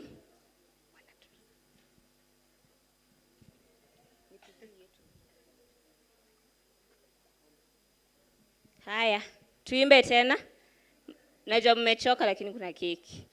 Kata keki tukule sasa. Kata keki tukule sasa.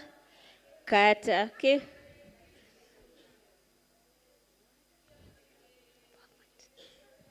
Kata keki. Kata keki. Kata keki tukule sasa. Hi. Wherever you are, utapata keki. We have the involvement cake, yenye ni White Forest flavor. So kama ukulangi, we are sorry. And the Shine FM cake, which is vanilla flavored. So hii kila mtu anakula flavored vanilla. Yeah. Now, after that, we are going to invite the school congress representative, School of Communication, Lewis Jerry, to give a vote of thanks. Then, yeah, mkule keki and we go home. Lewis, 1 minute.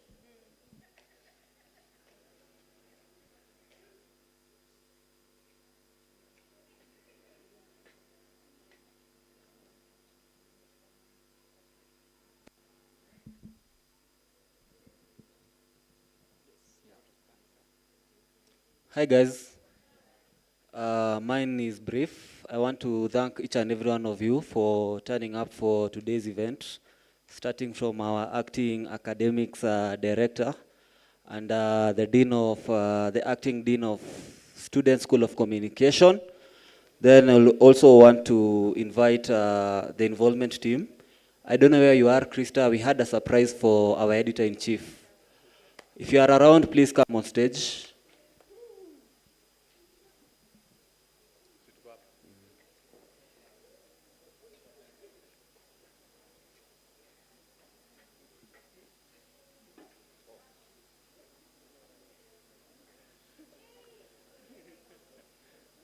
So, Madam Eve, this is just something to appreciate you, to show how thankful we are.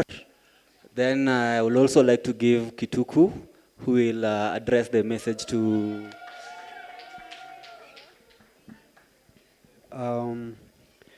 Good afternoon. Good afternoon. My name is Aaron Kituku, outgoing managing editor, Involvement newspaper. And this is just something that we planned for Eve. She has been such an amazing leader. She has been the editor-in-chief of the Involvement newspaper, and I can confidently say that where this newspaper is at the moment is because of Eve Sumbua, the outgoing editor-in-chief.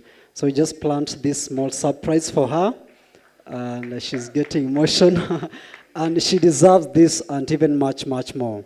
Yeah? So let's celebrate Eve Sumbua one more time if you can. Yeah, thank you.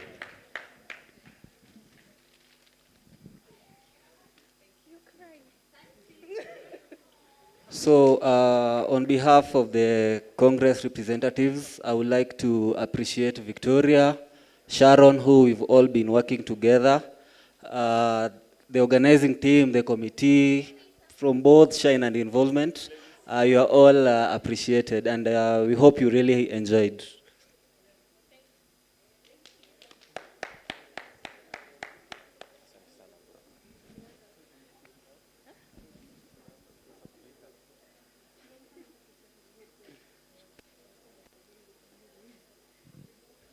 So guys, immediately we are done with the refreshment, of course the cake. Please make your way to the bus park. We'll be leaving to the river, the ones who we came to at the river. So make haste.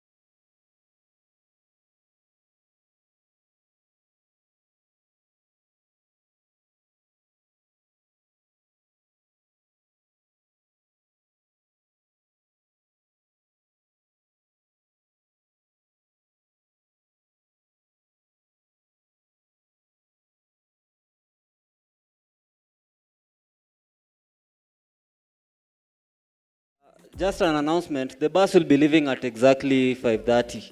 So don't left